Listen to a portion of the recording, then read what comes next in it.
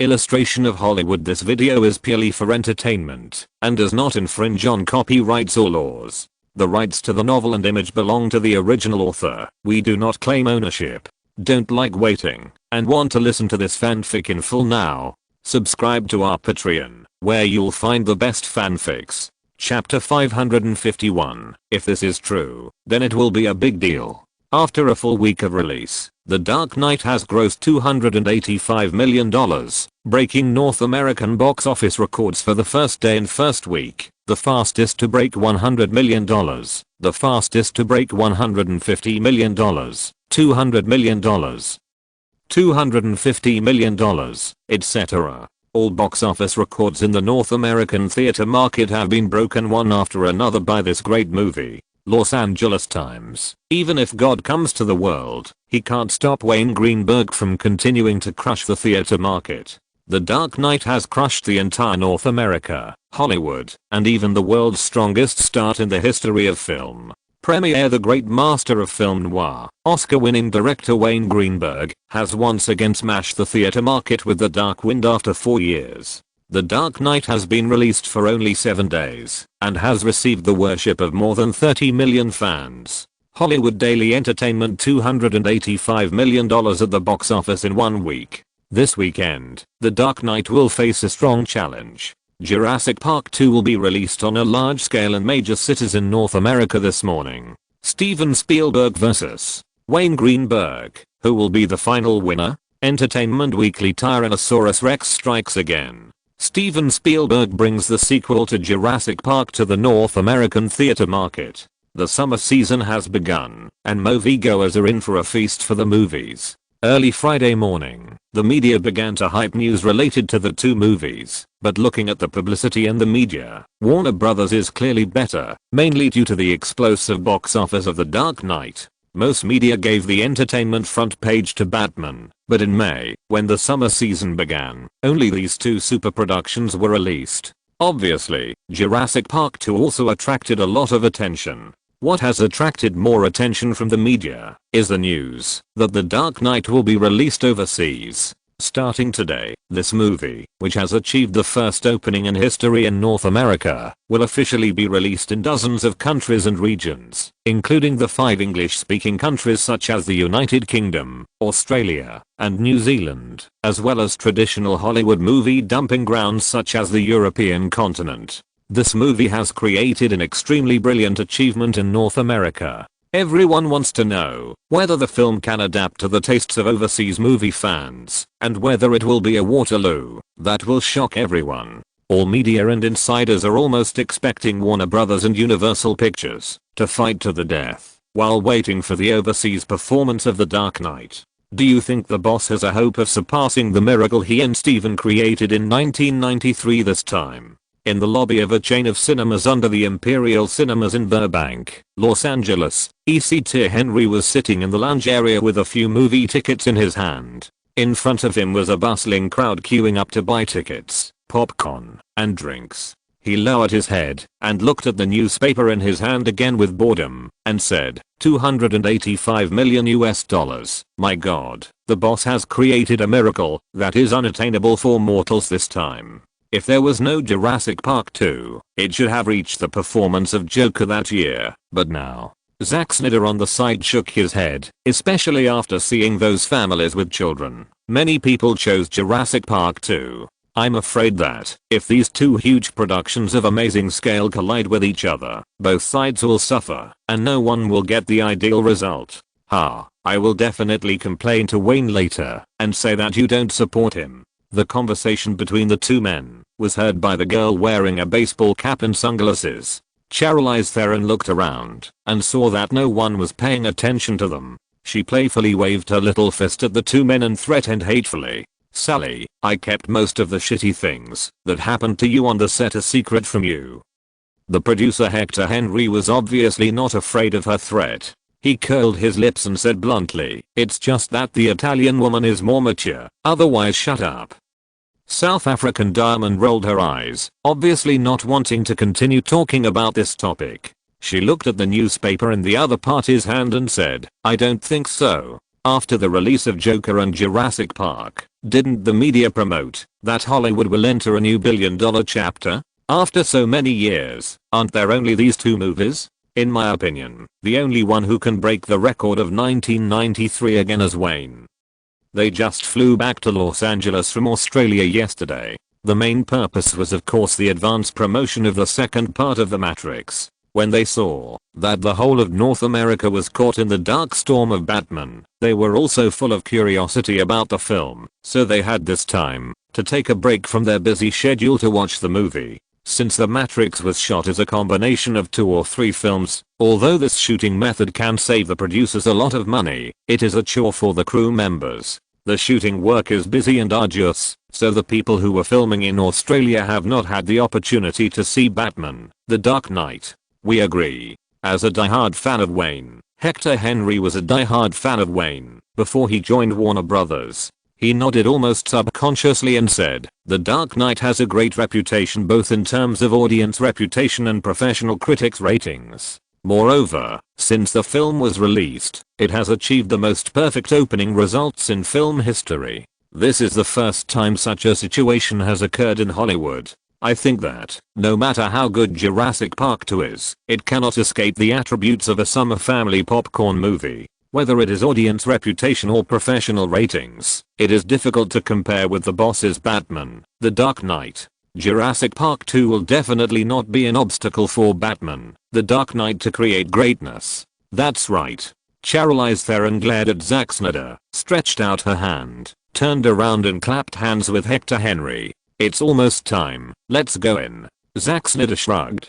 To some extent, they were actually Wayne's own people. Even many people in the circle regarded them, who came out of Wayne's crew, as a faction. Moreover, the reason why he could smoothly lead a large crew and achieve the current achievements was almost entirely due to Wayne's support and early teaching, so Zack Snyder also hoped that the other party would make history again. In order to hide Charlize Theron, the few people did not observe the group of fans too deliberately. When they stood up and lined up to enter the theater, they found that something was wrong. Jurassic Park 2 and Batman: The Dark Knight are almost 50-50 in this theater, no matter the scheduling rate or the number of theaters, each occupying half of the screenings. However, from the line of fans who started to line up to enter the theater, a relatively obvious difference was revealed. Zack Snyder didn't know what the scene was like at the opening of Jurassic Park 2, but the team they followed must have no less than 130 people. For a modern multi-hall theater, it should have reached the maximum capacity of a large screening room. Even if it is less than that, the attendance rate will not be less than 90%. Damn it, Tom, I actually want to watch Jurassic Park. Didn't we watch The Dark Knight twice last week? I really regret listening to your bullshit plan and buying tickets for The Dark Knight. I spent all my pocket money on Batman peripherals last week. After watching this movie, I don't have money to buy tickets for the Tyrannosaurus Rex movie. The complaint of a teenager in front of Zack Snyder aroused his considerable interest. He moved forward with interest, wanting to hear clearly what the two were discussing. "I didn't seduce you, Tang D." Another teenager, about 16 or 17 years old, turned around angrily and said to his companions, "Think about it. Don't you want to find out why the Joker has become what he is now? Don't you want to watch the Joker's great criminal ideas again? Don't you? Okay. The boy named Tandy raised his hands, made a surrender gesture, and said bitterly, "Fuck the Tyrannosaurus Rex. Let's continue to study The Dark Knight. I don't want to have nothing to talk about when I meet with Ruth. Tonight I will get some pocket money from my dad, and we will watch it again tomorrow. It's a pity that, if there are videotapes of Batman: The Dark Knight for sale now." Yes. The other boy nodded in agreement. If there are videotapes for sale. Listening to the conversation between the two teenagers in front, Zack Snyder and Hector Henry looked at each other and grinned. Obviously, they had discovered the composition of some fans in this long line. Checking tickets, entering the theater, and then the 2.5 hour long plot. After the movie ended, Zack Snyder and others followed the fans and applauded the movie subtitles for 5 minutes before queuing up to walk out of the theater. If you say that the biggest feeling after watching this movie is that for Zack Snyder, it is not the shocking plot, nor the exciting car chase action scenes, nor the charming clown. What made him think was precisely the length of the movie. In the field of commercial films dominated by the commercial market, the 2.5 hour length of this movie is obviously unreasonable. This is still a polite statement. If you consider it from the perspective of a producer or even a director, it can even be said to be unqualified. As we all know, the factors that restrict the box office performance of movies, in addition to the theater scheduling, are the length of the movie. A commercial film with a total length of 100 minutes and 150 minutes, the difference between the two is very large, especially in terms of scheduling. The former can schedule nearly 1/3 more sessions than the latter, and the difference in box office is very obvious. Along the way, Zack Snyder was thinking about the deep meaning of Wayne's editing. He knew his boss very well. He was definitely not an idealist who would give up a lot of money for the so-called art. Just as the three of them had just left the theater gate and went to the parking lot to pick up the car and leave, the conversation between the two teenagers, who had just lined up in front of them, once again aroused Zack Snyder's interest. "Have you heard? A buddy just told me that there is a surrounding store in front that sells the videotape of Batman, The Dark Knight, and it is very cheap. What are you waiting for? Let's go and see it quickly. If it's true, I will buy it, even if I spend all my pocket money." At the entrance of the crowded theater, Zack Snyder and the two people around him looked at each other. The three of them almost showed a very serious expression at the same time, and their brows were deeply twisted together. Hector Henry whispered, F***K, let's follow and see. If it's true, then he's in big trouble. Chapter 552. But a success. The normal distribution process of a Hollywood movie is always that, after it is officially off the shelves in the theater market, the film will take advantage of the popularity to release videotapes, original albums, and related derivative authorizations, etc. Some popular films, if they have achieved relatively impressive box office, will even have to wait for several rounds of TV premiere rights to be sold before the producers will release videotapes. Of course, the movies that can be officially released and released in theaters only account for a small part of the entire Hollywood production industry. For most low-cost movies, the production companies target the videotape market at the beginning of production, and there is no chance to be shown in theaters at all. But this definitely does not include a film of the size of Batman, The Dark Knight. Warner Brothers has a complete distribution plan for the movie, and it is impossible to kill the chicken to get the eggs. Even the single album related to the movie is for marketing the movie that is being released, and Warner Brothers basically does not plan to make much money on this album. The movie-related store the two teenagers mentioned was only half a block away from the cinema. Zack Snyder and others followed patiently, and no one spoke along the way, because if this was true, it meant that something big had happened to Batman, The Dark Knight, and it also meant that the dream of this movie to hit a higher box office would be shattered in an instant. "I heard that there has been a saying circulating in the circle," Charlize Theron said with some emotion, whispering to Hector Henry beside her. "I have heard many people say that every Hollywood big budget production, from the start of the project to the official withdrawal, is always accompanied by countless troubles, inexplicable troubles, almost without exception. This is indeed like a curse. As long as it is a well-known Hollywood production, it will encounter inexplicable troubles from the beginning of filming. There are many reasons for this, but almost every big production has indeed emerged from various troubles and competitions after its official release and withdrawal. Whenever he thought of Batman, The Dark Knight, the plot leaks, the sequel leaks, and other things, Zack Snyder, who was walking in front, felt his heart sink slowly. He had been with Wayne for a very long time, and had a relatively thorough understanding of this circle, so he always knew that every successful person was the target of countless people who wanted to make him unlucky. Sometimes, even if they did something that had no benefit to themselves, as long as it could make the successful person unlucky, there would be countless people willing to do it. "I'll go in and take a look first. Hector, you call Nana. Whether this is true or not, you have to inform the boss. None of us knows if there are other things waiting behind this." Turning around and saying something to Hector Henry, Zack Snyder took a few quick steps and followed the two teenagers into this videotape store that specializes in selling movie peripherals. After entering the store, he found that there were a lot of fans queuing up. In the store of at most 40 to 50 square meters, there were hundreds of people stuffed in like a sardine.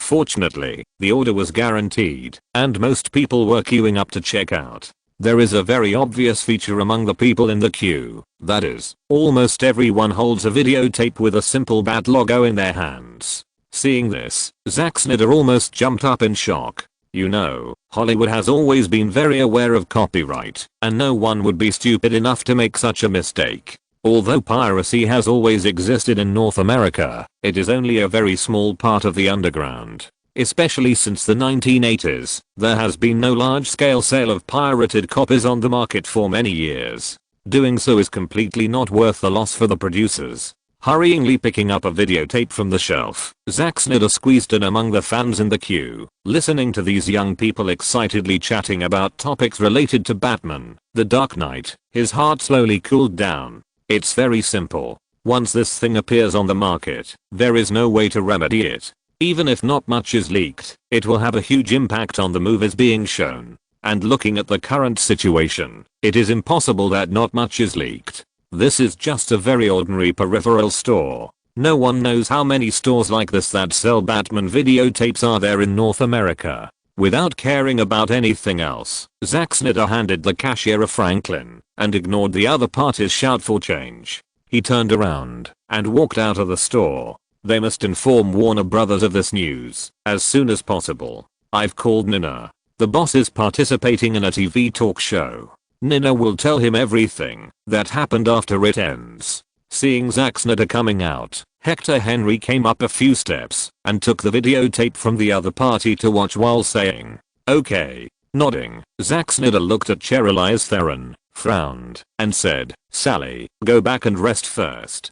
Don't tell anyone about this. Hector and I will go directly to the Warner Brothers building." The incident had a much greater impact than the three of them imagined. It was the first time that such a movie with such a huge influence and huge investment as Batman, The Dark Knight had happened in the industry. So when Zack Snyder and the others went to Warner Brothers, they knew that Bruce Resendblum had already known about this situation. At the same time, Wayne, who was participating in a TV interview in Chicago, learned about Nina's message after the show.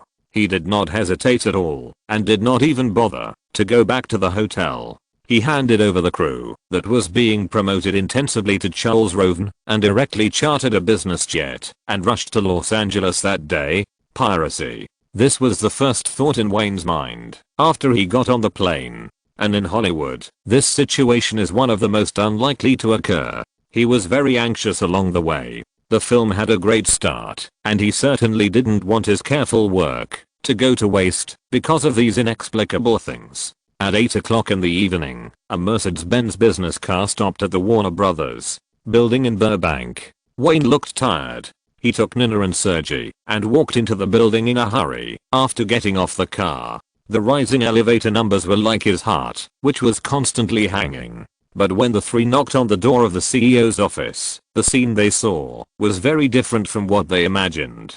Zack Snyder and Hector Henry, Bruce Resendblum, John Gray, Jeff Robinoff, and his secretary were sitting in the lounge area, laughing happily, without any sense of urgency. "I won the bet." Before Wayne could say hello to the others, Bruce Resendblum saw him and immediately stood up excitedly, waving his arms, pointing at the clock on the wall, and said excitedly to the others, "It's not even 9 o'clock yet. I won. Each of you owes me a bottle of good wine." Damn, I thought even if he was faster, he wouldn't be able to get back until midnight. Jeff Robinoff fiercely extinguished his cigar in the ashtray, stood up muttering in a low voice, walked to Wayne and the other two, shrugged, and said, "We called Charles, and he said you didn't even return to the hotel, but had already taken a plane back." Seeing the relaxed attitude of several people, Wayne secretly breathed a sigh of relief. He knew that, if something really happened that was irreversible, these people would definitely not have the leisure to bet on the time of his return. Now at least it can be confirmed that there must be something behind this matter that he doesn't know about. After giving Jeff Robinoff a gentle hug, He sat on the sofa in the lounge area, turned around and looked at the few people who were trying hard to hold back their laughter, spread his hands, and said helplessly, "Tell me, guys, what's going on? Take a look at this." Zack Snyder smiled, picked up the videotape he bought today from the coffee table, handed it to him and said, "Take a good look, this thing will definitely give you a big surprise." After taking the videotape, Wayne found at first glance that the cover of this thing was very rough, with large black shadows on it. But it's normal. After all, the poster of Batman, The Dark Knight is also based on darkness. Judging from the black bad pattern on this videotape, it is indeed very confusing. What's even more strange is that at a glance, there is no text on the entire cover, no logo of the production company, no actor's name, no director's name, and even no movie name. Here, a finger tapped the bottom of the tape, and Zack Snyder's voice sounded at the same time. It was not until then that Wayne noticed that at the bottom of the tape, there was a line of very small letters with the name of the film, Dark Knight 2. What? Wayne raised his head with a confused look on his face. He didn't understand what it meant at all. When several people saw his expression, Bruce Rosenblum couldn't help laughing. Well, this is what happened. Hector Henry was relatively honest. He shrugged and began to explain from the beginning. We watched the videotape immediately after we bought it. The content in it, to a certain extent, has nothing to do with Batman, The Dark Knight. This may be regarded as a genius marketing, but it has nothing to do with the content of our movie. Before he could continue, Bruce Rosenblum immediately followed up with his words, "I have already investigated. This is a masterpiece of a new film company established this year, called The Asylum. Their founder was originally an executive of Village Roadshow Pictures, named David Michael Lata, and this thing is the first project produced by their company." As Bruce Rosenblum narrated, Wayne also understood why several people were not worried at all, but instead smiled. This matter was really too absurd, comparable to the plot that only appears in the movies, and it really made the Warner Brothers executives, who were facing a great enemy, feel like they had punched cotton and were in tears. David Michael Lata, a former executive of Vishal Pictures, and two other friends founded a film company called The Asylum this year. Their original business strategy was the same as many small and medium-sized film companies in Hollywood, which wanted to focus on producing low-cost independent horror films and then slowly accumulate experience and capital development. But when they found that the popularity of the movie Batman, The Dark Knight had already exploded across the United States before it was released, they decisively chose to modify the company's development strategy, only using the title, poster, type, movie introduction, vague storyline, character experience, etc. of Batman, The Dark Knight that the public can see, and then quickly using this information to guess the general content and storyline while rushing to shoot. The most ridiculous thing is that from the perspective of the plot and other aspects, the script and other aspects are purely original, and objectively speaking, they have nothing to do with Warner Brothers. Batman, The Dark Knight. Half a month. It only took half a month. According to Bruce Rosenblum's investigation, this movie called Dark Knight 2 took only half a month from preparation to completion. They had all seen the content of the movie. The special effects were not even worth a penny, and the actors were almost all amateurs. After all, you can't expect a movie that was produced in only half a month to have any good results. But they were fast. They had already filmed the movie before Batman, The Dark Knight was officially released. The goal of The Asylum was very clear, that is, to take advantage of the hot popularity of Batman, The Dark Knight after its release, and directly release a videotape that seemed to be true or false, and make a lot of money in the videotape market. I met the ancestor of Hollywood copycats. This is. After listening to the explanations of several people, Wayne lit a cigarette and couldn't help but muttered to himself, "What?" Jeff Robinoff, who was sitting next to him, turned his head and asked in confusion, "Did you just speak Chinese?" "It's okay." Wayne waved his hand quickly, checked the topic, and looked at Bruce Rosenblum. "How are you going to solve this? We can't let this company take advantage of our popularity so easily, right? I guess the fans who bought the videotapes are hiding at home cursing. We have already notified the legal department and will send a lawyer's letter to the other party, but..." Bruce Rosenblum made a face that said, "You know what I mean." Tomorrow morning, we will notify our media and issue a statement to prevent more fans from being fooled. His meaning was very clear. If they wanted to solve this matter, it would not be stopped in a short time. Since the other party had made up their minds to take advantage of this popularity, they must have been prepared to be sued. Wayne nodded silently. Originally, when they mentioned the name of the asylum, he didn't feel anything, but after hearing about the other party's production process and production methods, the dusty memories in his mind were slowly revealed. This company should be familiar to movie fans on the other side of the Pacific Ocean, especially those who hang out on movie forums. It is the ancestor of Hollywood movie ripoffs.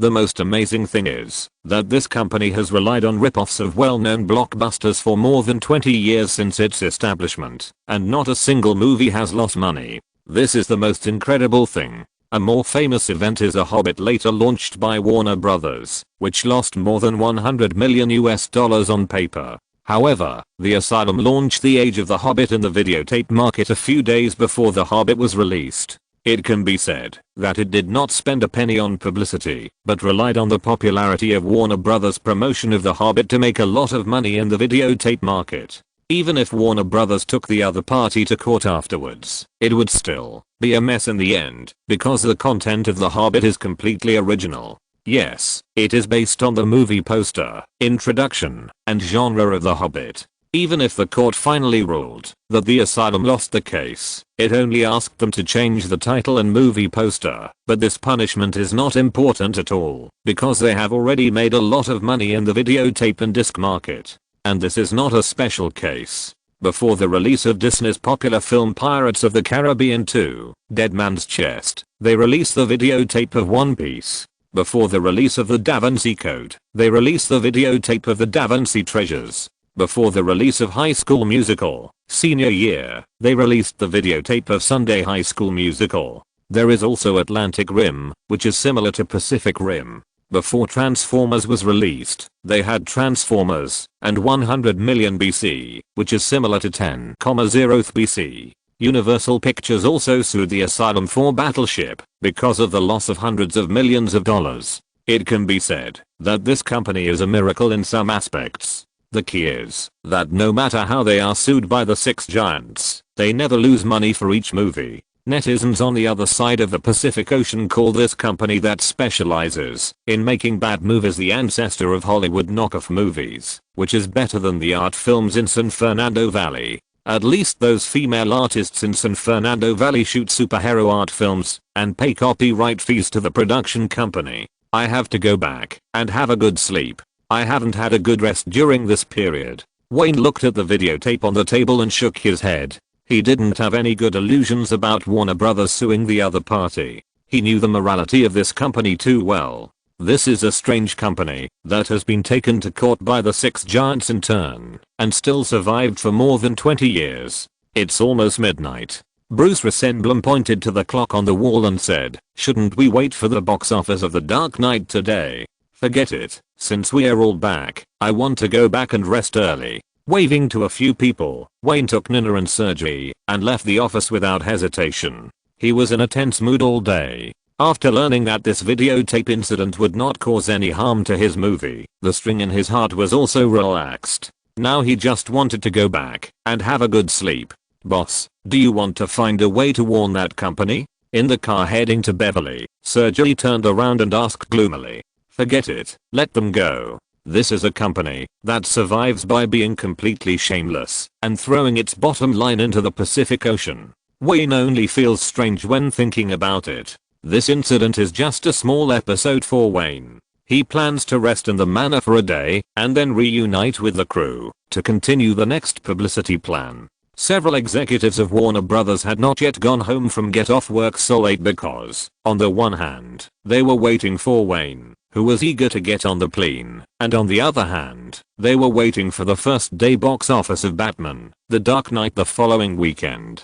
Warner Brothers was not the only one keeping an eye on the box office, including Universal Pictures. Countless companies and people in the industry were also keeping an eye on the upcoming box office figures, and even the theater companies were also keeping an eye on which film would achieve better results, which would affect the theater companies' scheduling strategies after the weekend.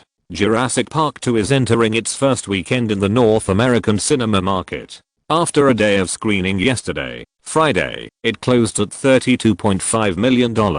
With the $12.4 million from Thursday's advanced screenings, Jurassic Park 2's first day box office is $44.9 million. According to forecasts from several third-party authoritative forecasting agencies, the film's first week box office will not be less than $120 million.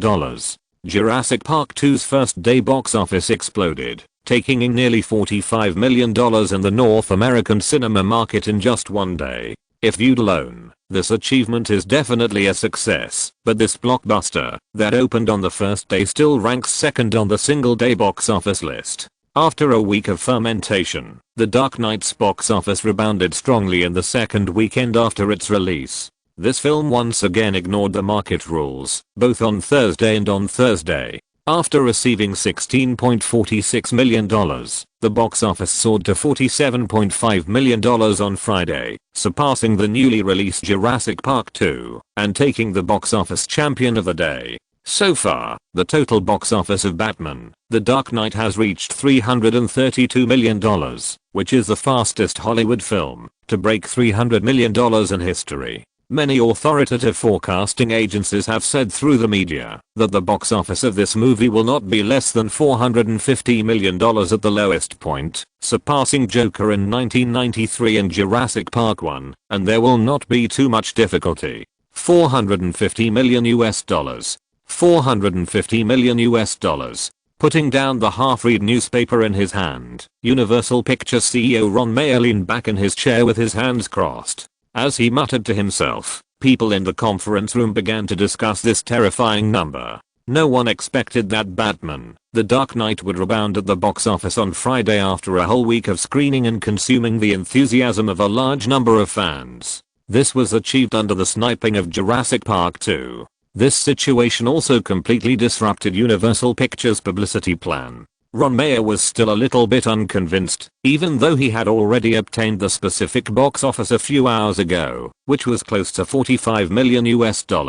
For Jurassic Park 2, it completely met Universal Pictures' expectations, which also meant that, if nothing unexpected happened, this movie should be able to bring a lot of profits to Universal Pictures and Steven Spielberg. However, this wonderful box office result, when compared with the competitors, seems to be so bitter. His prediction for Jurassic Park 2 was quite accurate, but his prediction for Batman: The Dark Knight was obviously outrageous. If you're listening to this novel on a channel other than Fanfic World, it means they downloaded and uploaded it without effort. We cordially invite you to visit our channel, Mundo Fanfic Novelos. There you'll find the original version of this story and you can explore many other novels of various genres. We're waiting for you to immerse yourself in a world of incredible novels. Chapter 553: Regretful Look.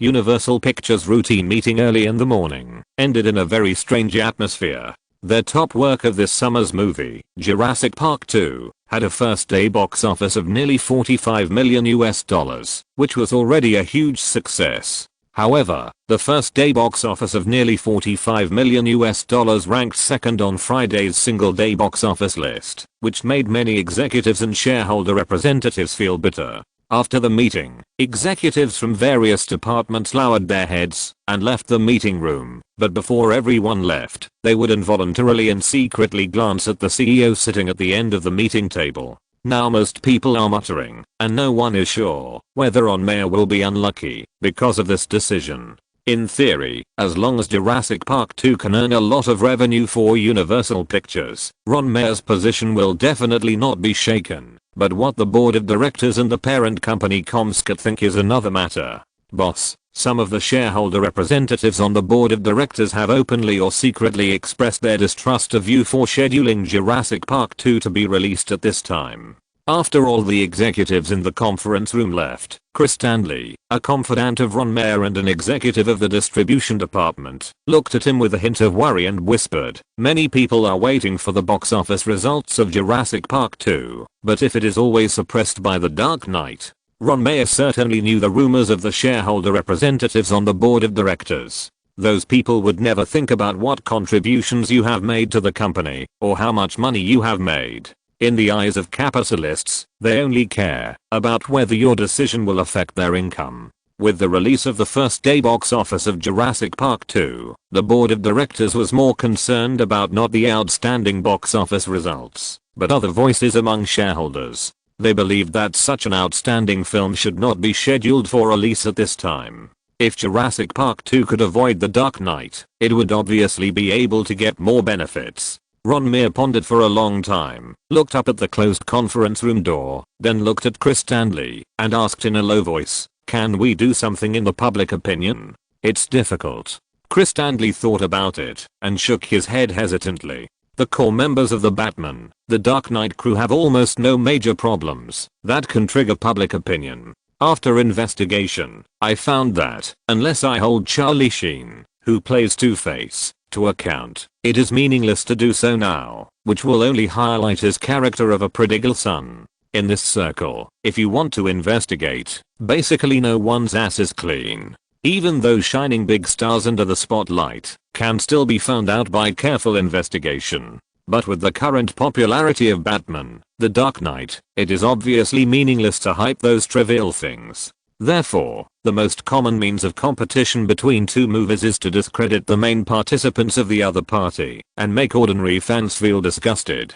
This operation is now difficult to use on Wayne and others. Chris. After pondering for a long time, Ron Meir's eyes suddenly condensed, as if he suddenly remembered something, and whispered, "I can't remember the exact time. If I'm not mistaken, it should be 1993, when Joker was released. I remember there was a crisis that almost caused the film to fail." As his voice became lower and lower, Chris Stanley's upper body sat straighter and straighter on the chair. His two eyeballs became rounder and bigger as his old boss spoke. If you look closely, you can find that the emotion in his eyes reveals fear. He turned his head mechanically, stretched out his tongue to lick his suddenly dry lips, and the sound seemed to be squeezed out from his throat. "Movie theater shooting?" Without waiting for Ron Meir to give a positive answer, Chris Stanley immediately shook his head violently. He was now somewhat afraid to look into his old boss's eyes, fearing that he would see madness. "No, no, no." He shook his head and said, "Boss, maybe you should go back to have lunch with your family and then walk the dog with the kids. You are really busy these days." What a joke. Chris Stanley knew very well that similar things had indeed happened in Hollywood before, and many tragedies related to film marketing have no answer so far. Not only had they happened before, he believed that they would continue to happen in the future. Lifting off the gorgeous coat of Hollywood, the darkness inside was enough to scare ordinary people. But this time their competitors were Warner Brothers, one of the six giants, and Wayne Greenberg, the newly crowned best director of the Oscars and a famous Hollywood billionaire.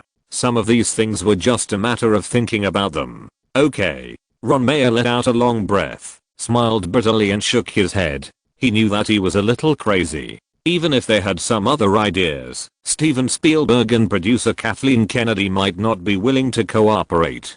"Chris, contact those damn vampires. In the next 2 days, especially before the next working day, try to keep the professional reputation of Jurassic Park 2 strong." "Okay, boss." Looking at Ron Meir's back as he left, Chris Stanley leaned back in his chair and sighed with a frown.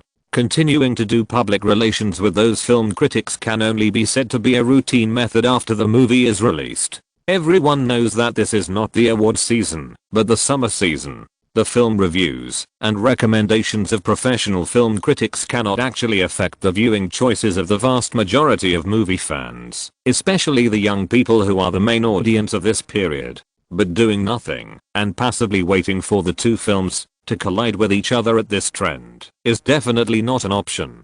They can only use all the methods they can use now. As for the final result, no one knows.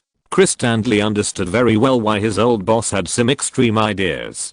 The success or failure of this film had a great impact on Ron Meir in the group. Even if the total box office performance of Jurassic Park 2 could bring a lot of revenue to the group, some people would attack his release schedule. Unless he could suppress Batman, The Dark Knight in terms of box office performance. Otherwise, it would be like a quagmire, and it would be very difficult to get out of it easily. It was mid to late May, and Los Angeles had officially entered the hottest season. at the end of the famous Mulholland Road in Beverly Hills, in the master bedroom on the 3rd floor of Greenberg Manor. Cameron Diaz pushed open the bathroom door, wrapped in a white bathrobe, and walked out of the bathroom with one hand constantly wiping her hair. The breeze blew in from the white balcony on the 3rd floor, from which you could almost overlook the entire Beverly Park, but Cameron Diaz obviously didn't have the heart to watch these. The corners of her mouth curled involuntarily, and she stood there with her eyes rolled up, wiping her hair, watching a vivid action scene. Angelina Jolie seemed to have lost her soul at this moment. Wayne's mouth corners gradually turned up, revealing a chilling smirk, raised his eyebrows, and said to Angelina Jolie in his arms playfully, "I have some more exciting ideas that I have never tried before. Do you want to try them again?" Hearing the man's devilish whisper, the woman's body shuddered obviously, and the expression on her face immediately changed from wild after indulgence to pitiful. "Honey, I'm so tired. Don't you have to go to Chicago today to join the crew for the nationwide promotion? Next time please. Honey. B.***H.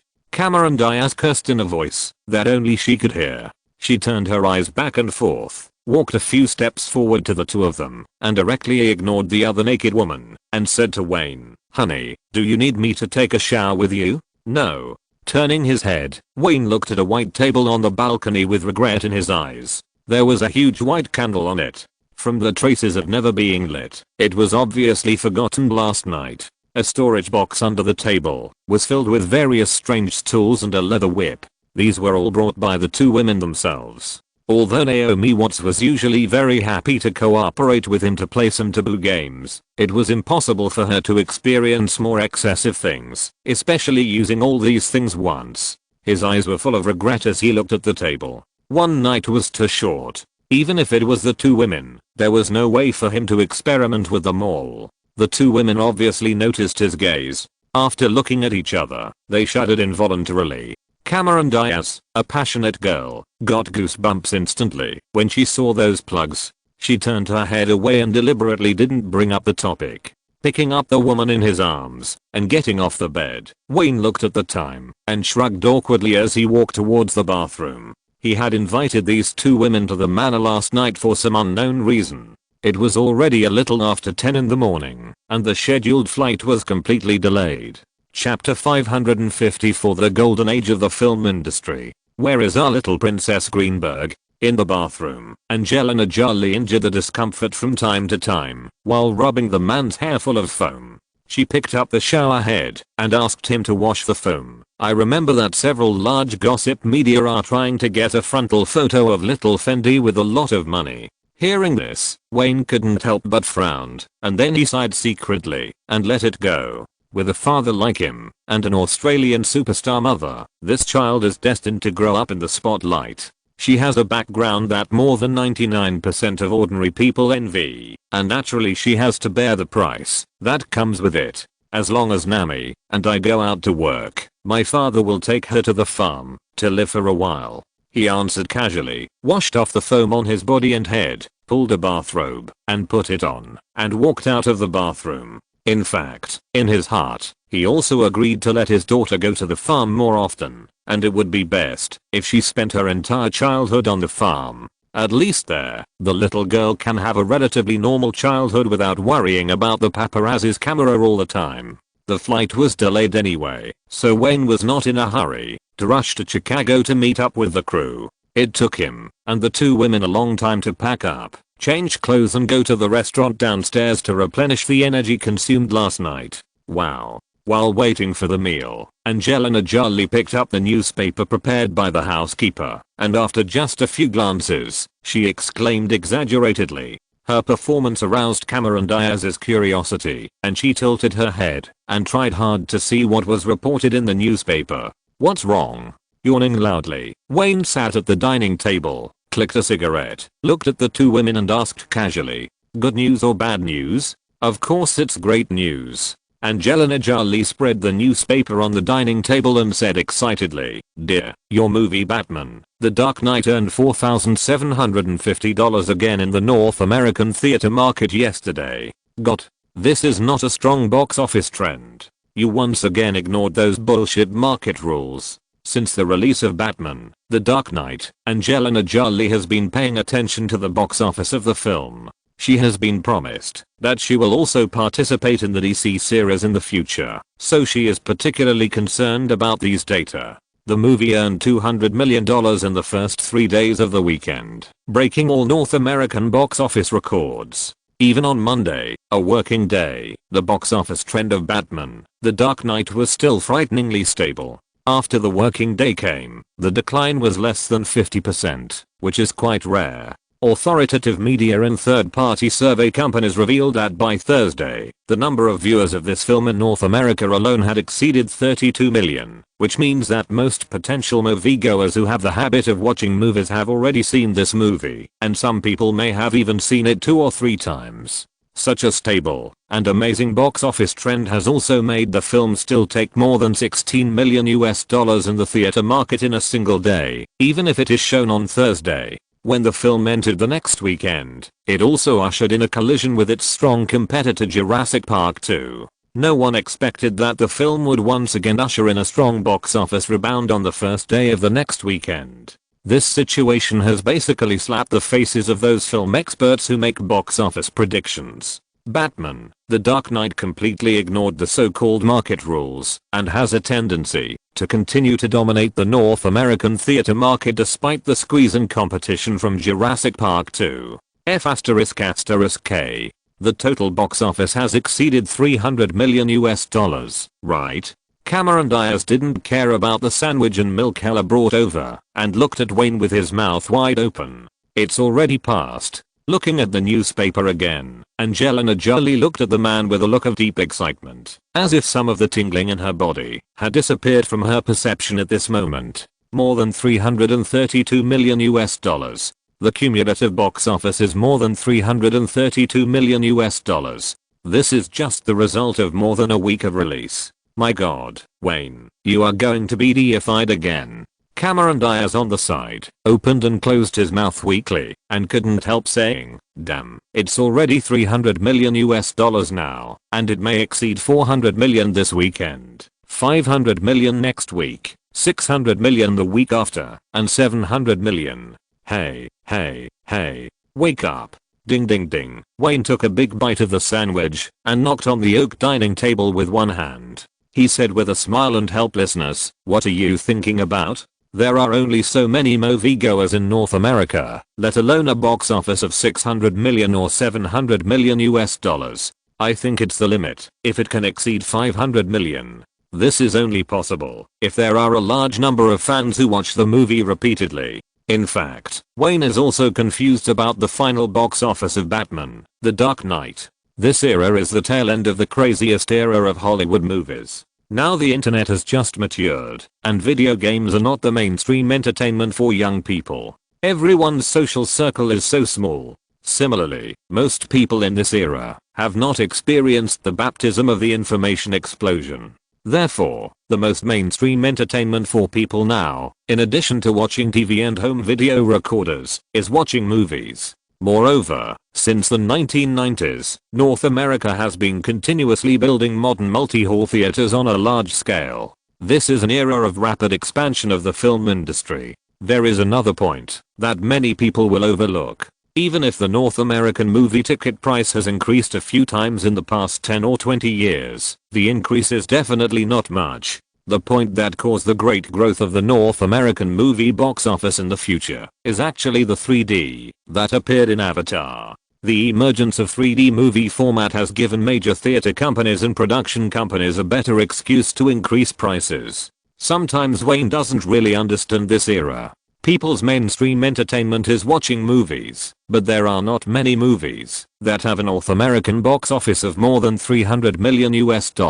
But there are abnormal box office results like Jurassic Park, Star Wars and The Ship. This shows that the enthusiasm for watching movies in this land has always been rising, and the number of moviegoers is also increasing. At some point, as long as the production company can completely throw away its conscience, it will be a golden opportunity for the film industry in this era. What about Jurassic Park 2?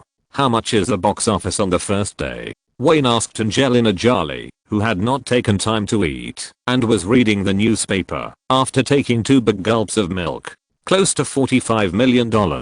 Angelina Jolie quickly flipped through the newspaper in her hand and answered with her head down. To be precise, it is $44.9 million. The more than 3,200 advanced screenings of Jurassic Park 2 earned $12.4 million on Thursday night and $32.5 million on Friday, so the total is $44.9 million. She herself came from a family in the entertainment industry, so of course she understood what this number meant. If there were no major surprises, the box office of Jurassic Park 2 on the first weekend would definitely be firmly suppressed by The Dark Knight. In fact, the first day box office of Jurassic Park 2 still includes the number of advanced screenings on Thursday. Otherwise, compared with the number of viewers on Friday, this movie would have at least 1/3 less than the number of viewers of The Dark Knight. With a huge advantage on the first day, the single day box office was not enough to surpass The Dark Knight. I'm afraid that in the next few days, the box office trend of Jurassic Park 2 will be increasingly different from that of The Dark Knight. Wayne nodded silently. The current situation was within his expectations. Neither of the two films was original, and the results created by the previous films were also amazing enough. This resulted in the films having a very strong appeal in the early stages of their release. The initial box office explosion was inevitable.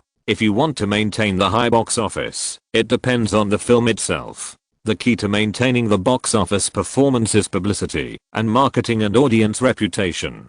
Whoever can win more passers-by, or even when the number of moviegoers reaches a peak, win fans who watch the movie repeatedly, is the key to continuing the steady box office trend. Cameron Diaz was reading a newspaper while eating. Suddenly, she put the sandwich in her hand back on the plate, attracted the attention of the two, cleared her throat and read. According to the data released by an authoritative third-party statistics company this morning, the audience rating of Batman: The Dark Knight is A+. From the advanced screening to the current week of release, the audience's favorable rating has never dropped below 90%. Even now, statistics show that 93% of fans who have watched the movie live have rated it above A. The audience rating of Jurassic Park 2 in the theater is around A.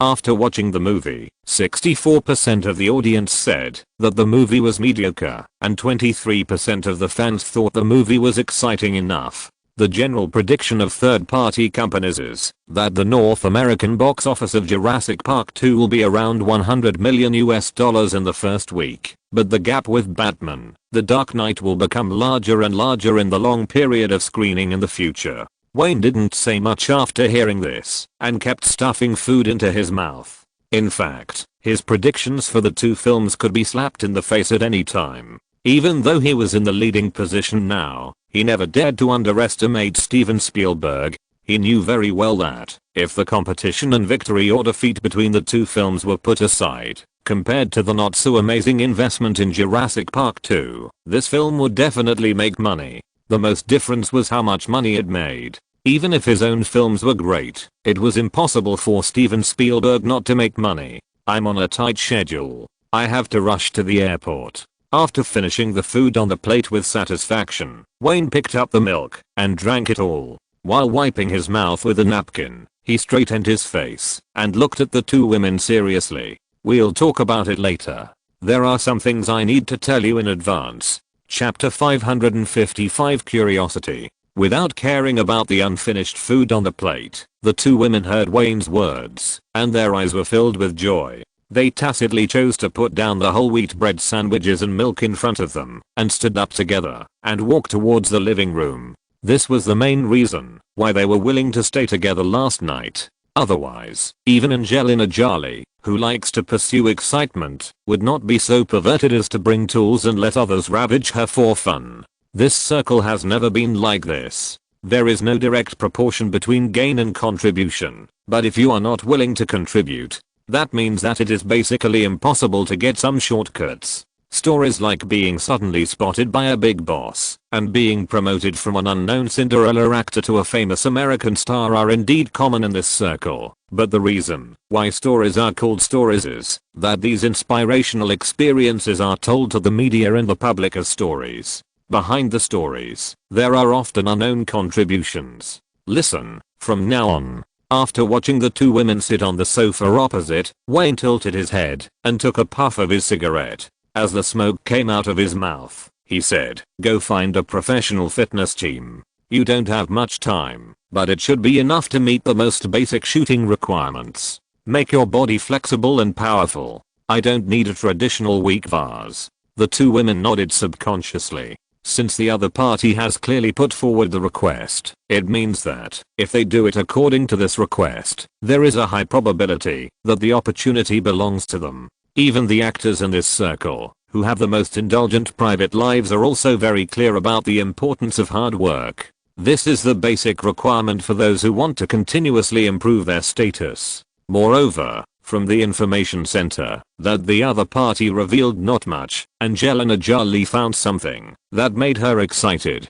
She didn't need a weak vase, which meant that she was likely to appear in the position of the heroine. Such a role can be said to be almost unseen in the current circle. Looking at the two women again, Wayne shook his head and decided to reveal more things. "My studio has a series of film plans in the next 2 years. Just as you can imagine, there will be many films with absolute female protagonists, as long as the market response is good, and most of the plans will be produced in cooperation with Warner Brothers." He is now very sure that, if Charlie's Angels can achieve the expected results, then Warner Brothers will definitely not mind investing in films with female protagonists. It is certain that Warner Brothers will join the game, otherwise it would be impossible to launch multiple projects in succession with the funds in the studio. This is the most common practice in the industry, which can effectively reduce the financial pressure and risks. As long as he thinks of King Kong, Tomb Raider, Resident Evil and other projects with female protagonists, he can feel the heavy financial pressure. The investment in these films is not much lower than that of the current mainstream commercial films. Moreover, compared to the Lord of the Rings series, he had to get Warner Brothers involved. The preparatory work for this epic masterpiece would take at least 10 months to a year, involving all aspects of filming. Think about it, even if you find a relatively good filming location, building a Middle-earth world from scratch is not something that can be completed in a short time. This is just the preparation time. Filming, post-editing, music and other work cannot be completed in a short time. This also means that a large amount of money will be invested, and there will be no returns for at least 2 or 3 years. It is basically impossible for a personal studio to play with this series. But with Warner Brothers, it is different. The addition of Warner Brothers will not only ease the financial pressure, but its huge and mature film operation system will provide a lot of convenient conditions for preparation, filming and other work. Do as I say. If I were you, I would be a little harder on myself and practice according to the standards of the stunt team. Wayne stood up and finally reminded, "You should know my way of doing things. If your skills do not meet the requirements of the film, when the formal audition begins, I understand. I will replace me without hesitation." Cameron Diaz nodded seriously. She certainly understood the other party's way of doing things. This man has always been generous to women. For example, he would never frown when he went shopping in luxury stores and bought all kinds of jewelry.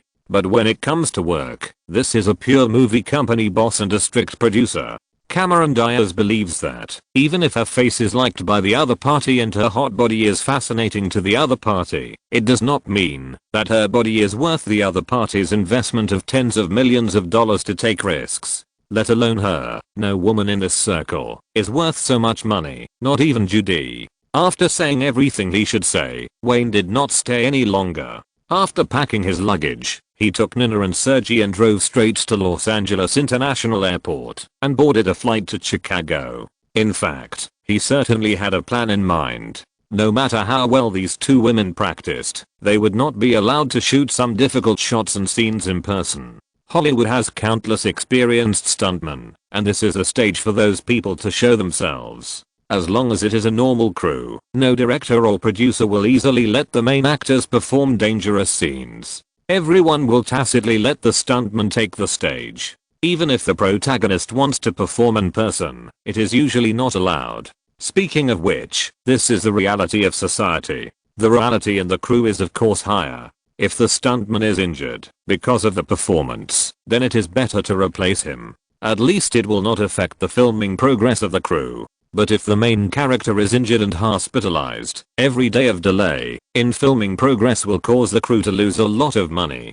However, the existence of stuntmen does not mean that the actors can do nothing. Even if they only act cool and handsome in front of the camera lens, they must meet the most basic shooting requirements. This is the same requirement for any crew. Actors who do not meet the requirements usually cannot pass the crew audition. No producer will take risks with tens of millions of investments. Wayne boarded a flight to Chicago and continued his promotional tour in major cities in North America. The Batman videotape incident that he had laughed off had a greater impact than he and Warner Brothers had imagined, especially for those fans who had already impatiently purchased it. In fact, if you are a little careful, it is not difficult to find the loopholes in this thing, but there are many fans who bought the videotape. At least those fans who just walked out of the cinema were excited after watching the movie, and many of them were deceived. Shit. Damn, this is a scam. This is not Batman, The Dark Knight at all. The content is simply made up of all disgusting things. F***K. I want to kill the person who made this videotape. He cheated my pocket money, this bastard. Since Saturday morning, similar messages have gradually appeared on the internet, especially in major forums and IMDb message boards where fans gather. As time goes by, more and more ridiculous messages are posted, and the influence of these deceived fans is also increasing. The media soon noticed this situation. Many media outlets sent reporters to interview fans who had bought the videotapes. Some reporters even went to nearby stores and bought the same videotapes. The style of the story also gradually deviated with the reporters' reports. Countless ordinary people who had no plans to watch the movie could not help laughing when they saw the news, especially those interviews with angry buyers. Then they would become very curious. They were curious about what kind of movie could deceive so many people. What magic does this Batman, The Dark Knight have that can deceive so many people with fake videotapes? Curiosity has always been a reason to attract more people to the cinema. Warner Brothers also discovered this unexpected situation after they released clarification information on their various media platforms early in the morning. They immediately began to hype this topic. There were interesting news such as a sad teenager smashing his own video recorder because he bought a fake videotape and being bloodily suppressed by his father, and a teenager madly cursing the maker who cheated his pocket money because of the fake videotape. Hey, Howard, I heard that you took your kids to see this movie last weekend. In an investment company office on Wall Street in New York, during lunch break, a middle-aged white man in a suit and tie, holding a copy of the New York Times, turned around and asked his colleague at a nearby workstation, "Is this movie really as good as the newspaper says?" The stockbroker named Howard looked away from the big monitor and turned to look at the middle-aged white man, glancing at the newspaper in the other's hand, which was about the interesting things that many people were triggered by the fake videotapes. "Yes, it's great." Howard nodded, showing a sincere smile, and recommended, "Believe me, Hyde, this movie is definitely the first choice for taking your kids to watch movies. It's not like the traditional summer popcorn. It's very shocking. HMM." Hyde nodded with the newspaper in his hand, turned around and looked at the newspaper again. He actually didn't have any habit of watching movies. The busy work made his daily life very stressful, and the main form of entertainment in his family was actually watching videotapes. In his opinion, watching videotapes with his wife and children at home on weekends is much more convenient than going to the cinema to watch movies. Due to the special nature of his work, he usually cannot squeeze out much time to spend with his children. Looking at the almost unanimous positive reviews of the movie in the newspapers, he shook his head. He planned to finish work early today and take his 2 children to the cinema to watch this popular movie across the United States. Chapter 556 Death, Taxes, and the Success Rate of Wayne's Films. No one expected that the fake videotapes not only did not affect Batman, The Dark Knight, but also became the topic of conversation for countless people on Saturday, and also made some people who usually would not go to the cinema to watch movies go to the cinema with curiosity. It was also this weekend that Batman: The Dark Knight landed in theater markets in nearly 60 overseas regions and countries such as countries in continental Europe and Latin America. Influenced by the current era, it is basically impossible for a movie to be released simultaneously around the world, but a movie that has proven itself in North America usually has good box office results in overseas theater markets. Compared with Wayne's previous works in the past few years, the rare North American localization attribute of this Batman: The Dark Knight is not so strong, and the popularity of the superhero Batman also means that the audience group is not small. It can be said that men, women, young and old can find what they want in the film. When Wayne met up with the crew and they finished the promotion in Chicago, the crew split into two on the next day. Charles Roden led several main actors and boarded a plane to the UK directly, while Wayne led another group of people mainly from the behind-the-scenes team to continue to shuttle between major cities in North America. This weekend, almost all the entertainment-related media only had news about Jurassic Park 2 or Batman: The Dark Knight. The two films used all kinds of promotional methods, and the lively crowds in the theaters fully affirmed the influence of the two films. The audience reputation of Batman: The Dark Knight has always been very strong, so Warner Bros.'s promotion is also based on steady conventional means, especially those fans who were affected by the copycat videotapes. Their various complaints have become a boost to the film's continued expansion of influence. Although it is impossible to count how many people were influenced by this incident and walked into the theater out of curiosity, the obvious increase in traffic since Saturday afternoon has been constantly reminding the theater company and Warner Brothers that the effect of such publicity will not be low. After the turbulent Saturday, with the arrival of Sunday, the popularity of Batman: The Dark Knight has not shown any signs of decline. The more fans who have watched the film, the more discussion it has received. On Sunday, since the next day was a working day, the number of moviegoers in the theater began to decrease. Even though the discussion in the media was very high, the number of moviegoers on Sundays fell slowly, which was a normal reaction in the theater market. After more than a week of screening, Batman: The Dark Knight has inevitably become a topic of discussion throughout North America as more and more people have watched the movie. This film is rare not only for young people, but also for family fans and more passers-by fans, because of its overwhelming audience reputation and various topics that are continuously reported, which has caused the audience to continue to expand. Seeing that the second weekend of the film is about to pass, the comparison between Wayne and Steven Spielberg has appeared in the media again. The duel between these two Jewish directors is the most eye-catching topic besides the box office figures of the two movies this weekend. Countless people are waiting for the release of the first weekend box office of Jurassic Park 2, and are also waiting for the release of the second weekend box office of Batman: The Dark Knight. As Monday approaches, this box office statistics are more and more people's hearts. At 7 p.m. on Sunday, the publicity team led by Wayne arrived in Washington. After a short rest in the hotel, he led the publicity team, mainly composed of the behind-the-scenes team, to attend a fan meeting that night. Facing these die-hard fans, he enthusiastically shared many interesting things that the crew encountered during the filming. Similar activities are repeated almost every time they arrive in a city. The difference is that after the fan meeting, Wayne accepted an interview with the most famous local media, the Washington Post, in the VIP lounge on the second floor of the theater. This is a paper media with influence in North America and even the world. Even Wayne, who usually sneers at the media, was very energetic when facing the interview. The two parties did not routinely check the manuscript in advance for this interview, but Nina had communicated with the other party in advance about the approximate scope of the questions. The most important point is that she has told the other party that Wayne will not answer any questions related to politics. If they appear, they have the right to unilaterally end the interview.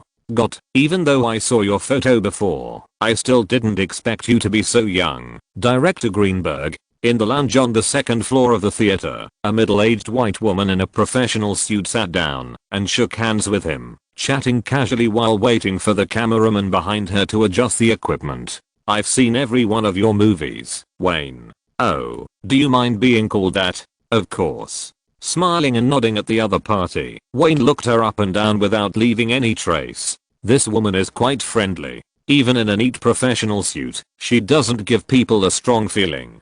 First of all, congratulations, Wayne. The woman adjusted her sitting posture and kept an eye on the movements of the photographer behind her. The birth of another great movie, Batman: The Dark Knight, is simply a masterpiece. As your die-hard fan, I was really shocked in the cinema at that time. While chatting with the female reporter in an inconspicuous way, Wayne ignored the compliments from die-hard fans. If the other party said that he had watched this movie, he felt that it was quite credible. But if he said that he had watched all his previous movies, that was a bit nonsense. Even women like Naomi Watts, who were close to him, expressed their dislike for some of his previous movies. He knew this better than anyone else. Noir-style movies are indispensable for violence, blood, crime and other factors. These things are the biggest weapons to dissuade women from watching them. Okay, let's officially start. After the cameraman adjusted the equipment and a director gestured to them, the female reporter straightened her face and said, Wayne, we all know that before the release of Batman: The Dark Knight, there were a series of storms.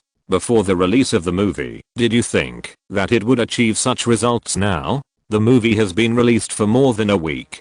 As long as you are willing to investigate, you can find the specific box office figures, which incredible records have been broken, etc. It is obvious that the movie is still continuing its glory in the theater market. Of course. Wayne shrugged and answered bluntly, I mean, before the film was released, I was confident about the box office performance of the film. Warner Brothers and I expected the first weekend box office to be more than $150 million, which is enough to break a series of box office records. If you ask me the source of my confidence, I will tell you that it is because I believe that North American movie fans are the most knowledgeable movie fans in the world. Wow. The reporter made a surprised expression and then smiled into the microphone. Obviously, your confidence is not wrong. The performance of Batman: The Dark Knight will exceed your expectations. After a pause, the reporter glanced at Wayne's face and asked, the hottest topic in the media now is the duel between you and Steven Spielberg.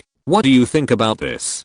Can you talk about it? This is a very sensitive topic. When the female reporter asked, she was actually prepared to bypass this topic, but with the current popularity of this matter, she had to ask about the relevant topic. After thinking for a while, Wayne smiled at the female reporter, shook his head slightly, and said, Steven and I are very good friends in private. You know, filmmakers like Steven are my predecessors in my heart. As for the duel discussed in the media, what I want to say is that it is Steven's greatness and the struggle of great filmmakers like him that have made me what I'm today. But for the Warner Brothers behind me, I have to say, hey, old man, I must win this war between the two of us. Even if I invite you to play golf afterwards, I have to win this battle. At this point, Wayne pursed his lips and said to the camera lens in a teasing tone. His expression successfully caused a burst of laughter and applause from the female reporter. After the laughter, the female reporter immediately asked, can you talk about why it is for Warner Brothers, so you must win? Wayne pondered for a moment and shrugged. You know what? There is a saying circulating inside Warner Brothers that death, paying taxes, and Wayne's film success rate are themes that will never change on this land. How can I bear to disappoint those people in Warner Brothers who have full confidence in me? Yes, Warner Brothers, I love this film company. I still remember clearly that when I was still an unreliable new film director, this company gave me treatment and confidence far beyond my status in the circle at that time. When I told the executives that I wanted to shoot a black film with a strong style, it was they who always supported me unwaveringly. The training and accumulation of experience in one film after another means high-risk investments again and again. This is why I have this Oscar-winning director and the record-breaking Batman: The Dark Knight. From Get Out to The Departed, I have been working closely with Warner Brothers for the past few years. This feeling is great, so I will not disappoint those who have full confidence in me. Through this interview, Wayne is actually sending a signal, that is, the inseparable cooperation between him and Warner Brothers. The main reason is that, after finishing work on The Dark Knight, he will not start work on The Flash immediately. He needs to take advantage of the rare preparation period to work with 20th Century Fox to make X-Men. When he officially started working on X-Men, there would inevitably be a lot of media speculation about whether there was a rift between him and Warner Brothers. The shareholders of Time Warner Brothers, would inevitably be affected by these comments, and some of them were meant to reassure these people in advance. Chapter 557 Arrogant or Confident? In the lounge on the second floor of the Washington, D.C. cinema, the interview with Wayne continued, especially when he mentioned death, paying taxes, and the success rate of Wayne's movies. The female reporter's eyes suddenly shone with a very bright light. To the female reporter, these words were a manifestation of the other party's extreme self-confidence. In this country, confident and successful people can always gain the favor of strangers. There is no humble growth environment here. People admire these successful people with extreme self-confidence. Before the interview was over, the female reporter had already decided that the article that would appear in the Washington Post tomorrow would be titled, Death, Paying Taxes, and Wayne Greenberg's Continuously Successful Movies. These three things will soon accompany this generation of North American young people, and no one can escape. Other female reporter pondered for a moment, and looked at the tough and young face of the man opposite. There was one thing she did not lie about. The young age of this man really surprised her after meeting him. A tough face, a buzz cut that is definitely no longer than 2 centimeters, a fitted black casual suit, and the other part is terrifying wealth. Even though she is a middle-aged woman, she also feels attracted by the other party's confidence. This is a successful person, a billionaire, a philanthropist, and the most important label is a playboy who makes women all over North America willing to go crazy. There are many controversies surrounding him, but the achievements he has made at this age are insignificant compared to those controversies. Sorry, Wayne, I'm a little distracted. Shaking her head slightly, the female reporter whispered with an apologetic look, and continued to ask, as the biggest competitor of Batman, The Dark Knight in the summer season, have you watched the movie Jurassic Park 2 in the cinema? What do you think of the movie? Evaluation. Wayne secretly glanced at the camera that was recording, shook his head at the reporter without hesitation, and didn't blush at all for lying. I'm sorry, I've been so busy with work lately. I've been flying around all over North America, so I haven't found the time to watch Jurassic Park, let alone comment on it. Have you seen Steven Spielberg's movies in the past few years? What do you think of this, friend? The female reporter was obviously not easy to fool, and immediately asked another question. No, I'm too busy with my work, and I rarely have time to sit down and watch a movie quietly. While refusing the female reporter's questioning again, Wayne shook his head at Nina, who had stood up and wanted to stop the reporter from asking more questions. This is the other party's professional nature. In this profession, they are born to like to create news hotspots. In fact, he has discovered that this middle-aged white female reporter has no ill feelings towards him, so he implicitly stopped Nina's actions. Okay. Without waiting for the female reporter to continue asking, Wayne smiled and raised his hands, shrugged his shoulders, made a gesture of surrender, and said helplessly in his tone, okay, I admit that since I graduated, I have hardly watched other people's works. This is an absolutely bad habit. So if you ask me to evaluate other great directors, it is obviously a very difficult question to answer. The female reporter also smiled, with a hint of playfulness in her tone, and asked again, why do you seldom watch the works of other Hollywood directors? The primary reason is that I'm too busy with work. Faced with repeated questioning, Wayne's face also put away the teasing, frowned slightly, and said bluntly, in addition to the reason of busy work, the reason why I don't watch other directors' works is because the movie Get Out I shot 7 years ago can still be successful even now. Confidence, or arrogance. Such arrogant remarks made the female reporter, photographer and several directors stunned at the same time, and then everyone at the scene, including assistant Nina, nodded slowly one after another, as if they agreed with his extremely arrogant remarks. After the female reporter realized what was happening, she looked at Wayne with an inexplicable light in her eyes again. The man opposite her had always been a kind, gentle and successful person in the media and in the public. She felt like she had discovered a new world. If it were any other Hollywood director, such arrogant remarks would inevitably make the staff on the scene curl their lips secretly. But if you think about it carefully, such arrogant remarks about this man are actually in line with the facts, and there is no sense of disobedience. In the early 1990s, when this man's movie Get Out landed in the North American theater market, he was called the incomparably dazzling black pearl on the head of the Hollywood film industry by the entire film industry. He used his unique dark-styled movies to redefine this niche film genre.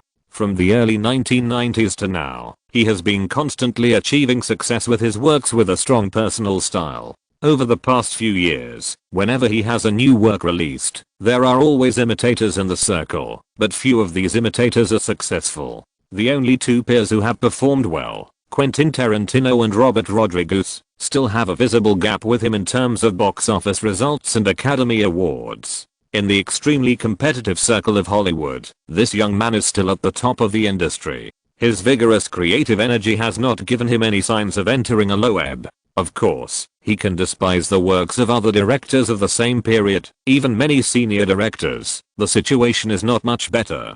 When the media discusses the masterpieces of the careers of major directors every year, many directors have one or two well-known masterpieces, and when discussing this young director master named Wayne Greenberg, most media will feel confused. Almost every work of this guy can be called a masterpiece, and they all have excellent results in box office or art. The interview was going on. The female reporter would occasionally deviate from the topic of Batman, The Dark Knight, and ask some seemingly difficult or controversial questions, but she would stop at the right time. She was always trying to control the scale of the questions, to avoid causing disgust to the big-name interviewee. Time passed slowly. When the interview came to the end, the female reporter asked curiously, while tidying up the things on the table, "Last question, Wayne. This question even I'm very curious about." "Okay, go ahead. As a young billionaire, what is your daily life like?" the reporter asked. She believed that this question was definitely a question that most ordinary people in North America wanted to gossip about. Although it seems that with the popularity of the internet in the past 2 years, more and more wealth-making myths have begun to appear. The private life of almost every rich person is a matter of curiosity to the general public. There's nothing to keep secret. Wayne smiled and shook his head. After a little thought, he answered directly, "In the past few years, each of my movies has been able to bring me at least tens of millions of dollars in income, but in fact I don't own a lot of real estate as many people imagine. Up to now, I still only have one house, which was earned by Happy Death Day. I don't have a yacht, I don't have a luxury private jet, I hardly take a vacation, and my personal consumption expenditure is not high, so most of my work income is put into the charity foundation under my name, to help those vulnerable people in need. That's about it. Nothing mysterious, right?" "Wow, of course, Wayne, you are a billionaire with real chivalry. An upright tough guy. A good man." The female reporter and other staff members applauded him sparsely and ended this special interview with applause. Nina, who had been listening to the whole process, curled her lips and looked at her boss with undisguised contempt. "He does have only one property, and that property was indeed bought with the money earned from Happy Death Day, but that property is located at the top of Beverly Hills, at the end of Mulholland Drive, and is the largest, most luxurious, and most valuable estate in the area. It is true that he does not have yachts and other things, but he does not have a luxury private jet, because Warner Brothers' large luxury business jet is always on standby for him. It is also true that his personal expenses are not high, but his life is definitely low-key luxury. Even the suits worn by security guard surgery are custom made in the UK without any logo, and all of these are quietly paid for by this man. As for the charity foundation, it did help some people, but the biggest purpose of the charity foundation, as everyone knows, is to avoid taxes. The expenses of the entire Greenberg manor, including the salaries of all the staff, etc., are all paid by the charity foundation." "Damn, dear Ms. Nina Clean, can you tell me what your expression is?" After adjusting his suit jacket, Wayne took his assistant to the car from the back door of the theater. When he saw the contempt on the other's face, he was not embarrassed at all. Instead, he stretched out a finger and gently tapped the other's eyes. "Boss, you have become more and more shameless since you won the Oscar. Nina lowered her head slightly, raised her hand, and pushed her glasses habitually, and her tone was as calm as ever. Facing the assistant's revelation, Wayne did not show any anger at all, but bent down slightly and said, "Write more compliments. Sergey, drive. Let's go back to the hotel to rest, and the new week will come after a good night's sleep." Chapter 558, Foil. The business car gradually went away, and the second floor slowly withdrew its gaze along with the car. Behind the female reporter were the staff who were busy packing up, but she stood at the window, staring at the Hollywood director who was leaving, until the car disappeared into the night of Washington. A young man full of personal charm, right, Jennifer? A teasing came from behind the female reporter, and a director stood beside her, looking at the night outside the window side by side. At this time, a movie just ended at the front door of the theater, and countless fans talked about Batman and the Joker, and disappeared in front of the theater. Yes, if I were 20 years younger, I would definitely give him my number. The female reporter named Jennifer shrugged, and said generously and straightforwardly, "Maybe I will go back to the hotel with him." Wow, don't be silly, dear editor-in-chief Jennifer. The colleague standing next to her shook his head helplessly, ruthlessly exposing the woman's fantasy. This guy is the most famous playboy in the United States. The female stars who want to climb into his bed can line up from Los Angeles to San Francisco, so prepare to work overtime tonight. Just as he said, Wayne himself can go to the hotel to rest without any psychological burden. But on this ordinary Sunday night in mid to late May, media industry practitioners across North America are destined to lose the opportunity to sleep normally, and overtime has become an inevitable thing. As time passes by, theaters in major cities in North America have gradually finished today's screenings and sent away the last batch of customers in the theaters. Statistics about Jurassic Park 2 and Batman: The Dark Knight have also been sent to the headquarters company from major theaters across North America. In this era, when the internet has not yet been applied to the theater system, all box office statistics must first be sent by theater managers to their respective headquarters companies, and then there will be a special third-party statistics company to summarize and quickly and accurately calculate various data, and finally send them to the distribution company, media, etc.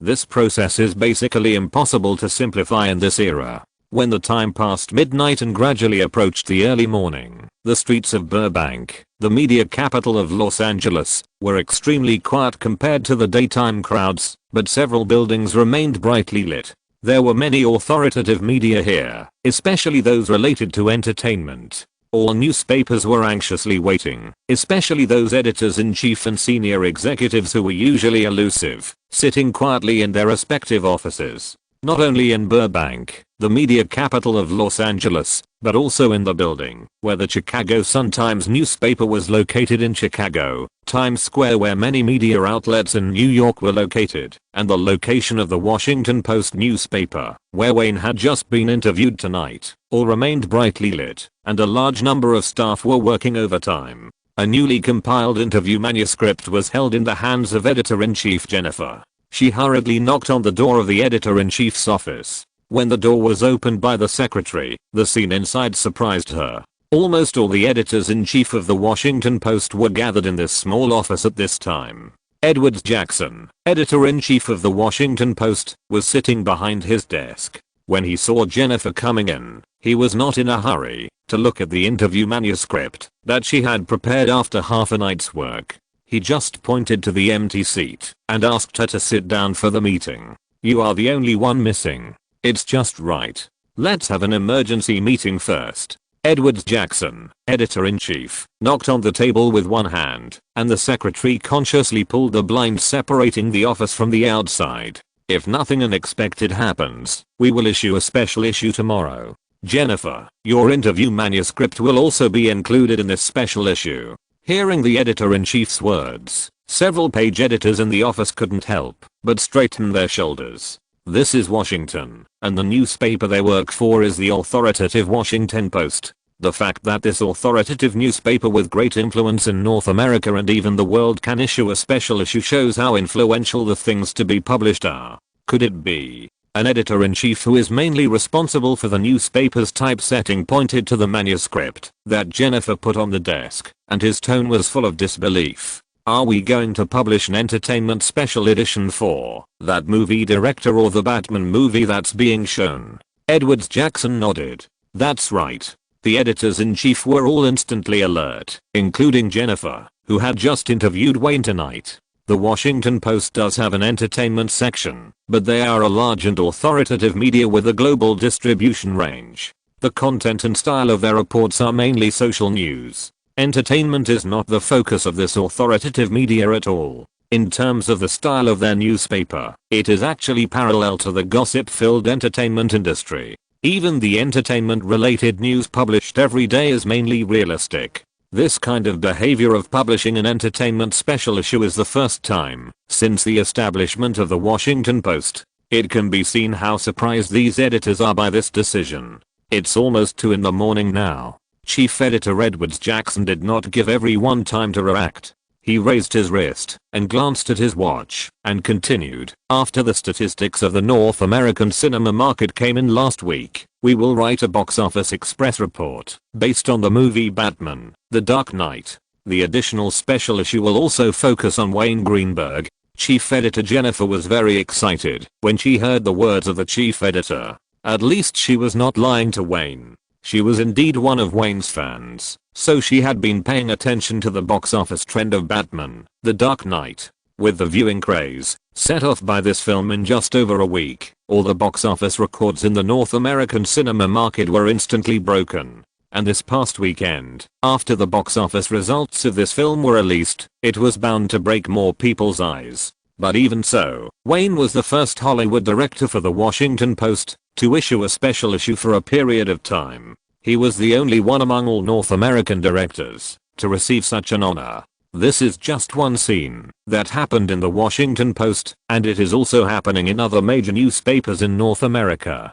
Compared with the Washington Post, which mainly reports serious and realistic news, other media that mainly report entertainment gossip are trying every possible way to add content about Wayne to the special issue to be issued tomorrow. The achievements of Batman: The Dark Knight are so amazing that they have already used up all the praises when the box office of the first weekend of the movie was released. When the sky gradually turned pale, another weekday Monday had arrived. Various newspapers related to the North American box office last weekend were also delivered to the entire North American public in the morning. The headlines of various media may be different, but the main tone is surprisingly consistent. The first to bear the brunt is the Washington Post. This authoritative media outlet has the following headline in a special issue: Death, Taxes, and Wayne's successful movies. These 3 things will accompany this generation of young people for the rest of their lives. This past weekend, the enthusiasm for the North American summer season is still high.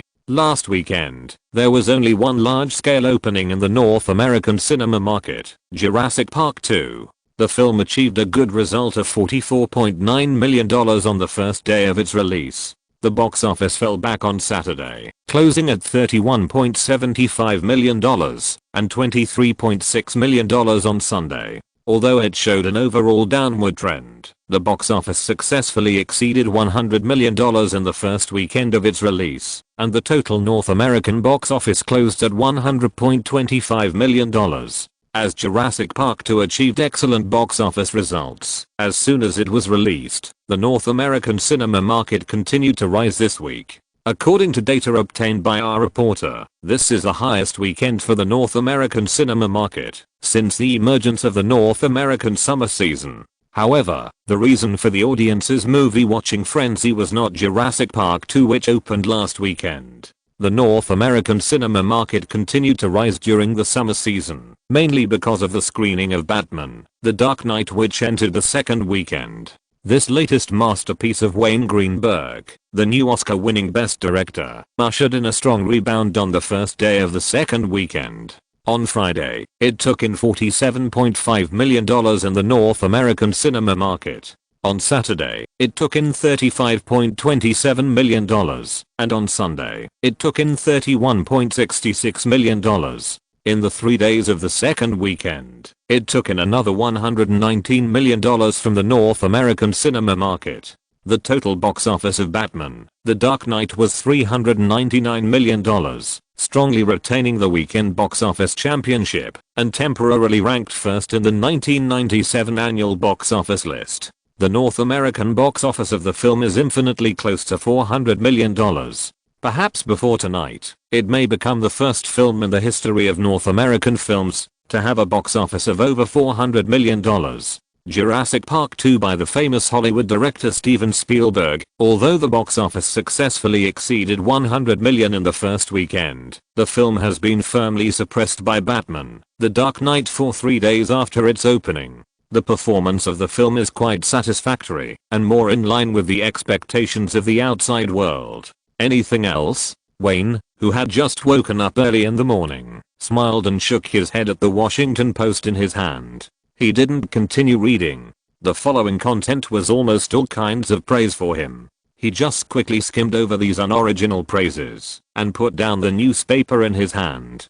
This, the Los Angeles Times special issue on Batman: The Dark Knight. Nina yawned and handed her boss another new newspaper. The much anticipated movie Jurassic Park 2 opened on a large scale last weekend, and the box office successfully exceeded $100 million in the first 3 days of the weekend. However, Steven Spielberg's masterpiece is destined to be a foil to Wayne Greenberg and Batman: The Dark Knight. This DC epic, which has entered its second week of screening, continued to crush the theater market last weekend, and the total box office has reached a terrifying $399 million. Chapter 559. Wayne is once again changing the ecology of the Hollywood film industry. It was like a media carnival. Newspapers, magazines and other paper media all had special reports on Wayne or The Dark Knight, or simply printed a supplement. The media with credibility and authority almost all chose to report on the box office and influence of The Dark Knight from an objective perspective. Compared with those authoritative media with strong social attributes, more specialized entertainment media were more unscrupulous. A handover of the leadership baton of Jewish directors in Hollywood. There is no doubt that Steven Spielberg lost to his good friend Wayne Greenberg in this dominant head-on competition. If Jurassic Park 2 does not see explosive box office growth during the subsequent screenings, this film is destined to be taken over by Batman: The Dark Knight, along with the baton handed over by Steven Spielberg.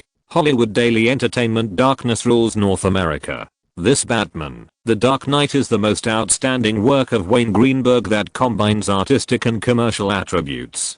Compared with The Departed, which won him the Oscar for Best Director earlier, this DC comic adaptation masterpiece, both in terms of artistry and influence, must surpass all his previous masterpieces. The Hollywood Reporter Angelina Jolie accepted an urgent interview with our reporter. She said she was proud of Wayne's achievements and praised everything about him. According to Angelina Jolie, Wayne himself is extremely strong and can almost satisfy any fantasy of a woman about a perfect boyfriend. At the end of the interview, she also said loudly that she is looking forward to her next date with director Greenberg. Shit. Flipping through the newspapers one by one, Wayne casually threw away the colorful gossip tabloids in his hand. This feast of the media industry is naturally indispensable to these entertainment gossip media. The starting point of their reports may be what ordinary people want to see. They are completely based on the gossip around him and various controversial remarks. Some gossip tabloids even vividly describe several versions of his love-hate entanglement with Hollywood actresses. Not to mention ordinary people. Even Wayne himself felt that he was a licentious and unjust tyrant after seeing some of the so-called revelations. Just as he helplessly opened the newspaper, lit a cigarette, and cast his eyes toward the rising sun outside the window, Nina tilted her head and glanced at the newspaper he had thrown away, then picked up a large pile of similar newspapers from her side and threw them directly in front of her boss. Here. The assistant pointed her finger at a pile of colorful entertainment tabloids and said, Angelina Jolie, Cameron Diaz, Charlize Theron, Jennifer Connelly, and Halle Berry. All of these women have been interviewed by the entertainment media. Holy S *** T. They are a group of smart women, and it turns out that none of them are stupid. This media feast that exploded across North America because of Batman: The Dark Knight was unprecedentedly popular. It seemed normal, now that women who had a relationship with Wayne, or had a relationship with him, came out to take advantage of the popularity. At this time, the exposure rate of any news related to him was even far higher than that of a commercial blockbuster. Moreover, these women were surprisingly consistent in their statements. When facing interviews with reporters, they did not say anything bad about Wayne. They almost always praised him to highlight themselves. For example, Cameron Diaz, who has done this more than once, will probably mention Wayne to everyone she meets for a while. These things are easy for this woman. Aren't you going to take a look? Boss, all the media have praised you like a flower. Some have even compared you to the god of the Hollywood film industry. Nina saw her boss looking out the window and smoking silently while arranging various newspapers on the table and said, "The facts from Warner Brothers will probably have to wait for a while. It's too early now." Raising one hand and pressing hard on both sides of his forehead a few times, Wayne shook his head with a smile, exhaled a large cloud of green smoke, and said self-deprecatingly, "I'm afraid that, after reading too much media hype, I will really think that I'm as great as they say." This morning, Sergey bought almost all the newspapers available on the market. Basically, no matter how big or small the media was, they all took the praise of Wayne and Batman, The Dark Knight as the theme. Wayne himself felt blushing when reading those praises, and there were so many of them that it seemed as if the entire North American media had a tacit understanding. When you flip through a newspaper or magazine page, the first thing you see is always all kinds of disgusting praises. As we all know, there is always a situation that will inevitably occur in the media. There will always be a scene where some people praise and some people criticize. But this time is very special. Almost all mainstream media do not see any criticism of Wayne or Batman, The Dark Knight. Even those film critics who have always been bitter, sarcastic, and picky seem to have unified their caliber and began to analyze the greatness of Batman, The Dark Knight from various angles in their newspaper columns. Wayne did not continue to read these stereotyped praises. The assistant lady, who was yawning, lowered her head and read them one by one with relish. "This article is interesting, boss." Not long after, the assistant lady's voice once again broke the silence in the living room of the hotel suite. She directly put an open magazine in front of Wayne. "This is Vanity Fair, a magazine with the top 3 influence in the entertainment industry, and the author of this report is a strange name, called Graydon Carter. After 2 weekends, Batman, The Dark Knight can already be completely announced in advance that it will become the #1 box office in the history of North American films." Shocking headlines, conventional media tactics to attract attention. Wayne has seen countless of these things today. He frowned and took 2 deep puffs of the cigarette in his mouth. He knew that Nina would not let him read this thing for no reason, so he patiently read it from the beginning. Since its release 2 weeks ago, The Dark Knight has been constantly breaking all box office records, including the best opening weekend, the fastest breakthroughs of $100 million, $200 million,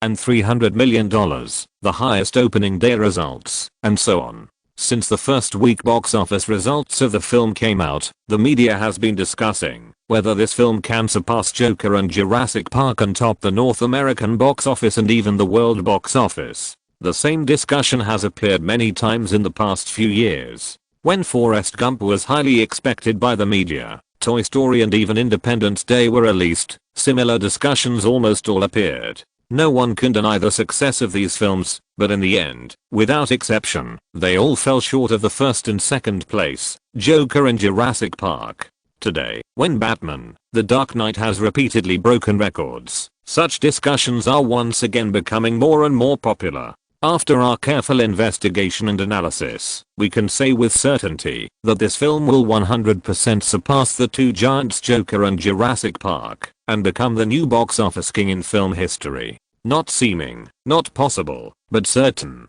The various data that appeared after the release of Batman, The Dark Knight are no secrets. If you analyze it carefully, you will find that Batman, The Dark Knight actually took only a full week from its release to surpassing the total box office of Forrest Gump. The emergence of this situation represents the tremendous changes in the Hollywood film industry and theater screening models that have occurred with the times without realizing it. Let us turn back the clock 2 years, to the summer of 1995, the beginning of the schedule. Mid-May when Batman Begins was released. In fact, since then, the film industry has begun to change. From the early 1980s to the present, a movie can only get a box office of tens of millions of dollars after a few weeks of release. This has almost become a rule that everyone in the theater market tacitly agrees and follows. And because of this rule, that everyone is aware of, basically only those movies with large investments and big productions that have gained good reputation and strong box office after their release can be screened for a long time in the theater market, and then use the super long screening time of at least half a year, and at most more than a year, to slowly accumulate satisfactory box office results. However, since the director Wayne Greenberg, who has a strong personal style, has achieved the perfection of his own shooting style and reached the level of a film master, Batman Begins was officially released that year and opened from the beginning. He had already broken this rule invisibly. It was only after that he returned to his original intention and filmed a relatively niche film, The Departed, in 1996, which prevented such a situation from continuing to occur on a large scale. A year later, Wayne Greenberg made a comeback again, and once again used Batman: The Dark Knight, a film that perfectly combined business and art, to break the operating system that Hollywood has always followed. He used one DC comic superhero blockbuster after another to make the production studios, distribution companies, theater companies and even the audience lose their patience. Especially this Batman: The Dark Knight. From the box office obtained in the 2 weekends of its release, we can find that not only the production companies and distribution companies, but also the theater companies and the audience put the focus of watching the movie on the first 2 weekends of the film's release. This can explain why this film has only been released for 10 days and has earned nearly $4 billion in box office. Perhaps with the release of more DC comic superheroes, people will get used to the fact that a movie can earn half or even 2/3 of the total box office in 2 weeks or even 1 week. This is another change in the Hollywood film industry. The source of this change is Batman: The Dark Knight and Wayne Greenberg. Now, no one knows whether this change is good or bad. But as far as the current Batman: The Dark Knight is concerned, this change is definitely good. This movie is sandwiched between the center point before and after the change of the Hollywood film industry. Not only did it take 2 weekends to get half or even 2/3 of the total box office, it will continue the pattern of the previous years and stay in the theater market for 6 months to more than a year. This is the main reason why we analyze this movie and will surpass Joker and Jurassic Park in total box office. After Wayne Greenberg used Joker in 1993 to smash countless closed market doors to Hollywood around the world, he is once again using his unique dark epic to completely change the ecology of the Hollywood film industry. After closing the magazine, Wayne's mind was restless for a long time. There will always be far-sighted smart people in any era, and as long as these smart people have the necessary analytical conditions, they will be the real trendsetters of this era. Compared with these guys who can analyze the operating trends of Hollywood in the next decade with just a little information, he deeply felt again that he was not a so-called genius. Especially compared with these people, the word genius is simply an insult. That's right, the box office trend of Wayne's Batman: The Dark Knight is just like that of Hollywood 10 years later. It can also be said that this movie is very likely to bring the quick success and quick profit operating model a few years earlier. He can't remember other things very clearly, but he remembers Iron Man, which created the Marvel Universe, very clearly. This movie is 5. It was released in July and was taken off the shelves in October. In just less than 6 months, it ranked second in the annual box office list in 2008. This movie is also the best example of the change in Hollywood's business model. It was released in more than 5 months and was shown in the most theaters in a short period of time, quickly earning enough box office, and then decisively withdrew from the theater market. While the influence of the movie was still there, the movie DVD was immediately released to let those fans who were still fresh to the movie pay for it. Various movie peripherals were also released at the same time, to empty the fans' pockets in the shortest time possible. This is the operating rule of Hollywood movies that Wayne is most familiar with, and this rule is completely opposite to the strategy of the 1990s, where a movie would be released for more than a year, and then various licenses would be sold slowly, and finally the videotapes would be released. In 4 words, it is quick success and instant benefits. Grayton Carter Wayne muttered the editor-in-chief's name at the end of the article, and lit another cigarette. This article by this person made him feel a little proud of defeating Steven Spielberg for Batman, The Dark Knight. The occasional flash of these outstanding and smart people of the times always made him realize that he was just a hard-working ordinary person. Grayton Carter joined the magazine Vanity Fair in 1991. Hearing them uttering, Nina immediately opened her notebook, which included almost all the well-known practitioners in Hollywood, and the information of senior personnel in the production companies, distribution companies, and media industries. He has performed very well in the past few years. At least half of the achievements of the legendary editor-in-chief of Vanity Fair, Tina Brown, are his credit. This year, Tina Brown officially left, and he just became the head of Vanity Fair magazine. After saying that, she closed the notebook with a snap, raised her head, and pushed up her glasses, looking at her boss opposite her and continued. Grayton Carter's previous job was as the editor-in-chief of the New York Observer magazine. This person is very low-key, and there is almost no more specific information about him circulating in the circle. Nodding silently, Wayne remembered the head of Vanity Fair. This guy's analysis of Hollywood and understanding of the trends in the entertainment industry are destined to lead Vanity Fair to a high level in the future. It is very likely that this magazine will sit on the throne of the best-selling magazine in North America. Click, click, click. When the fax machine sounded, Nina stood up immediately and walked to the fax machine to receive it. It didn't take long before 2 pages of fax paper filled with various data were placed in front of Wayne.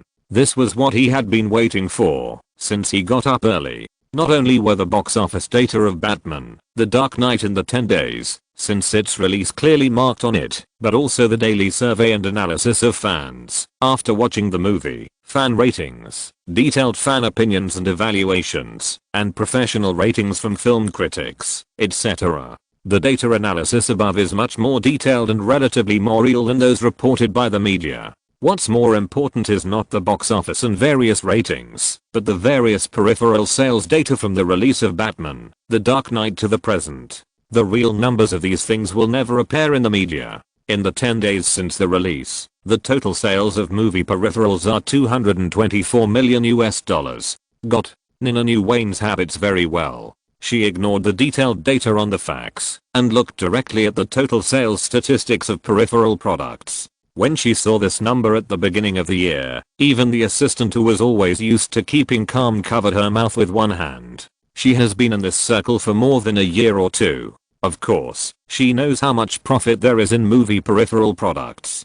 Compared with the box office revenue, which has to be split 50-50 with the theaters, and then deducted from the distribution costs, publicity costs, copy costs, etc. These movie derivatives are the real huge profits, which are faster than selling contraband. According to statistics, the best-selling movie peripherals are Batman and Joker dolls, which account for nearly 1/3 of the total sales. Next are Batman's various equipment models, keychains, etc.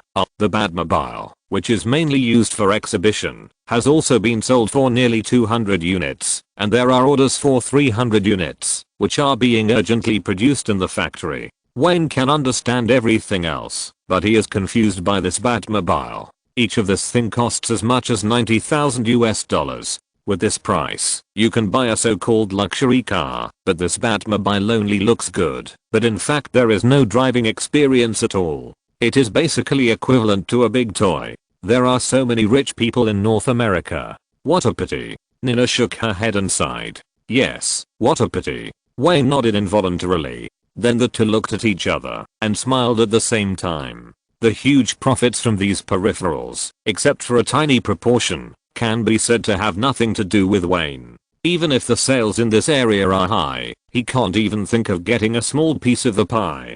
Damn, this is just the beginning. The income from the movie peripherals will be more, and it will probably be an astronomical figure. Nina roughly calculated in her mind and immediately sighed. And the income in this area is so long term that it needs to be calculated in years. Jeff is really bold. Isn't he afraid that, after seeing this number, he will turn against us and ask for more in future movies? Capitalists turning against each other for money is almost the most normal operation. Not to mention just turning against each other. There are countless cases of brothers and fathers and sons turning against each other for money. Not to mention Wayne's promise or contract. If you want to get around it, you can always think of various ways. He knows that I won't do that. Wayne shook his head. Of course, he was jealous of the income. Compared with the one-time box office share, the peripheral and copyright operations were the real huge profits, and they were long-term huge profits. The report in Vanity Fair was not only seen by Wayne and his team. While he was studying the report sent by Warner Brothers in his hotel room, in a lounge in the ABC TV studio, the dressing table in front of Steven Spielberg was also piled with this morning's newspapers. Everyone ignored Jurassic Park 2. Steven. Producer Kathleen Kennedy, who was sitting next to him, was still dressed in a professional suit. At this time, she still opened the newspaper in her hand, looked up at her old partner and said, "Are these media crazy? Can't they see that the weekend box office of Batman, The Dark Knight is only more than 10 million higher than Jurassic Park 2, and the gap between us is not that big? But all the media ignored you." As she spoke, Kathleen Kennedy's eyes gradually became sharper, and her expression also showed anger, but then Steven Spielberg waved his hand, took his eyes back from the famous airport magazine, and smiled and shook his head. "You have to know, Kathleen, Batman, The Dark Knight is the second weekend of its release." There was no reluctance in the voice of the Jewish good man.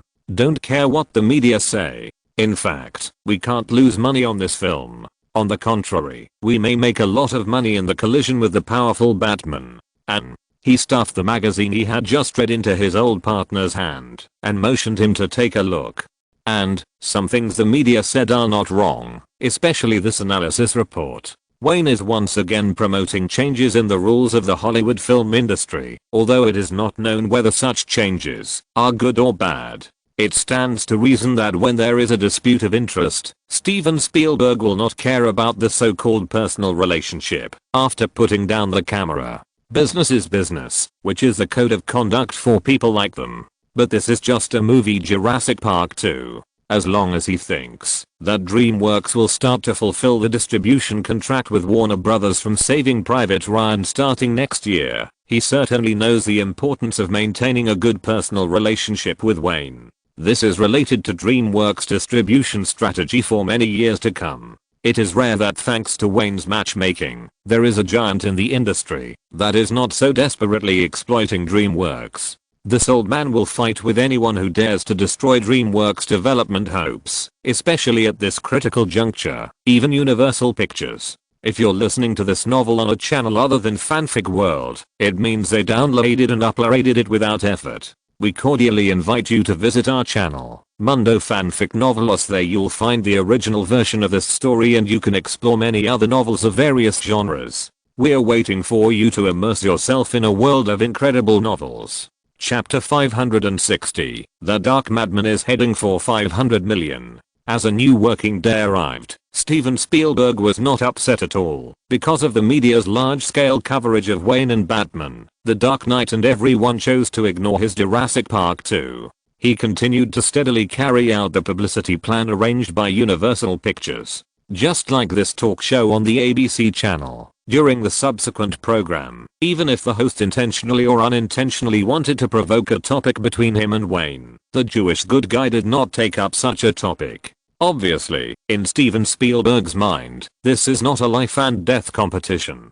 On the contrary, in his mind, as long as Jurassic Park 2 can maintain the current box office trend, it will be enough to ensure that this film will make him and Universal Pictures a lot of profits. As for some of the current comments in the media, he basically chose to ignore them. As if the media's bombardment and popularity of Wayne and Batman, The Dark Knight were not enough. At around 4 p.m. on Monday, after confirmation by several theater companies, Warner Brothers once again released a blockbuster news in its media. Batman, The Dark Knight officially broke through the North American box office of $400 million by 3 p.m. Once this news was released, the whole of Hollywood fell into silence for a short time, but at the same time, the media's various hypes about Wayne and Jurassic Park 2 were directly pushed to the top. Only 2 hours had passed, and some evening newspapers couldn't wait to give Wayne the titles of Hollywood's first $400 million man and the first $400 million director in film history. Although they knew that this day would always come, the moment it really came still detonated public opinion throughout North America. From newspapers and magazines to radio stations, from live TV to online platforms, the number of $400 million became a hot topic for discussion among the whole people. This made the theater traffic, which had originally slowed down significantly on the day after entering the working day, slowly pick up again in the evening. Herd mentality is the biggest characteristic of human nature. People who never watch movies have become curious because of the talk about Batman around them and choose to go to the theater. And this is just the beginning. The marketing department of Warner Brothers noticed this situation at the first time. Their latest analysis is that in the next few days, more similar audiences will go to the theater to buy tickets to watch movies because of curiosity and herd mentality. When the box office of Batman, The Dark Knight reached $400 million, Wayne basically didn't have any time to react. Nina's private phone in his hand began to ring continuously, and various blessings and congratulations continued to come from the phone. As the first director in North America to have a box office of $400 million, everyone in the circle knows that even if Wayne's name is only based on the achievement of being the first to reach this number, it will be firmly written into the history of Hollywood movies. What's more, the movie Batman, The Dark Knight has a very large market potential. Who can guarantee that the final box office performance of this movie can reach $500 million, $600 million? Nina politely responded to the congratulatory calls from her friends in the industry, but she rejected all the sudden requests for interviews from the media. Warner Brothers has a complete promotion plan for Batman, The Dark Knight, and they are about to board a plane to Seattle, so it is impossible for them to stop temporarily for interviews. The box office performance of Batman, The Dark Knight in the second weekend was extremely strong, and Jurassic Park 2, which was released in the first week, has been firmly suppressed by the former for 3 days, but it is also a real behemoth in terms of size. Under the competition of these two works, all other films in the theater market have disappeared, and even no one with a box office of more than $1 million has appeared. It was like the eldest and the second had a fight, and the third, fourth, fifth, and sixth disappeared inexplicably. Especially after Monday, with huge media coverage, the cinema market was completely dominated by Batman, The Dark Knight. Except for Jurassic Park 2, which still had a certain amount of traffic, other films were basically no longer seen in the cinema. The hot viewing trend of Batman, The Dark Knight was not only seen in North America.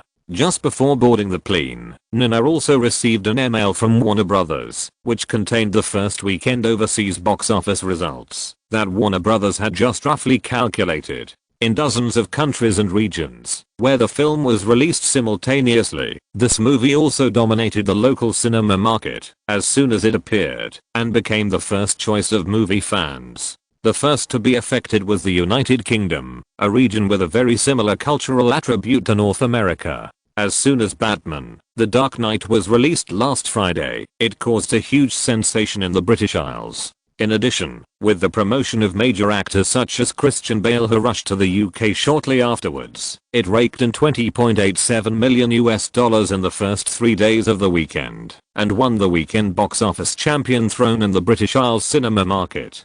Following closely behind was not Europe and other places, but Australia, which is relatively sparsely populated, which ranks second in the overseas box office. After the first 3 days of the weekend, it opened a terrifying box office of $14.6 million. In addition to the traditional European countries and regions of the British Isles, Germany has $5.6 million, France has $5.45 million, Spain has $4.32 million, Italy has $3.75 million, Sweden has $1.8 million.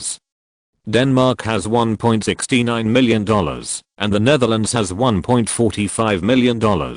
Many small European countries are limited by population and regional restrictions. The box office figures are not impressive when viewed individually, but when the box office figures of these countries are added together, the overall view will lead people to a conclusion that this birthplace of film art has gradually become a new dumping ground for Hollywood movies to some extent. The film has achieved good results in Europe and successfully topped the box office champions in various regions. This actually did not surprise Wayne. After all, if you really count it, everyone belongs to the Western world. Although there are many differences in cultural attributes, at least in most places, the audiences in these regions can understand what is expressed in the film thoroughly. What really surprised him was that to small places in Asia, Bangsi and Japan, especially in Bangsi, it earned $5.6 million in the first 3 days of the weekend. The same viewing boom also appeared in Japan, taking $4.7 million from the theater market in 3 days. Putting aside the fact that the Koreans have always taken North America as their father, although this outbreak is somewhat unexpected, it is not difficult to figure it out if you think about it carefully. However, the Japanese market has always been a strange market. Hollywood movies are not the most popular choice here. The movies that often create higher box office results are their localized animations. So when Wayne saw Batman, The Dark Knight, and saw that the Japanese film had an unusually high box office, he was surprised. In addition, as Los Angeles' good neighbor, Mexico, this is the traditional private land of high Hollywood movies. Batman, The Dark Knight has triggered a viewing frenzy throughout Mexico since its release, and received $13.2 million from here in the first weekend. As the main dumping ground for Hollywood movies in Latin America, Brazil's achievements should not be underestimated. The pursuit of Hollywood blockbusters by Latin American audiences made the box office of this movie exceed $10 million in the first 3 days of the weekend. In other smaller overseas countries and regions, the same situation is almost happening. Batman, The Dark Knight seems to have some kind of magic. As long as it is released locally, the box office market will completely fall under the iron hoof of the North American dark storm. Basically, wherever Batman, The Dark Knight was released, it became the local weekend box office champion. Batman is sweeping the world, and the number of countries participating in the screening of this movie has been increasing since Monday. It's only been 3 days since the first weekend, and the total overseas box office revenue has reached $197 million. Holy yes T. Nina, who always appears calm, couldn't help but open her mouth wide when she saw the rough total box office statistics. If you add the $400 million that North America has already received, the global total box office of Batman, The Dark Knight has now reached almost $600 million.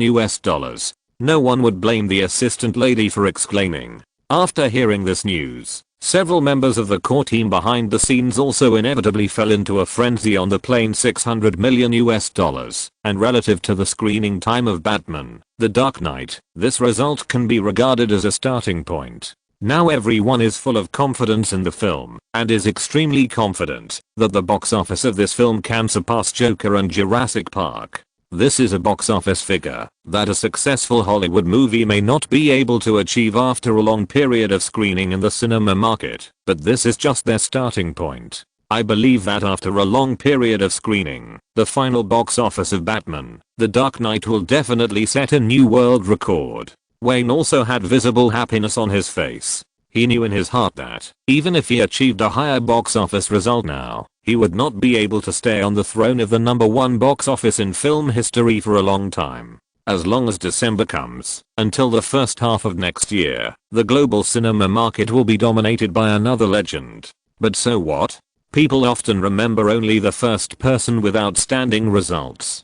This Batman, The Dark Knight can completely make him an indelible movie memory of this era. Countless people sneer at Hollywood movies, especially those assembly line popcorn movies, but for a movie director, the most intuitive feeling of the audience to measure whether he is great is the box office results. The higher the box office results, the wider the dissemination of the director's works will inevitably be. The connection between the two is inevitable. Wayne's standards for movies have never changed. He certainly won't despise those art films that are truly full of artistic attributes, but he won't shoot such movies. His idea has always been that a movie must be aimed at the audience group, and the universal standard for measuring the quality of the movie is commercial performance. Especially for a movie with a huge investment like Batman, The Dark Knight, compromising with business is an inevitable choice. Self-entertainment and independent art films specially shot for niche movie lovers are completely two different forms of expression, and naturally there is no comparability. As long as other movies are aimed at the mass market, success or failure, if the most recognized criterion of judging is put aside, it is pure hooliganism. When he learned that the global box office had successfully reached about $600 million, Wayne's eyes had already surpassed the $1.074 billion of Joker and the $1.099 billion of Jurassic Park. Now he has only one imaginary enemy in his mind, that is, the big ship, that does not exist yet, although he knows that no matter how much he fantasizes and works hard, he has no chance to achieve such results. Batman, The Dark Knight has already had the most perfect start in history. If he still sets the goal at the level of a global box office of just over $1 billion, he will definitely not be satisfied. Warner Brothers has already started to contact Hasbro and Lego, two giants in the toy industry, for the toy license of Batman, The Dark Knight. When the plane returned to calm again, Nina saw that Wayne had no intention of closing his eyes to rest, and began to report some of the news she had received to him in a low voice. According to John Gray, Hasbro's offer for the 10-year toy license of Batman, The Dark Knight alone is as high as $45 million. Wait. Wayne sat up suddenly, and the sudden movement scared the assistant. However, Nina has been following him for so many years, and she has obviously adapted to his occasional startles. She knows that maybe one of her casual words has given this man some hints or associations. Hasbro? Are you talking about the Hasbro that owns Transformers and Special Forces? That's right. The assistant nodded. After we get off the plane, let Jimmy investigate. Wayne scratched his chin lightly with one hand, a thoughtful expression on his face, and ordered, check whether Hasbro's toy rights for the film and television adaptation of Transformers, the film and television adaptation rights of My Little Pony, and the film and television adaptation rights of G.I. Joe are still in the hands of Hasbro. In fact, he did not have much hope for these copyrights. Well-known IPs like these, that have long been famous throughout North America and even the world, have most likely been acquired by production companies in the circle. But in his memory, the most well-known representative of childhood feelings, Transformers, was not taken over by Explosive Bay until around 2007. As for the year in which the film and television rights were sold by Hasbro, it was not clear.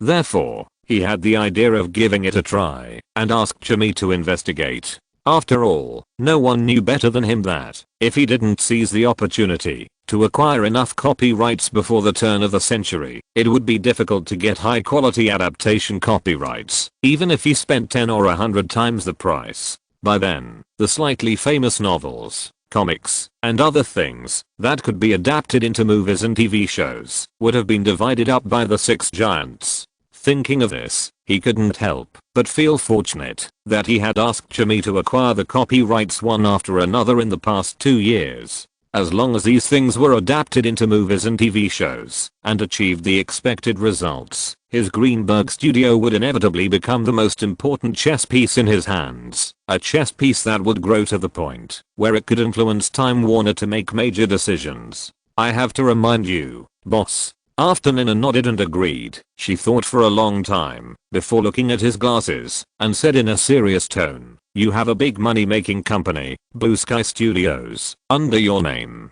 This studio can only do some outsourced animation rendering work and commercials now, and is far from being self-sufficient. It can be seen that the day of self-sufficiency is still far away.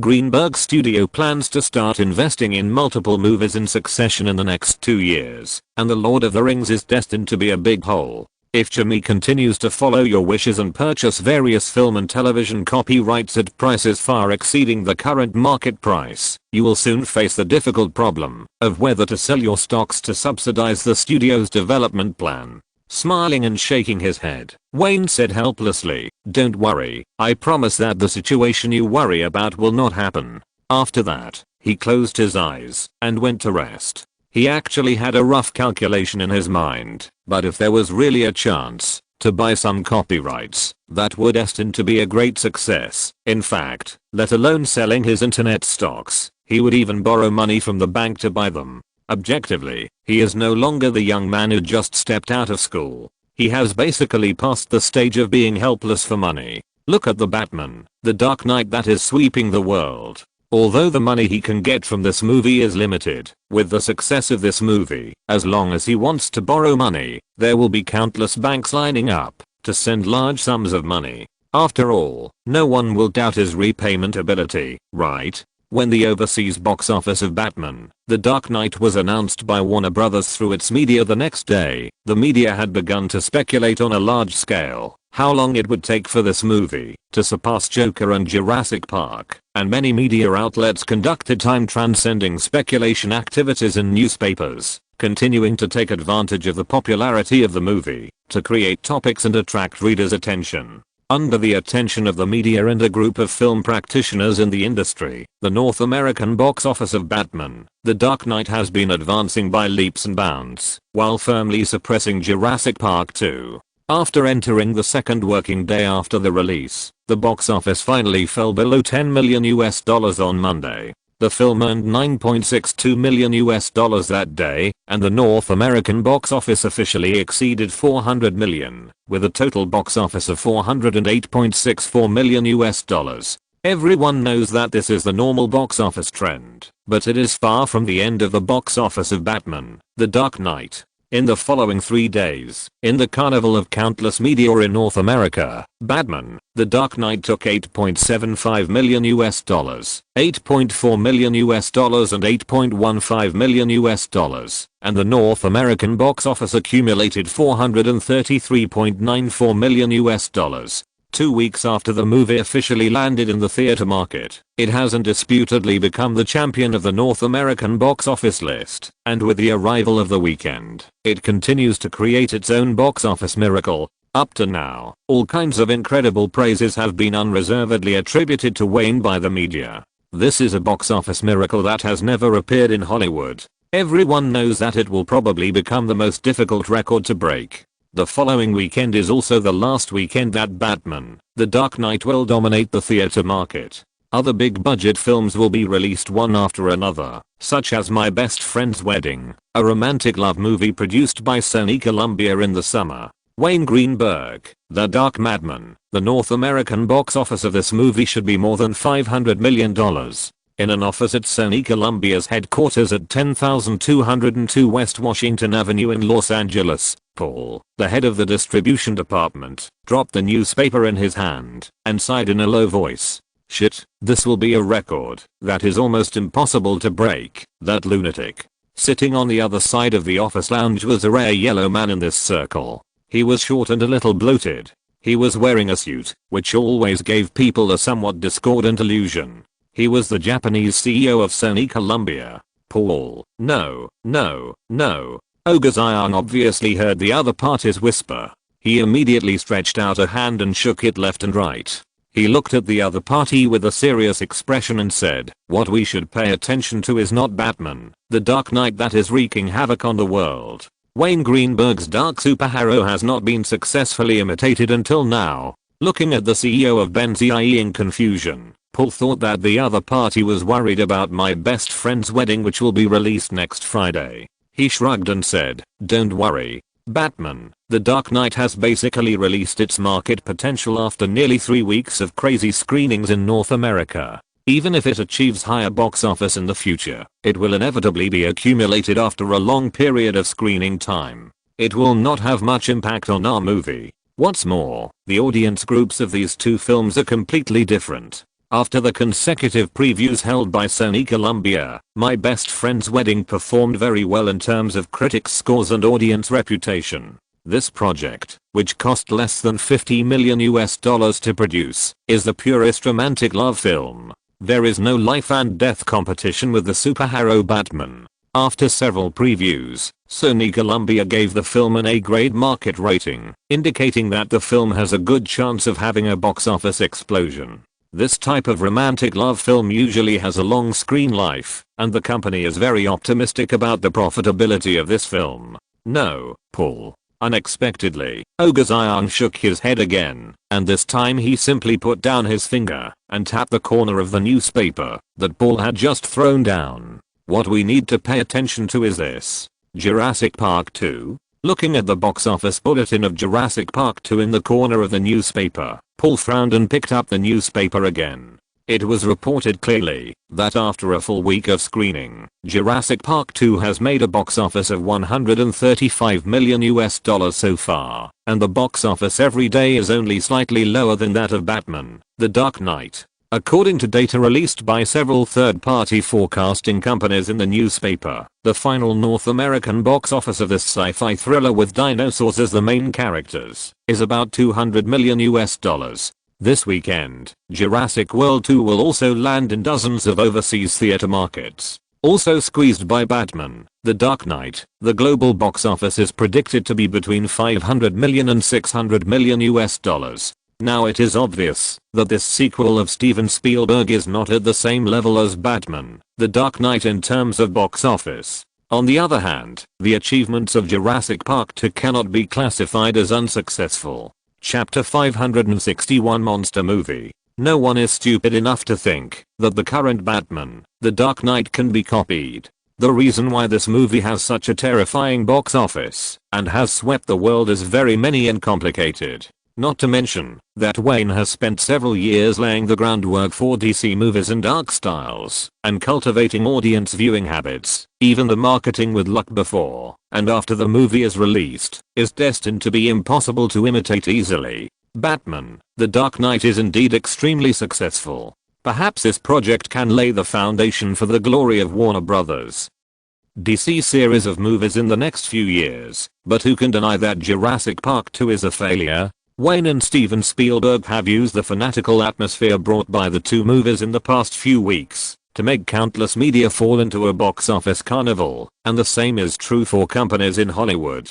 But Sony Columbia is different from other giants. They have been at the bottom of the revenue of the six giants for many years, so some things seem particularly sober. Ogre Zion knows that, although Wayne Greenberg and Steven Spielberg's movies can easily make $300 to $400 million in North American box office and $600 to $700 million worldwide, in fact, in the entire history of Hollywood, there are only a handful of movies with a North American box office of over $300 million, let alone $300 million. Who dares to guarantee that each of their movies can reach a box office of $200 million?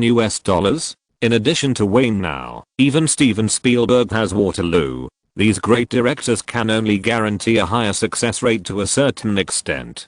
Therefore, every time a film achieves good results in the theater market, there will be countless follow-up works, and the so-called Hollywood assembly line production will appear, because only in this way can the profitability of the film be guaranteed to the greatest extent, and the investment of the production company will not lose money. Imitation. Analyzing the success factors of successful films and then copying them has always been the mainstream concept in Hollywood. Paul, I've studied it carefully. Ogre Zion relaxed his upper body, leaning on the sofa, his eyes fixed on the North American executive opposite him. He knew that among the entire Columbia Group, this was one of the few executives who really wanted to restore the company's glory. Other managers with various selfish motives still occupied the majority of the company. From Jaws that made Steven Spielberg famous in 1975, Gremlins in 1984, to the Alien series later, Ogre Zion paused and pointed at the inconspicuous box office bulletins in the newspaper. Also, since the 1990s, Jurassic Park in 1993, and Jurassic Park 2nd, which is now being released on a large scale, monster movies have never lacked a wide audience. In fact, Paul had basically understood what the other party meant by hearing this. Obviously, Batman: The Dark Knight did attract all the attention of the media, but the box office of Jurassic Park 2, if taken alone, is definitely the most successful type in Hollywood. More importantly, such a monster movie is much easier to replicate than a film like Batman: The Dark Knight that perfectly combines art and commerce. Godzilla. I wonder if you have heard of it. Without waiting for the other party's response, Ogre Zion began to introduce some of his special ideas. This monster has always been the most popular monster in Japan, and it has a great reputation in North America and even the world. We can definitely make this popular monster with better special effects. I believe that the influence of this monster will definitely not be lower than that of the Tyrannosaurus Rex in Jurassic Park. These words made Paul frown, and began to fall into thought. Considering the possibility of making that Japanese monster into a North American movie, Perhaps the Japanese CEO in front of him has a deep understanding of Hollywood and the film industry, but there is one thing that the other party absolutely does not understand. That is, in North America, the xenophobia has always been the highest in the world. So far, no imported movie from outside North America has been able to get more than $100 million in box office in this land, which has already explained a lot. Even European movies with similar cultural attributes to North America have not achieved any good box office results in this land. Ordinary people in this land, you can say they are arrogant or country bumpkins, but the fact is that these ordinary people don't care about anything other than North America. There are also benefits, that is, some of the culture of Benzi has never lacked supporters in this land, such as Quentin Tarantino's Kill Bill, which also introduced a lot of cultural element of Benzi. It was not until 5 or 6 minutes later that Paul took a sip of the cold coffee, looked at the CEO of Benzi sitting opposite, and said, if Godzilla wants to succeed in North America, it won't work just by imitating Jurassic Park. We need to transform it to make this monster more in line with the aesthetics of this market. There are some things he didn't say explicitly, but both of them knew what he meant. That is, to make a major transformation of this monster, a major localization transformation. Otherwise, it would be difficult for a monster from a book to arouse the interest of the audience in North America. I will propose this project at the next high-level meeting and personally promote the development of the project so that it can enter the preparation period as soon as possible. Oga Zyong is different from the other party. He personally hopes to export some cultural attributes of his hometown to North America and even to the world through the media platform of Sony Columbia. This is one of the reasons why Sony paid a high price to acquire Columbia Pictures a few years ago. Now Sony Columbia has gradually escaped from the turbulent period of pain, so even if the resistance is great, he will try his best to promote the success of this project. In his eyes, this is a good start. You want this monster to land in North America next year. As soon as he heard what the other party meant, Paul understood that this plan should have been planned by the other party a long time ago, and the Jurassic Park series proved the feasibility of monster movies. So to a certain extent, it is indeed a very good time to make the movie as soon as possible. With the monster movie fever caused by Jurassic Park 2, the audience's acceptance will be much higher. Yes, next year. Oga nodded, stood up from the sofa in the lounge, slowly walked to the large French window, and looked at the hustle and bustle of the traffic downstairs. Sony Columbia needs its own signature movie series, just like Warner Brothers. DC superheroes. Paul looked at the other person's not so tall back, and shook his head helplessly. In fact, in his heart, this monster called Godzilla is definitely not the company's best choice for the top movie next year, and this monster may not necessarily help Columbia get rid of the bottom of the six. If he had to make a decision, he would take out Spider-Man as soon as possible, and then use all the relationships and power he could use, like 20th Century Fox, to offer a sky-high price, to invite Wayne Greenberg to supervise the production and planning. Compared with the big monster produced from the book, Spider-Man is the real popular monster. Even if the performance after the film and television adaptation cannot be compared with Batman, The Dark Knight, because of its own popularity, the box office performance will not be too bad. In particular, Wayne Greenberg was invited to supervise and plan the film. This would give Spider-Man a good start, even if the other party took the lion's share of the profits from the film. As long as there was a good start, the sequel work would be enough, as long as it went on step by step. However, the senior management of Sony Columbia had always been skeptical about the plan for Spider-Man. The fact had been proven by Universal Pictures. In this circle, the only one who could guarantee the success rate of superhero movies for the time being was Wayne Greenberg, and his shooting style was exactly the most difficult to imitate in the entire Hollywood. Unfortunately, Paul's several proposals to make Spider-Man were rejected by the doubtful executives and shareholders. Everyone was waiting for a second production company to succeed in superhero movies outside the DC series. Otherwise, it would be impossible for them to easily make Spider-Man movies. It's no secret that Warner Brothers spends on superhero movies. In the entire crew, except for Wayne who gets a high salary, even Christian Bale and others get a salary that doesn't match their fame and status because of the movie contracts they signed earlier. This has led to relative transparency in the investment amount. It can be said that more than 80% of the $200 million in funds are used for film production. With such a huge production cost, once the impact cannot be guaranteed, even a production company of the size of the Big Six will feel the pain. For the production of such a core project within the company, no one is willing to introduce external funds. Even the most commonly used method of the Big Six to make money out of nothing, they are absolutely unwilling to use it on such a project, in order to avoid the huge profits brought by the success of the movie being targeted by others, causing headaches. Similar to the conversations in Sony Columbia Pictures, because of the box office success of Batman, The Dark Knight sweeping the world, it is constantly happening in various production companies. No company is not jealous of Warner Brothers. Under such an unprecedented box office scale, the revenue that can be generated can be basically calculated by any big company in the industry. And with the end of the working day, almost everyone in the industry knows that with the arrival of a new weekend, Batman, The Dark Knight is about to usher in the last schedule that can dominate the theater market. During the working days of this week, although the box office of Batman, The Dark Knight fell to less than $10 million per day, compared with the box office trend of the previous 2 weeks, it can still be said to be terribly stable. As of Friday, the total box office in North America has climbed to $433.94 million. No one dares to assert whether this film can reach the unprecedented North American box office of $500 million within the next week. Compared to Batman, The Dark Knight, Jurassic Park 2 still maintains a relatively weak momentum in the media, but in the cinema market, the flow of people has always been remarkable. After a full week of screening time, it quietly got a box office of $135 million.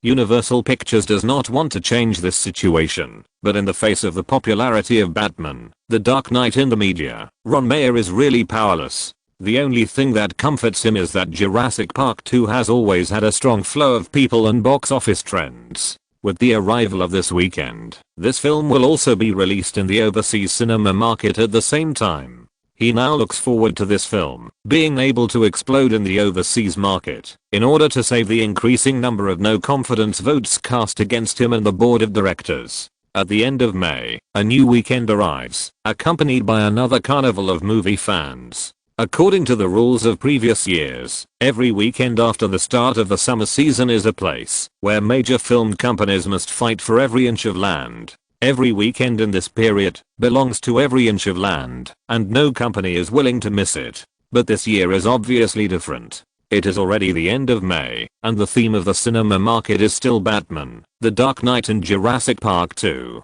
No production company is stupid enough to arrange the release of the film when the heat of these two films has not yet faded and become the victim of these two films. Therefore, this weekend, only 2 new low-cost movies plunged into the cinema market.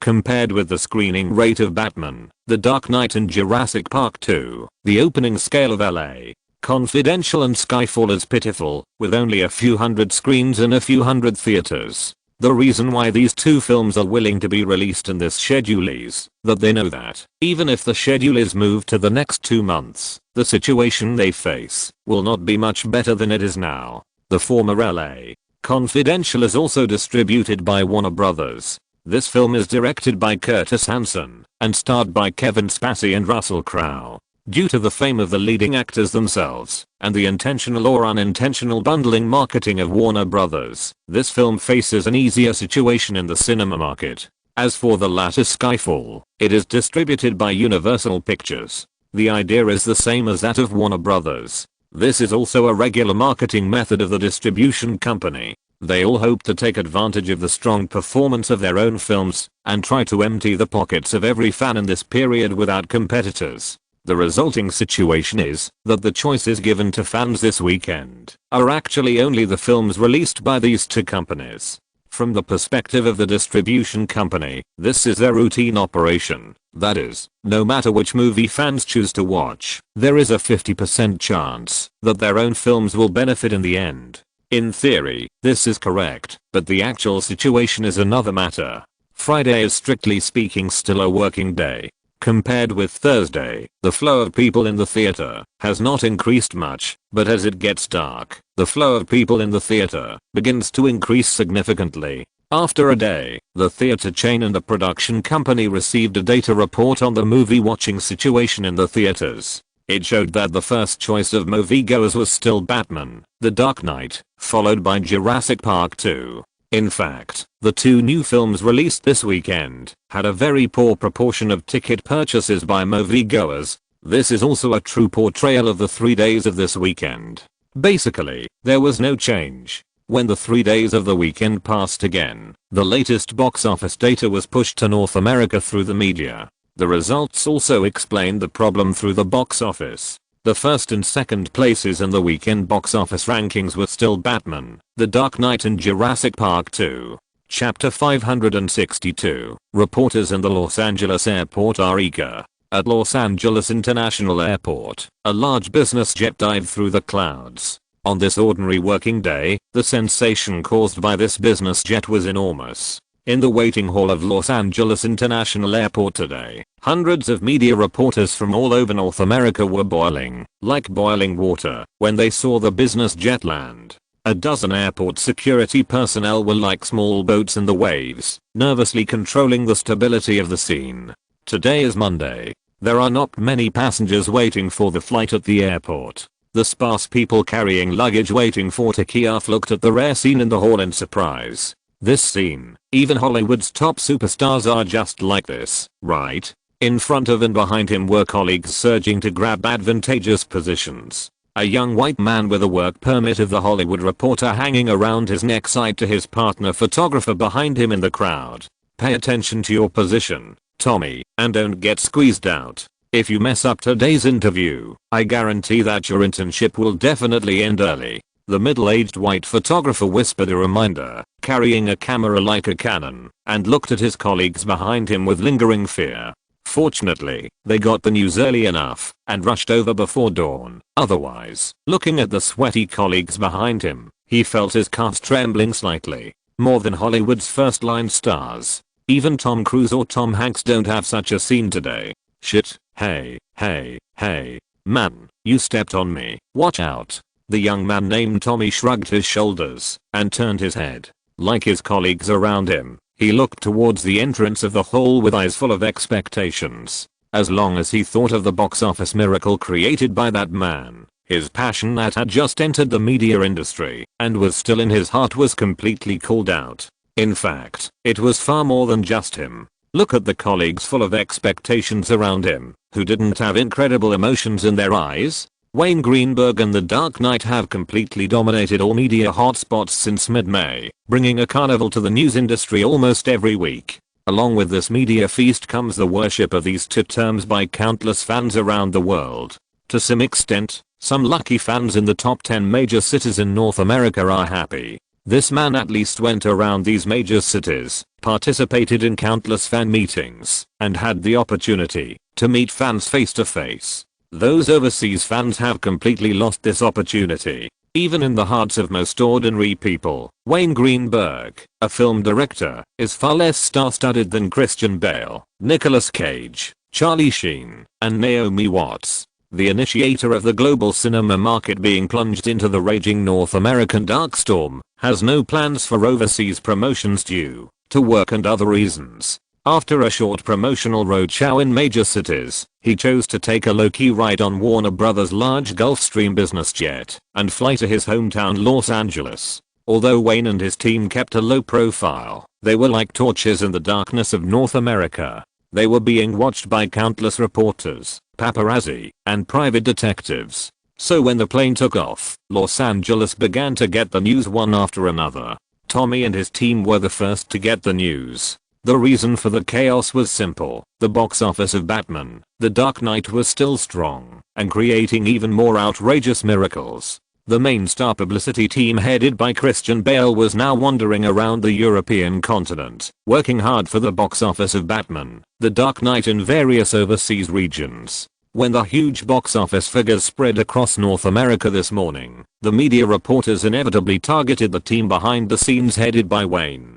"Tommy, pay attention. It's coming out. The young reporter was in a trance when he was gently pushed by the cameraman behind him. After he came to his senses, he noticed the abnormality of the crowd. The airport security personnel became extremely nervous. At the entrance to the hall, they were holding hands to prevent the uncontrollable situation that might occur in a while. Like them, the reporters and cameramen who had grabbed the front row seats in advance discovered this situation almost at the same time, and all of them began to move forward in small steps involuntarily so that they could occupy a more powerful position later.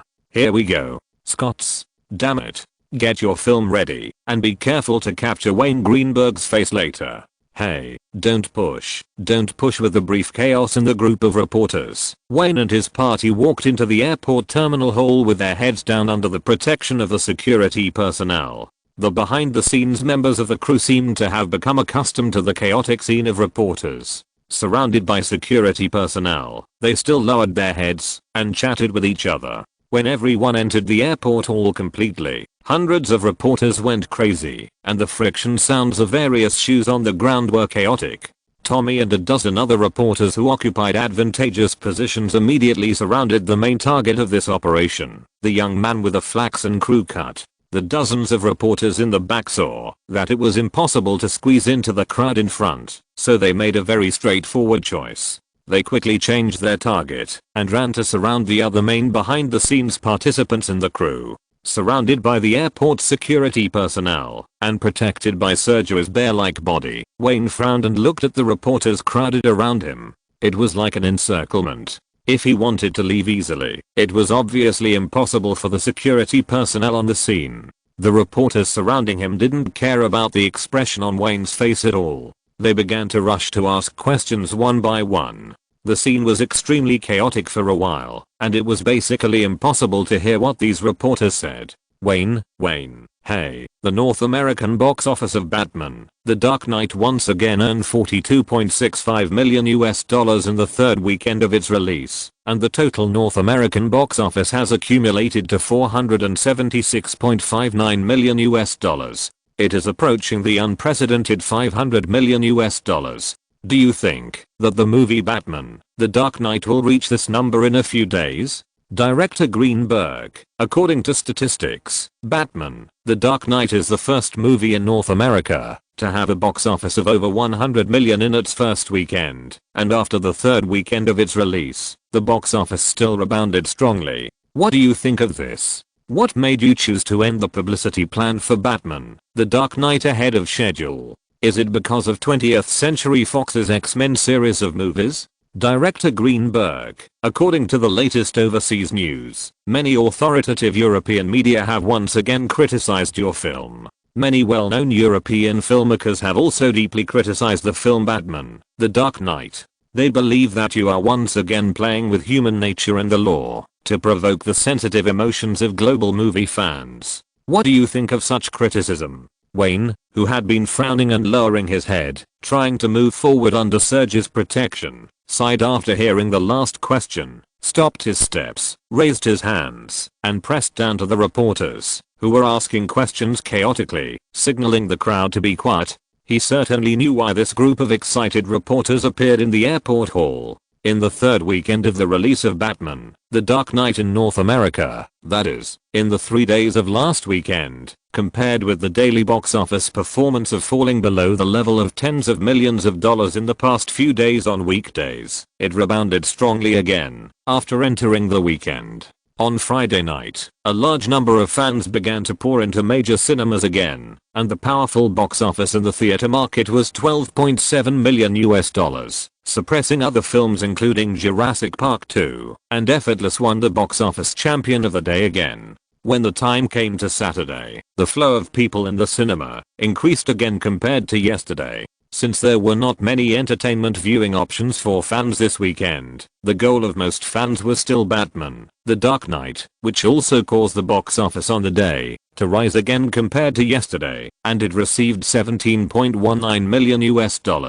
After Sunday, Batman, The Dark Knight also did not escape the normal market rules. The flow of moviegoers was affected by the arrival of the next working day, and it was lower than Saturday, closing at $12.76 million. In the third weekend of its release, Batman: The Dark Knight closed at $42.56 million in 3 days, and once again won the box office championship for the third weekend with a crushing momentum. So far, the total box office of the film in North America has accumulated to $476.59 million. Such a terrifying box office figure has never been seen in the entire history of North American movies. What made these media reporters crazy was that they saw Batman: The Dark Knight firmly stepping towards $500 million. So far, no one will doubt whether this film can surpass Joker and Jurassic Park in 1993. Instead, they are more looking forward to what terrifying number the box office of this film will raise the record to. Many authoritative third-party forecasting companies in North America almost simultaneously published predictions in the media. They said that Batman: The Dark Knight, an unprecedented great film, will definitely break the $500 million mark at the end of this weekend at the latest. Wayne Greenberg, the young Hollywood director, will also become the first member of the 500 million club in the history of North American movies. These authoritative third-party prediction companies have vowed in the media that there will only be one director in the $500 million club for at least 10 years. This will be the most difficult record to break in the history of movies. The reason why it is said that no one can break it in 10 years is because North America is still building theaters. Such remarks have been recognized by many film experts. Their unanimous opinion is that if they want to have a second member of the 500 million club, they can only rely on the continuous expansion of the number of theaters in this land. Chapter 563 is too aggressive. Seeing that the reporters gradually returned to silence, everyone's eyes were shining with anticipation. Wayne stood in place and pointed to a young man in the front, indicating that he could start asking questions. Director Greenberg: I'm Tommy Rivers, a reporter from The Hollywood Reporter. When he found that the first reporter he was called by was himself, Tommy shook his fist in his heart, tried to organize his words, and seized the opportunity to start asking questions. Faced with the criticisms of Batman: The Dark Knight by local European media and filmmakers, can you talk about your views? This is their old tradition.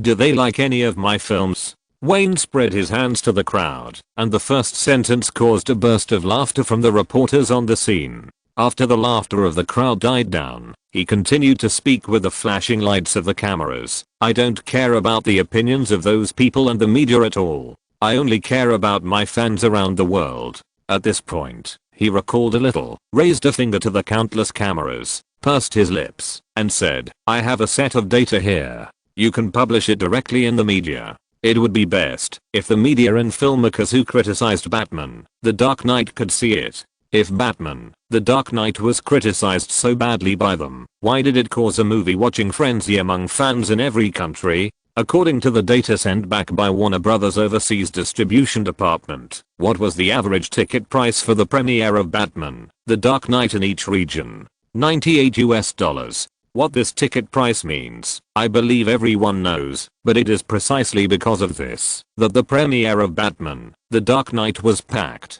Even so, there are still a large number of fans who can't get tickets for the premiere on Friday, and there are still a large number of fans who can't watch this movie in the first time due to work reasons. While Wayne was speaking, there was no other chaotic sound, except the clicking of the camera. The reporters in the front row moved in unison, trying to get their recorders closer to him. Perhaps the developed media industry in North America has created the entertainment media's code of conduct of entertainment to death.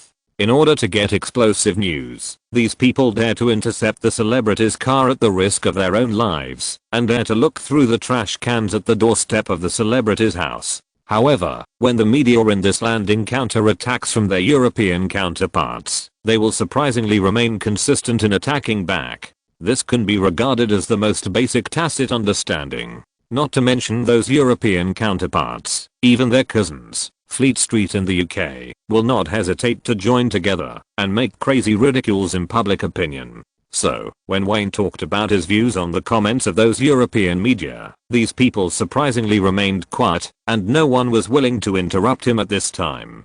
If you are interested, you can take a look at the reports in Le Monde and Le Parisien, two authoritative French media, the day before yesterday. They published a very interesting note asking for leave. A white-collar worker in the financial industry had to be busy with work on Friday, and he especially wanted to be the first to watch The Dark Knight, so he wrote a note asking for leave and handed it to his boss. Wayne talked to the reporters. He knew that everything he said would be published in the newspapers word for word and would be seen by his European colleagues who were mocking him like lemons.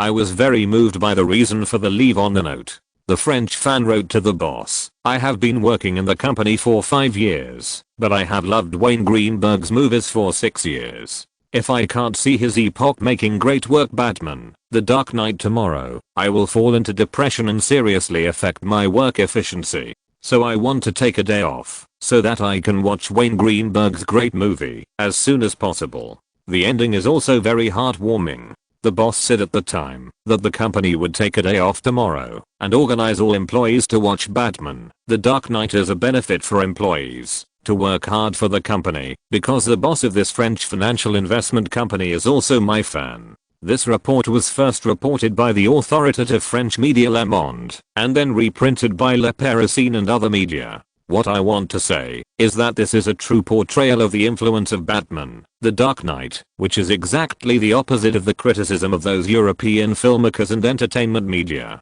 Believe me, someone lied to the public against their conscience. I dare to guarantee that this liar is not me. Wow, la, la, la. There was a round of applause from the reporters surrounding Wayne. This unusual situation also attracted more attention, including those reporters who were interviewing other people. Director Greenberg, what do you think is the reason why your European film colleagues slander you every time your film is released? As soon as the applause stopped, Tommy, a young intern reporter from The Hollywood Reporter, immediately continued to ask the previous question. Now the entire North American public opinion is full of reports on the horrible box office of Batman, The Dark Knight. These reporters all know that movie fans must be more interested in these gossips. Hey, let me think about how to describe it. Wayne shrugged his shoulders in a relaxed manner and said to dozens of recorders, usually, you will only make them scream if you hurt their interests. Batman, The Dark Knight is actually equivalent to a stone thrown into a dog pen. You know, the dog that barks the most and the most miserably means that it hits the dog's head, right? Oh, sorry, this is just a simple description. I'm also a dog lover. I hope everyone understands. The answer is too aggressive. Nina, who was not at all noticeable, shrank behind Wayne, stretched out her hand and gently poked the man's shoulder, and whispered a reminder in a voice that only the two of them could hear. Undoubtedly, if such remarks were put on the front page of entertainment by these media, it would definitely cause European media to criticize him again. It was too controversial. I know what I'm talking about. After responding in a low voice, Wayne looked at the reporters in front of him again. Since the release of Joker overseas, he has used the Hollywood film industry to break through the reserved territory of European filmmakers for the first time. Since then, every time his film is released overseas, it will be ruthlessly criticized by these old stubborn people who represent art. He does not care about the remarks of those clowns, but it does not mean that he is really good-tempered. He is more willing to use words to make those people upset. A rule that has begun to be recognized by everyone in Hollywood is that after entering the 1990s, as long as the film is a big hit in North America, it will also affect overseas regions. As long as the film is successful at the North American box office, it means that the box office in overseas regions will also be successful. At least there will be no flop. The main reason why this has gradually become a subconscious rule for people in the circle is that Wayne and Steven Spielberg used two films in 1993 to successively break through the theater market in various closed regions around the world. From then on, the theater market that saw the Hollywood film industry began to become a dumping ground for Hollywood films. This is also the main reason why the old men in the Academy are willing to pay such a grand treatment and invite four top directors such as Steven Spielberg and Francis Ford Coppola to present him with the golden statue. Most people in the circle are not surprised because they are also aware of Wayne's contribution to the entire circle. Think about it, the birthplace of film art, Europe, which has always been known as the hometown of art, has indirectly become a dumping ground for Hollywood movies because of him. How can those practitioners who only shoot naked women and slow-paced narratives of so-called art films not criticize him? Like Wayne Greenberg only uses vulgar means such as blood, violence, and large-scale as movie gimmicks to attract audiences. Wayne Greenberg is using dark film narratives to force global movie fans. Wayne Greenberg is a thoroughly vulgar commercial film director. Such comments have long been common in Europe, and it is not uncommon to even swear directly in newspapers. All the reasons were just because he trampled on the interests of those people. The interview in the airport hall lasted for a full half an hour. Only after the reporters got enough explosive points did Fang Wayne and his group leave with satisfaction. At the airport gate, after parting with the members of the core team behind the scenes, Wayne finally got on the car back to the manor. Everyone was very tired during this period. Flying around in major cities for a long time made everyone have dark circles under their eyes. After everyone simply greeted each other, they couldn't wait to temporarily finish their work and drove towards their homes. You only have 2 days of rest time. To be precise, there are still jobs that require you to make decisions during these 2 days. The car drove towards the top of Beverly Hills, and Nina's calm voice sounded, reminding him of his next work plan and schedule. During the time we were away from Los Angeles, many things that required you to make decisions personally were temporarily put on hold by Jimmy. Charlie's Angels needs to confirm the main actors as soon as possible, and Luke has basically assembled a behind-the-scenes team. Colin's backlog of financial reports all need your confirmation and signature. Warner Brothers has prepared a celebration party for the box office exceeding $500 million. It is prepared just for you. The specific date depends on when Batman: The Dark Knight breaks $500 million, but it will not be later than this weekend.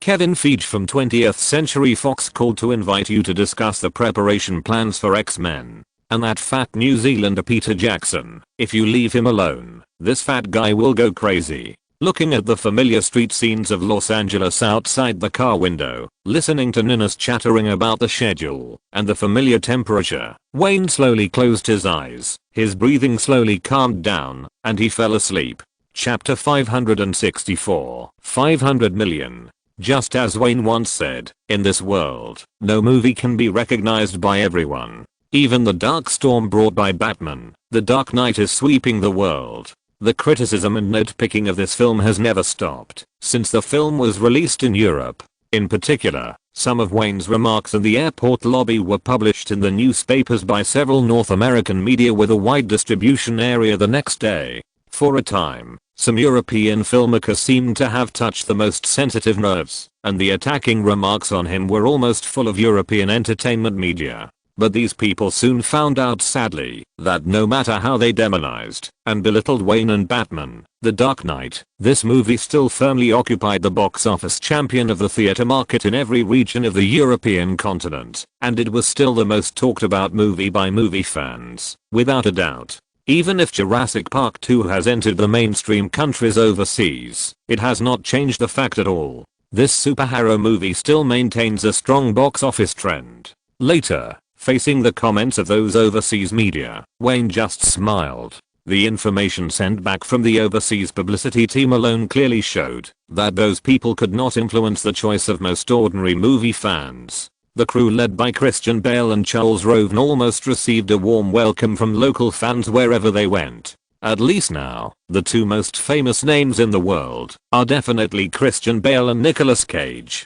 This overseas publicity trip has reached a high point since entering the UK. Christian Bale and other British local actors have received an extremely large amount of media attention here, which has ignited this highly anticipated group from the beginning. The subsequent trips to various European countries have still received unparalleled attention. Wayne has been paying close attention to the news sent back every day since the second day he returned to Los Angeles. Now he can basically guarantee the box office of Batman: The Dark Knight in North America. However, the box office height that this film can finally reach still depends on the performance achieved overseas. He was quite rational in this regard, and he deeply understood that with the current market potential in North America, the box office that could be contributed to Batman: The Dark Knight would definitely not explode like the previous 3 weeks. If he wanted higher and more box office numbers, he would need to stay in the theater market for a long time and show it for a long time to slowly accumulate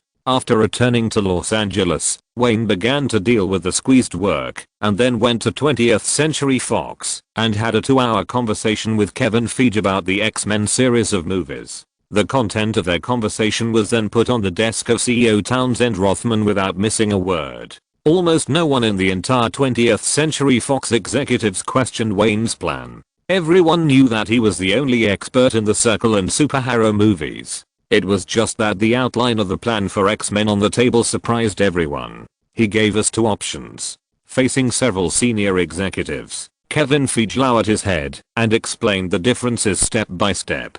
From his tone, there was no indication of preference for one option over another. The first option is more inclined to be similar to DC's long-term plan, using a traceable timeline from beginning to end, from the foreshadowing to the end of the first phase of the big plan, to connect stories and characters one by one. Several other heads of major departments in the office listened silently, with a document in front of each of them. Townsend Rothman listened to the explanation and watched it carefully. When he heard the end of the first phase of the plan, he gently waved his hand, interrupting Kevin Feige's next words, and whispered in a questioning tone, "It is this series of movies that starts with Wolverine and paves the way for the subsequent series of movies, while testing the market. Later, First Class will be launched, and then X-Men, right?" "Yes." Kevin Feige nodded and explained. Wayne's original words are that the character of Wolverine plays a very important role in the subsequent plot. Therefore, if this timeline plan is chosen, it is best to use this character as the beginning of the series of movies, so that the audience will have a certain understanding of Wolverine's life experience and background, and will not have too many doubts about this character occupying too many scenes in the future. Many executives nodded silently. Everyone can feel familiar with such a plan, because it is extremely similar to the arrangement of Wayne and Warner Brothers for the DC series. Looking at the Batman, The Dark Knight that is now popular all over the world, the balance in the hearts of most people has actually slowly tilted towards this plan. The same is true for CEO Townsend Rothman. In this plan in his hand, not only the main storyline of each movie is briefly and clearly given, but also the development plan on the timeline is given in a very easy to understand way. Starting from 1845, the young Wolverine discovered his ability. In 1861, Wolverine joined the army with his brother to participate in the Civil War. Then in 1917, Wolverine joined the army again with his brother to participate in World War I. Then it transitioned to First World War in 1944, when the young Magneto discovered his ability. Claw Schmidt killed Magneto's mother, and the young Professor X met Mystique. In 1945, Wolverine joined the army with his brother to participate in World War II. In 1962, the young Magneto accompanied Professor X to search for mutants, met Wolverine for the first time, the CIA established the X Department, and the Cuban Missile Crisis. From 1845 to 2024, it can be said that according to the way of advancing the timeline, while trying to justify itself, it is very feasible to introduce the main characters and main stories in X-Men. The benefit here is obvious, that is, through the foreshadowing of one movie after another, the audience can slowly accept this series, just like the current DC series, which has achieved success step by step. However, the time span of this plan is very long, so long that it takes more than 10 years to slowly build it one by one. Most of the executives present, who can guarantee that by then, they will still be in a high position in the company of 20th Century Fox. This is the only concern they are reluctant to say. Obviously, including Kevin Feige, they all thought of this at the first time. Our X-Men series is not like Warner Brothers, which has the advantage of the entire DC Comics in terms of integrity and selectivity. As an executive of the distribution department and a confidant promoted by Townsend Rothman, Terry obviously did not have so many concerns and said directly, "So, Kevin, go on to explain the other option." Nodding silently and seeing that no one objected, Kevin Feige sighed in his heart. He certainly knew that, if Wolverine was used as a prelude to the beginning of the series, the executives of 20th Century Fox would be under great pressure in terms of box office revenue. After all, Wolverine James Howlett's popularity among ordinary people is far less than that of Batman Bruce Wayne. The second option, what Wayne means is. With the sound of turning pages, Kevin Feige paused for a moment before continuing. Wayne means that without considering any long-term plans, we will focus on ensuring the success rate of the film.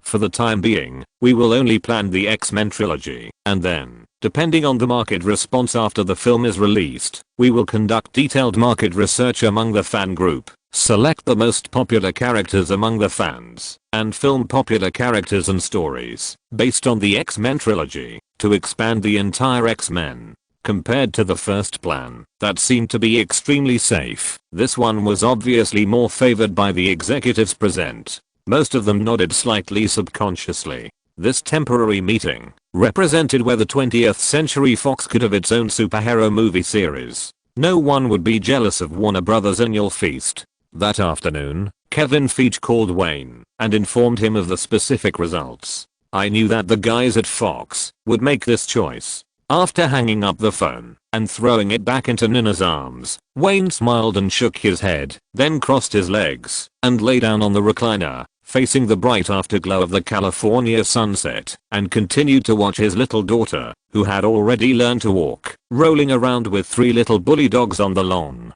The assistant shrugged her shoulders and continued to flip through fashion magazines, enjoying the rare leisure time, while occasionally looking up to see the little guy laughing and playing not far in front of them. Can it be said that 20th Century Fox's choice was short-sighted? Wayne understood very well that they abandoned the decision to start with Wolverine and directly launch the X-Men trilogy. Anyway, he had no obsession with this series, and the choice of the 20th Century Fox executives to produce the X-Men trilogy was more in line with the mainstream of this era, and more in line with the interests of that group of executives. In fact, from the planning of the film, Wayne's construction model of DC is an unprecedented movie universe method in Hollywood. It can be said that from the first Joker to test the market, introduce Batman, and then the Justice League, the first large section of the universe spanning many years was planned in one go. The overall planning idea took into account the consistency of logic before and after.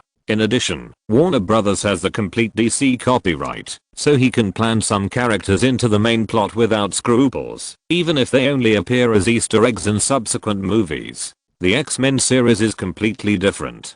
Since the executives of 20th Century Fox have chosen the trilogy model that conforms to the mainstream of this era, it is equivalent to abandoning the universe concept that Wayne tried from the source. Of course, doing so is also the easiest way to achieve results. Everyone knows that Wolverine is not as popular as Batman, and it is impossible for him to have a box office contribution from the sentimental effect of a large area of fans like Bruce Wayne. And the original time and space were the same. After the X-Men trilogy, Wolverine, who had super high popularity through a series of movies, was produced as an independent work by 20th Century Fox. Doing so can only be said to have its own advantages. For example, in the DC series, when the Justice League arrives after the foreshadowing, it is the carnival of the entire superhero universe. Such a universe planning has a clear big paragraph and a big ending to close a plot, promote the climax, and then open the story of the second phase of the universe. And the development of X-Men will make each film relatively independent and diversified. After all, this comic has a unique era background since its publication. After the development of film and television, it involves many topics. The more common ones are the Black movement represented by Martin Luther King and Malcolm. The former is moderate and the latter is radical, just like Professor X and Magneto. If you look closely, there are a lot of plots and discussions in the X-Men story, which can almost cover the situation of most disadvantaged groups in society. The only pity is that this series has basically abandoned this story feature and abandoned the thinking about disadvantaged groups in society when it developed into Apocalypse and Dark Phoenix. However, this is not something Wayne can change. After all, he just wants to make a quick buck and then rely on the copyrights of the 2 Marvel characters to see if he can get some bargains from 20th Century Fox in the future. The DC series of movies will be the focus of his work for many years to come. After 20th Century Fox made the decision, it acted very quickly. Kevin Feige immediately contacted director Bryan Singer, based on Wayne's opinion, and began to form a complete behind-the-scenes filming team with the convenience of 20th Century Fox, a media group. Wayne certainly knows why they are anxious. The summer season has magnified the box office revenue capacity of superhero movies, and all production companies have seen it. 20th Century Fox must want to produce a finished film as soon as possible and then release it in the summer season next year. Look at the current Batman, The Dark Knight. This movie is still in the leading position in the cinema market. After entering the working day, it took in $6.28 million, $5.66 million, $5.07 million, and $5.02 million again in 4 days. The total of 4 working days is $22.03 million.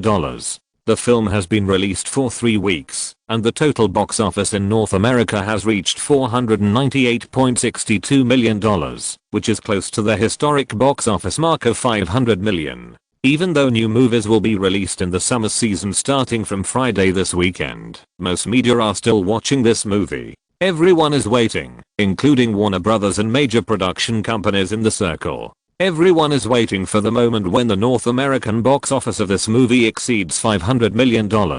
Compared with the North American cinema market, which has consumed 90% of its market potential, the overseas journey of Batman, The Dark Knight can be said to have just entered the peak. So far, the UK has contributed more than $55 million to the film's box office, Australia $29 million, Germany $21 million, France $18.5 million, South Korea $18 million, Mexico $17.6 million, Brazil, Spain, Japan, Italy, according to the news released by Warner Brothers through its media.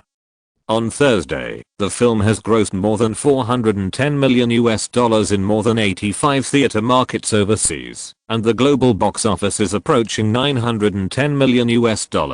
Although Batman, The Dark Knight has gone through the hottest 2 weeks in the markets of most mainstream countries, with the film's global popularity, more and more countries and regions are still joining the ranks of screening this film. After another Friday, the summer season has officially entered the rhythm that everyone is familiar with. Perhaps because Batman, The Dark Knight and Jurassic Park 2 have occupied the schedule for too long, there are quite a few films that choose to be released this week. The first one is Sony Columbia's My Best Friend's Wedding, which premiered grandly at the Hollywood Shrine Theater on Friday night. Also premiering at the same time are Paramount's The Groom Runs Backwards, Universal Pictures' The Last Jackal, and Buena Vista Pictures' Savage City. Obviously, everyone knows that even Batman, The Dark Knight, which performed extremely strongly in the past few weeks, has entered a node where it needs time to accumulate box office revenue after a long period of screening. Now is the normal competition situation of the summer season.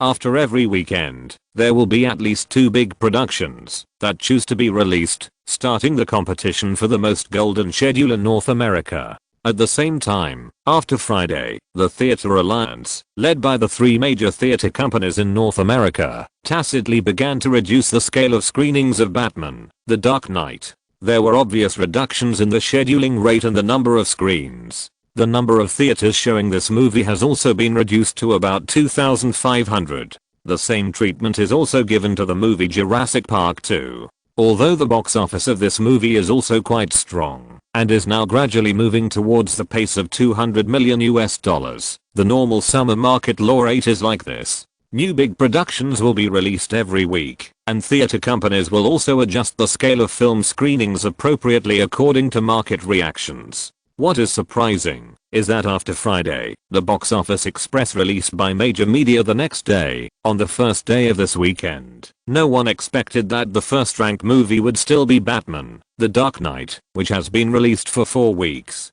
This weekend, the North American cinema market welcomed the premiere of many films, but the overall market did not show a sustained upward trend. The first place in the box office on Friday was still Batman, The Dark Knight. After earning $5.02 million on Thursday, the film welcomed an increase in the number of viewers on Friday night, closing at $7.57 million on the day. The cumulative box office in North America has officially crossed the $500 million mark, reaching $506.19 million. Judging from the current box office trend, this is far from the box office drop point of this film. The second place on Friday was the film My Best Friend's Wedding, released by Sony Columbia. The film performed well after its release and earned $7.21 million on the day. Data released by several third-party authoritative forecasting companies showed that the box office of this film in the first weekend would not be less than $21 million, and there is a great hope that it will break the first weekend box office record of North American romantic love films. The third place was Universal Pictures' Jurassic Park 2, which closed at $6.54 million. After its release, this film has been under great pressure from Batman: The Dark Knight, but it has always had a strong audience. Halle Berry put down the newspaper in her hand, looked at the man who was concentrating on driving in the front driver's seat, and asked in a low voice, "Jimmy, are you sure you don't know why Wayne contacted me? You know, he hasn't contacted me for a long time. Hey, what's that expression on your face?" Jimmy, who was driving, slowed down the car and saw the other party's complicated expression from the rearview mirror. He said in a teasing tone, "I swear, this will definitely not be a bad thing. At least from the tone of Nana's call to me, I can hear that it is a good thing. Maybe Wayne wants to invite you to the cocktail party specially held for him by Warner Brothers tonight." Halle Berry shook her head slightly, pursed her lips, wanted to say something, but chose to remain silent. In her opinion, the man would never think of her for no reason, and at a time when his work had unprecedentedly earned $500 million at the box office. In fact, the man helped her a lot. Now she can occasionally audition for the main supporting roles in some projects, because the producers of those projects are looking for Jimmy to take her there. Behind the scenes, they are still giving Wayne face. Even though she knew that, as long as she continued to please the man, she would have many more opportunities in the circle, she was still hesitant and never took the initiative to find him once. The most fundamental reason was that she was still subconsciously afraid of the manor and even the luxurious master bedroom. A few years have passed, and she still remembers how she left that morning covered in bruises. Among all the women, Halle Berry is definitely the only one who has seen the beast in that man's heart. She knows very well that the media's slander of him for abusing women in the past 2 years is not fake at all, at least not in her case. Now she is full of uneasiness, wondering if the man suddenly thought of her again and missed the days when she let him do whatever he wanted. The main reason is that she doesn't know how to refuse him at all. After all, over the years, the reputation of suspected relationship with Wayne Greenberg has allowed her to avoid more than 90% of the troubles in this circle. No one in the circle is willing to take the risk of offending the dark madman who ranks among the top in Hollywood power because of a beautiful black girl. When the car came to the end of Mulholland Drive, passed the security check, and turned into Greenberg Manor, the uneasiness did not disappear from her body until she saw the other party sitting under the awning on the lawn, smiling and playing with her daughter and dog. She breathed a sigh of relief and followed Jimmy's footsteps to walk towards him. "Hey, little Fendi, you are growing up so fast."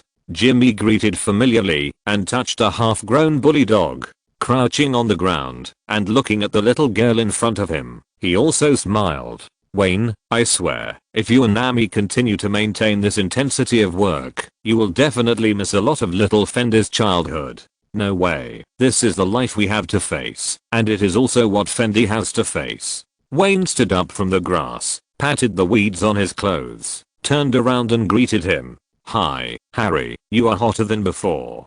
Halle Berry nodded slightly. "Congratulations, Wayne, you have become the only $500 million man in Hollywood." As they were talking, they came to the recliner. After sitting down, Wayne said without any nonsense to the Black Beauty, who was puzzled, "20th Century Fox will be conducting auditions for X-Men soon. You can go back and look up the relevant information in comics, mainly Storm.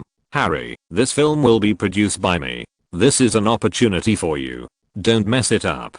If you mention X-Men, the first person that comes to Wayne's mind is of course Wolverine, but the next one to appear is Storm. This role plays a vital role in Halle Berry's career. He didn't want any accidents to happen, so he chose to call Black Beauty in advance, so that the other party could prepare for the relevant auditions as soon as possible. Chapter 565. Sometimes there is not enough time. To some extent, Halle Berry's mood at this time is quite complicated. She certainly knows what it means to play the main role in the X-Men series of movies. This is an opportunity that countless actresses in the industry would like to miss, but it just happened to fall on her head. The other party's meaning is very clear. To make relevant audition preparations for a project that is destined to cost no less than $100 million.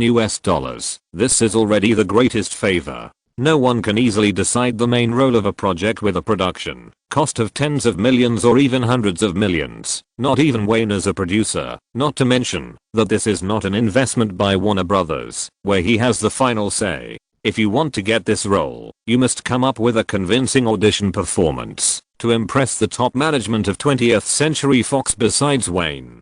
This is Hollywood, with a complete set of perfect commercial film operating rules. If you can't come up with an audition performance that meets the basic shooting requirements of the film, even with the care of the producer, 20th Century Fox will not sign an actor contract with her. Moreover, more importantly, if the audition performance did not meet the film's requirements, Wayne would never risk hundreds of millions of dollars for her. Holberry believed that she was not worth that price. Not to mention her, no woman in the whole Hollywood was worth that price. Do you need me to say thank you? Looking at the little Fendi who was being watched by the nanny, Holberry lowered her voice, not caring about Nina and her agent Jimmy who were flipping through magazines, staring into the man's eyes and said, "My phone is on 24 hours a day, you can call me anytime, as long as I'm in Los Angeles." The moment she said these words, she knew that she had compromised again. A big project worth hundreds of millions of dollars that had been hyped for who knows how long in the circle made her have no instinct to refuse at all.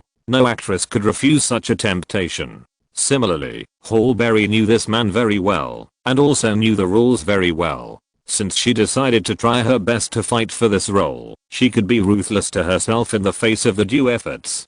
Harry. Wayne smiled and shook his head, knowing that the woman had misunderstood him. This time, he really didn't want to use this role to get anything from her. He just wanted to make her famous as soon as possible. After all, this black beauty was the most beautiful African American woman in Hollywood. Moreover, her agency contract was signed with Jimmy's studio, and he was one of the bosses of this agency. Since there was an opportunity, there was no reason to let this black beauty keep an awkward position in the circle. Whatever you think, Wayne was also a man, and a man with strong hormones.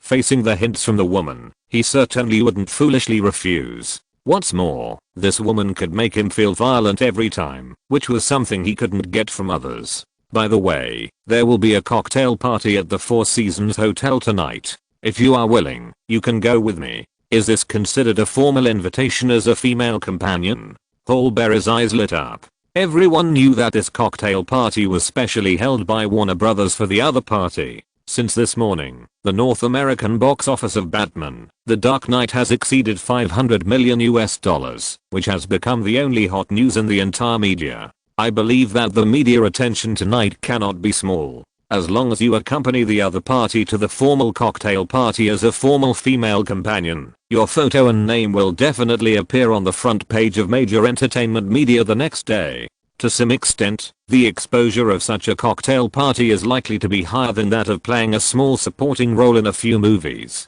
You know, the opportunity to accompany this man to formal occasions is usually a treatment that Naomi Watts has. If you think it counts, then count it. Wayne waved his hand and glanced at Holberry with a squint. He was too lazy to explain too much.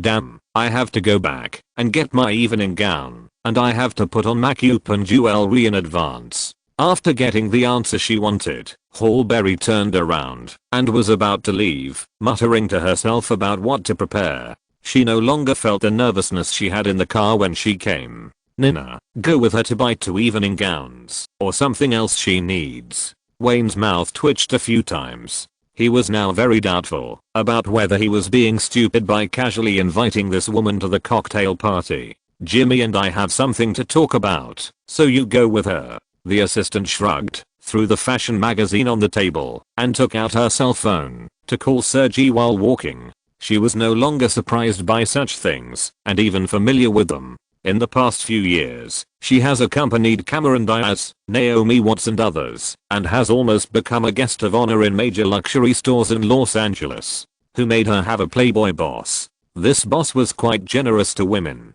She understood very well that, as long as those women could please him, this man didn't mind spending some money to make those women happy. It can be seen that this black pearl is a little afraid of you. Looking at the backs of the two women leaving, Jimmy took out a bottle of beer from the ice bucket beside the table, unscrewed the lid, tilted his neck, and drank most of the bottle, and then let out a refreshing beer burp.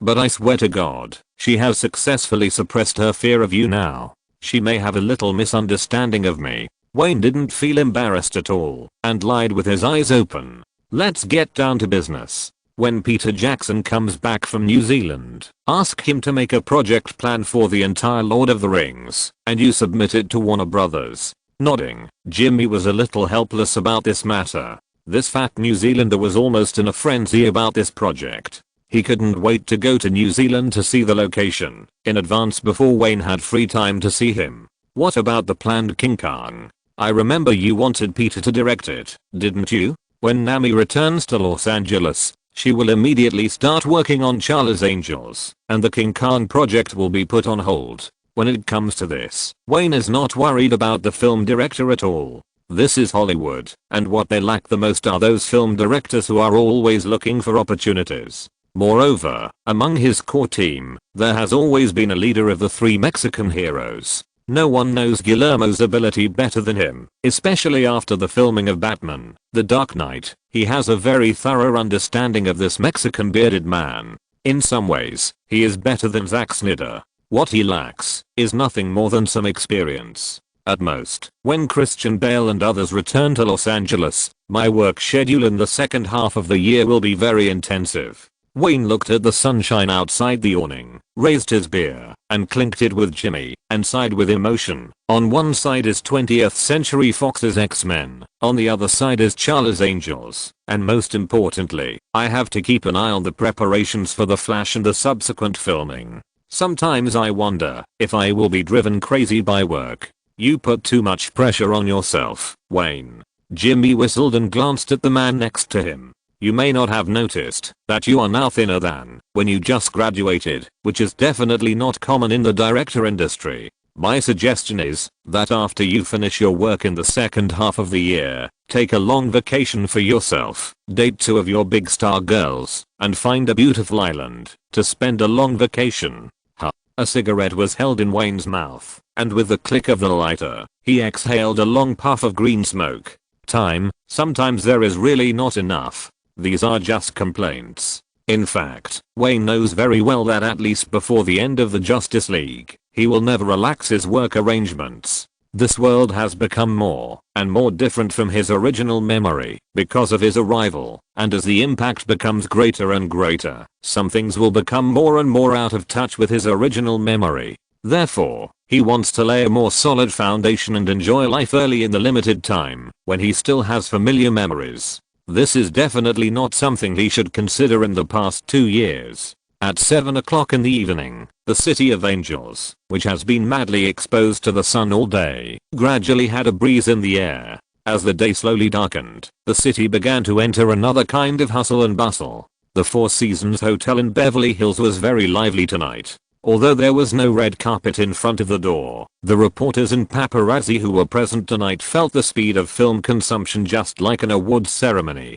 The celebrities invited by Warner Brothers and the small actors who wanted to enter this high-end cocktail party through connections. Whenever a car was heard at the door of the hotel, the reporters and paparazzi would frantically press the shutter of the camera. The protagonist is here. That's Wayne Greenberg's car. I don't know who shouted first. Dozens of reporters were directly plunged into a frenzy, even if the hotel security personnel tried to stop them. The car that had just stopped at the door was tightly surrounded by the crowd.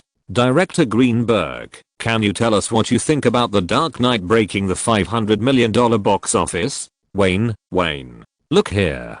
Hey, Wayne, there is news that you have officially started working on the film and television production of the X-Men series. Wayne, do you have a conflict with Naomi Watts? Why did you bring Holberry today? As soon as the doors of the cars opened a crack, reporters couldn't wait to throw out countless questions. Sergey threw the car keys to the security personnel immediately, spread his long legs, squeezed to the door in a few steps, and stared at the reporters in front of him with fierce eyes. Chapter 566. Only great opponents can create great works. Wayne lowered his head at the entrance of the hotel, moving forward under the escort of surgery and the hotel security. However, at a window on the second floor, 3 pairs of eyes had been firmly fixed on the Rolls-Royce Phantom since it arrived. "Tom, are you sure?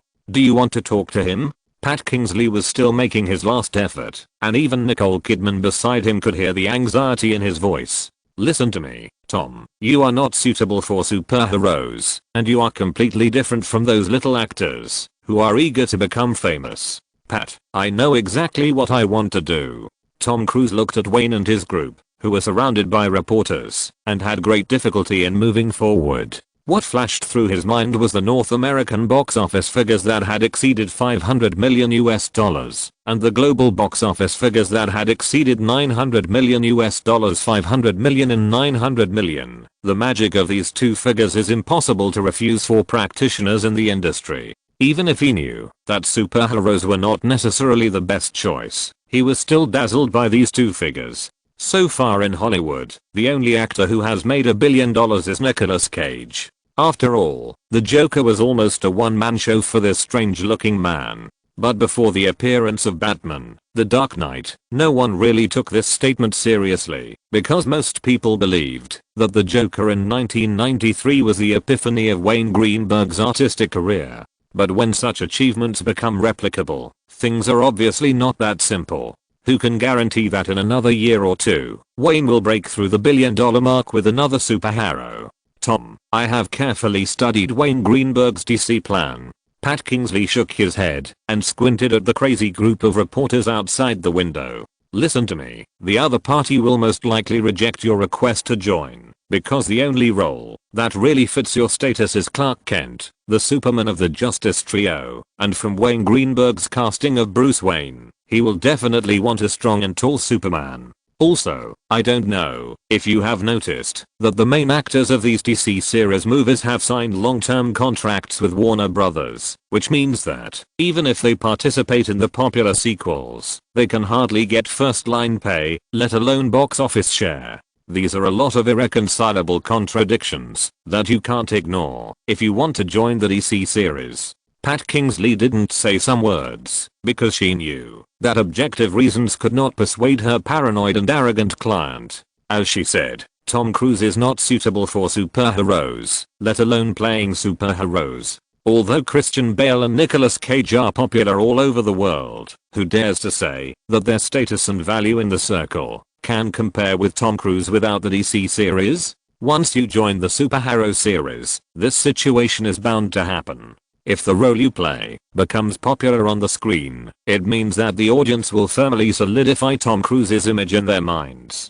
But if it doesn't become popular, why bother to participate? Speaking of it, whether it is from the external conditions or from Tom Cruise himself, choosing to join the ranks of superheroes is completely impossible. I believe Wayne will come up with a solution. Pursing his lips hard, Tom Cruise responded in a low voice, and after saying that, he turned around and walked towards the banquet hall regardless of Pat Kingsley's shaking head. In fact, in Tom Cruise's heart, he knew that it was impossible, but this was the best way he had thought of to change his situation during this period of time. So far, the evaluation of him by film critics has always been selling his face, being handsome, lacking acting skills, etc. Even the movie Mission Impossible, which was a great success 2 years ago, still cannot escape such bad reviews. Even some audiences have the same impression of him, as if everyone turned a blind eye to the North American box office of $180 million and the global box office of $450 million.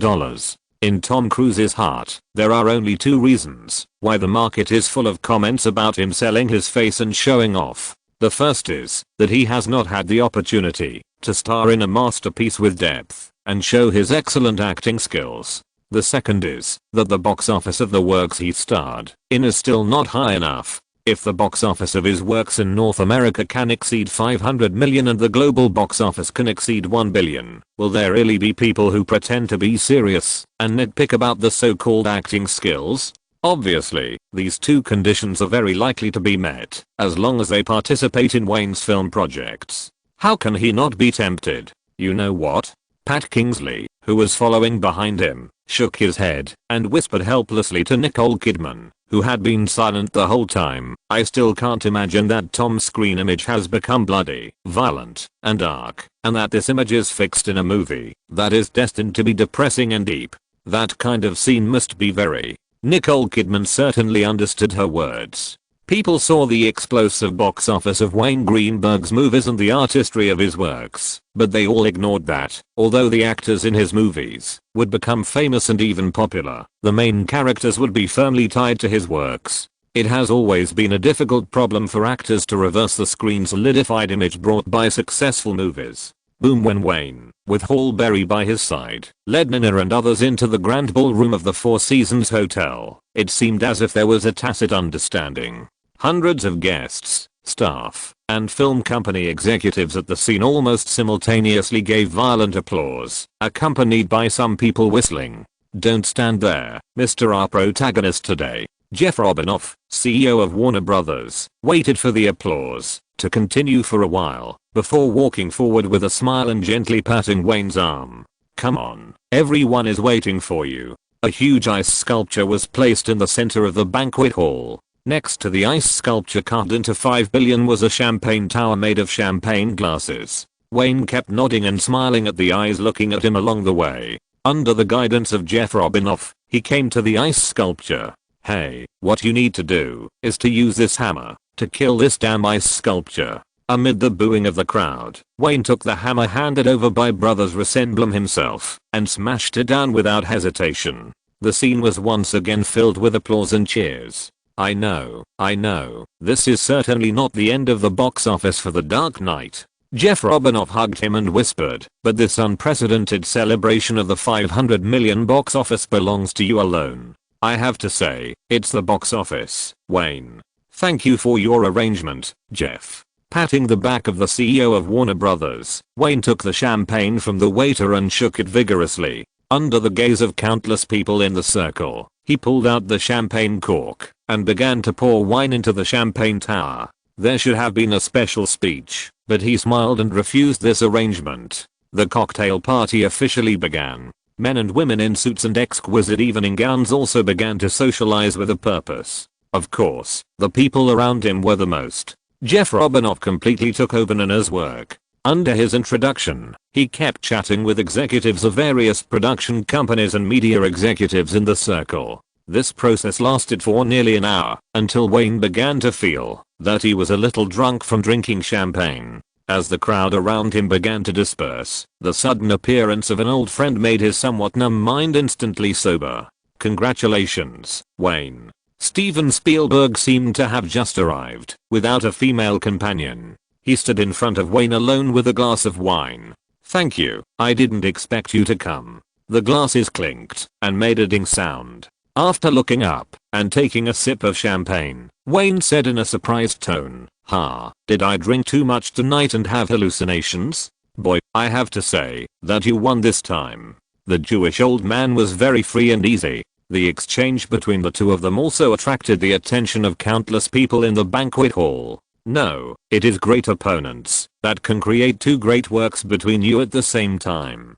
Before Wayne continued to greet, Bruce Resemblim came over, stretched out his right hand to shake hands with Steven Spielberg, shrugged, and said in a teasing tone, Jeff is waiting for you in the lounge, Steven. Wait a minute. The good old Jewish man smiled and shook his head, looked at Wayne, and said, I heard that your studio is preparing a film with a female protagonist. Hey, you can consider Drew. You worked very well together in it. Believe me, she is a very good choice. Steven, the main role has been decided. Hearing the name Drew Barrymore, some bad memories directly occupied Wayne's mind. As long as he thought of the filming of it, this lawless girl took a group of young actors and hid in the Macute trailer to smoke leaf tobacco. He instinctively refused. Unless she is willing to play some small roles. Nodding apologetically to Steven Spielberg, he directly extinguished the rebellious girl's hope of joining the Charlie's Angels crew. Okay, I still have something to talk to Jeff about. Let's find a chance to talk again. Steven Spielberg did not force it. Under the guidance of the waiter, he walked towards the lounge. Sometimes I have to say that this old man really spared no effort in helping his godchildren. The good reputation of Drew Barrymore for filming it a few years ago has long been ruined by his bastard private life in the past 2 years. Even Wayne, who is obsessed with work, has heard about this. He came here today, mainly to discuss the subsequent film distribution issues of DreamWorks with Jeff. Bruce Rosenblum waited for the other parties back to disappear before explaining in a low voice with a glass of wine. Obviously, the little competition between you is not as important as the life and death of DreamWorks.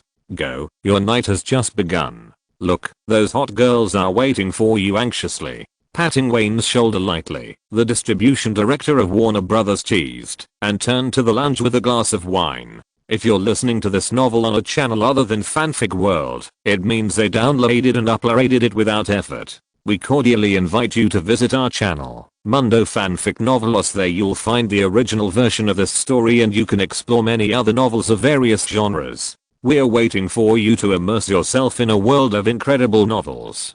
Chapter 567. There is still truth. Don't forget Iron Man. The moment Bruce Rosenblum left, Halle Berry immediately put down the wine glass in her hand, walked a few steps to Wayne's side, and gently took one of his arms. She had long discovered that there were many women staring at Wayne in this huge banquet hall tonight. But before she could say anything, someone who was obviously coming for them appeared in front of her again. Our $500 million director. Hey, it's really not easy to wait for you to be free. A man in a suit and leather shoes walked over from the side in a cheerful voice. He was not tall, but he was holding a woman who was taller than him, and behind him was a woman in a professional suit like a shadow. Damn, Tom, I'm a little drunk. Wayne let go of Halle Berry and hugged Tom Cruise. Thank you for coming. After letting go of Tom Cruise, he looked at the woman next to him. Good evening, Nicole. Good evening, Pat. Nicole Kidman wore a red low-cut evening gown tonight. Compared to her husband who was a little shorter, her tall figure was set off by the short skirt like a model at the Fashion Week.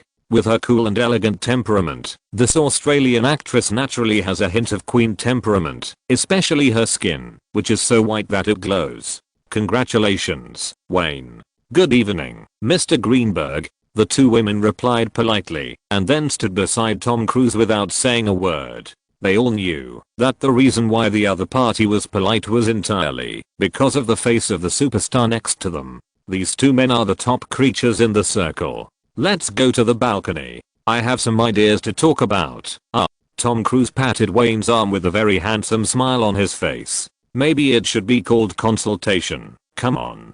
Shrugging at the few people, Wayne smiled and walked towards the hotel balcony with Tom Cruise. The two men took the lead. Along the way, he had been secretly observing the couple. If nothing unexpected happened, the story between the two would be more exciting than a movie. Compared with Nicole Kidman, who was tall, cold-faced, and pale-skinned, Tom Cruise was obviously shorter at this time, but he looked more handsome in reality than in Mission Impossible. Especially with the contrast of a tough suit, his whole body was filled with a sunny temperament. Putting aside the well-known paranoia, arrogance, and other personality factors, just relying on this face, he was definitely born to eat the big screen. There is one thing that even Wayne had to admit, this face was one of the best box office guarantees in the 1990s. Unlike Tom Hanks's face, which made people feel trustworthy and honest at first glance, this face was purely handsome with sunshine, and it was a typical handsomeness that was extremely in line with Western aesthetics.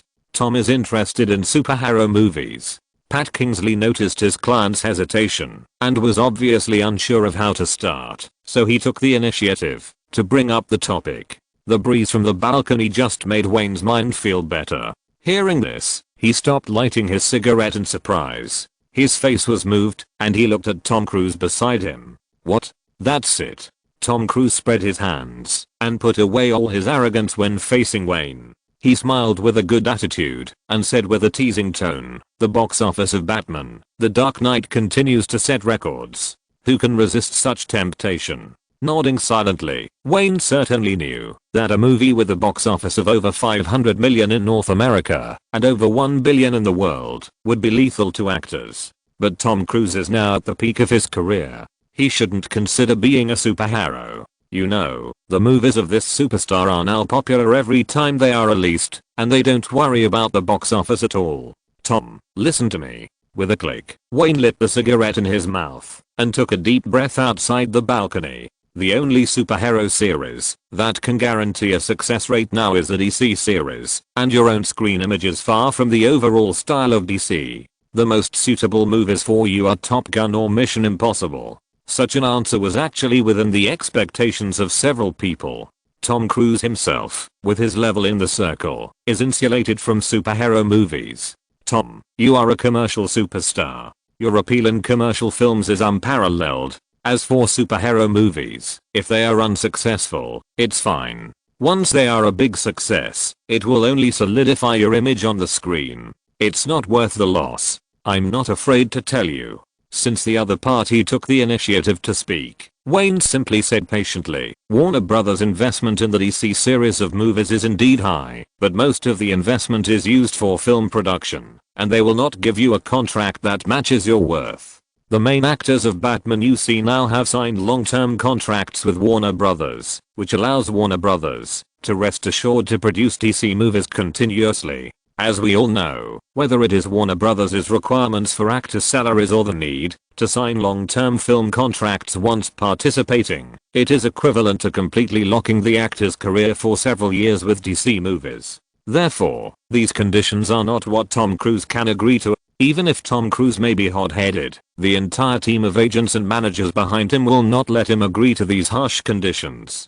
To put it bluntly, Tom Cruise is not one of those small actors. He is a rare member of the 20+20 club in the circle. As long as he wants, there are many production companies that will pay him a large sum of money to make a movie, and he doesn't even bother to pay attention to those harsh conditions. Is there no superhero movie that does not require a long contract and exists independently?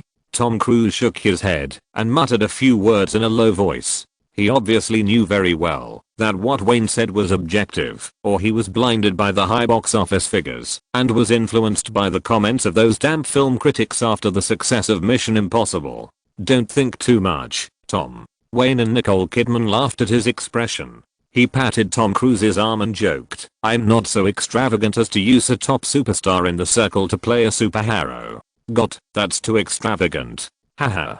Boss, it's true. Just as they were all smiling and about to end this topic and start discussing when to go on vacation together, Nina, who had always been ignored, pulled her boss's clothes and whispered, there is a hero who really meets the conditions that Mr. Cruise just mentioned. Wayne looked surprised. Who? Tom Cruise also looked at the assistant. Superman? Nicole Kidman asked puzzledly at the first time. No, it's Iron Man. Nina looked at the few people, habitually raised her hand to push the glasses on her nose, and said, Iron Man Tony Stark. Hearing the term Iron Man, Wayne gently scratched his chin with one hand and nodded silently. He figured out Nina's plan in an instant. It was related to a joking promise from Marvel. Using Tom Cruise to play Iron Man was appropriate in every way. A second-tier hero? Pat Kingsley frowned immediately, his face becoming very ugly. No, this doesn't fit Tom's status. Hey, Pat, don't be impatient. On the contrary, Tom Cruise himself showed considerable interest. He immediately stopped his agent from saying anything and looked at Nina curiously. Ms. Clean, can we talk about it in detail? The assistant looked at Wayne first and waited for him to nod slightly before she continued. First, the copyright of Iron Man Tony Stark is in the hands of Greenberg Studios. We can invest on our own without having to look at Warner Brothers' face. Second, don't you find that Mr. Cruise is almost in line with the sunny handsome billionaire and other personalities? Even if there are some inconsistencies, we can modify it according to Mr. Cruise's image when adapting the script. Third, and most importantly, we can completely focus on Mr. Cruise and only produce a trilogy series. This is a separate superhero movie. No matter how popular it is, after it is released, it has nothing to do with other movies. Similarly, this is also the best solution to reduce the solidified image on the screen. After all, who stipulates that we must shoot 3 consecutive Iron Man movies? Her words directly made everyone present fall into thinking. Obviously, Nina's proposal is very feasible. Independent investment does not have to accept the harsh conditions of Warner Brothers. Although Tony Stark, the Iron Man, is a second-tier superhero, his personality is quite consistent with Tom Cruise. The most important point is to plan a trilogy or two-part series in advance, but to release Iron Man movies in succession. It is entirely possible for Tom Cruise to finish one movie, wait for a year or two, wait for the market to brew, and wait for fans to reach their highest expectations before continuing to shoot the next one. This is the most effective way to delay the solidification of his screen image. Moreover, the subtext of this proposal is our own investment. This our own certainly includes Tom Cruise. If he also becomes one of the investors and producers, it means that there is a better solution to the problem of pay. You know, bringing money into the group has always been one of the most common funding solutions in Hollywood. This proposal is great. Tom Cruise was the first to speak. The handsome guy showed his signature sunny smile and nodded to Nina, who looked ordinary. At least, it is very feasible. After speaking, he turned his head and looked at Wayne, who was still thinking. What do you think? It seems that maybe we can really cooperate with each other. Chapter 568 Black and White, the same taste. The group of people talking on the balcony has always attracted the attention of countless people, especially those women who are looking for opportunities. At the beginning, Wayne was always busy with social events, and those who were able to greet and toast with him were almost all bigwigs in the circle, which made many people wait for the opportunity after his social events. Maybe for Wayne, this is a party for Warner Brothers to please him and also to show off his muscles to the circle. But for those young actors who tried their best to get in and look for opportunities, this cocktail party is their most important task. Obviously, Halle Berry did not give these impatient girls a chance. She came up to Wayne as soon as he finished socializing. Later, the appearance of Tom Cruise and his wife made these girls who have been looking for opportunities even more discouraged. No one would be stupid enough to disturb them at this time. You and Naomi Watts are friends. This is very important. In a corner of the banquet hall, a white female agent in a suit and skirt whispered while observing the movements on the balcony. Kate, as soon as the conversation over there is over, find a chance to go over.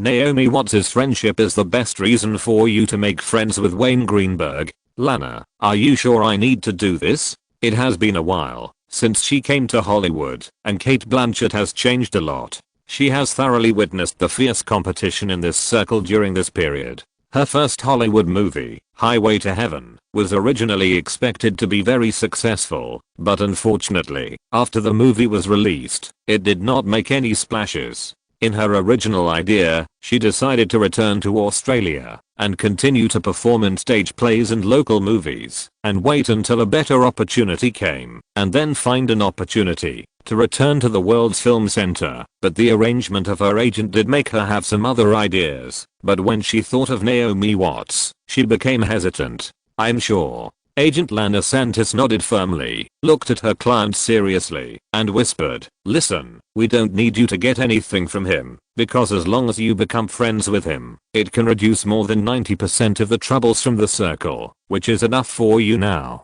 As long as she thought of the hints, explicit suggestions, and inexplicable competition from those pot-bellied producers and film company executives at the audition site, Cate Blanchett nodded silently. Of course, she knew the rules of this circle. If she could get what she wanted, she didn't mind taking off her clothes to those disgusting producers or film company executives at all. If the other party could give a positive promise, she didn't mind trying to cooperate and please the other party. However, in the words of Agent Lana Santis, those disgusting guys are mostly a group of untrustworthy assholes. Even if they turn their backs on them afterwards, they have no way to deal with them, just like Harvey Weinstein, who showed her crazy kindness a few days ago. If it weren't for this party, she would have decided to return to Australia. Let's put it this way, if Wayne Greenberg's name can eliminate those headaches, who wouldn't want to stay in the World's Film Center? Go. It seems that their conversation is about to end. Just when Cate Blanchett was stunned, her agent Lana Santis pushed her. It's up to you next. I can only do so much. Remember the information about Wayne Greenberg? On the balcony, Wayne and Tom Cruise's seemingly casual conversation did come to an end. Even if Tom Cruise was very interested in superheroes, when the topic inadvertently came to specific matters, both sides began to be vague at the same time. Make a plan, Wayne, and let the staff discuss the specific matters when the time comes. I also have to deal with some work at hand. Tom Cruise shrugged, obviously not wanting to talk about specific matters involving the distribution of interests. He was absolutely smart and knew that it was not appropriate for the two of them to talk about these things. Once they blushed over matters related to interests, it would only hurt the friendship that they had accumulated. Okay, I'm afraid it will take some time. You know, I will be very busy during this period. Wayne smiled and clapped his hands with him. He agreed to the intention of this matter, even if it was successful. Of course, he also knew that when it came to interests, everyone was a complete fox. Even if the intention of this project could really be realized, there would be some discussions next. Looking at the Cruise couple and Pat Kingsley, who walked back to the center of the banquet hall and started socializing again with their glasses in hand, Wayne stayed on the balcony and thought for a while. Until the cigarette in his mouth burned out, he silently raised a thumbs up to Nina and turned around with Hallberry to leave. My god. Just as the few people stepped out of the balcony, a sharp exclamation sounded, and then a tall blonde woman stopped at the moment she was about to bump into Wayne. The woman's face was a little panicked, as if she was startled by a group of people who suddenly appeared from the corner. One hand gently patted her chest, and at the same time, her eyes ignored Hallberry and looked at the man in front of her. Sorry, Mr. Greenberg, I didn't see you guys coming out. It's okay. Wayne suddenly smiled. Even a fool would know that this was not a coincidence. He began to look at the woman in front of him from top to bottom with great interest. Her long golden hair was draped over her shoulders, not tied up high like most female stars. She was wearing a red low-cut backless dress style evening gown. The skirt was not long to begin with, but the slit was very high. Even if she stood there without moving, she could vaguely see her straight and slender thighs. TSK.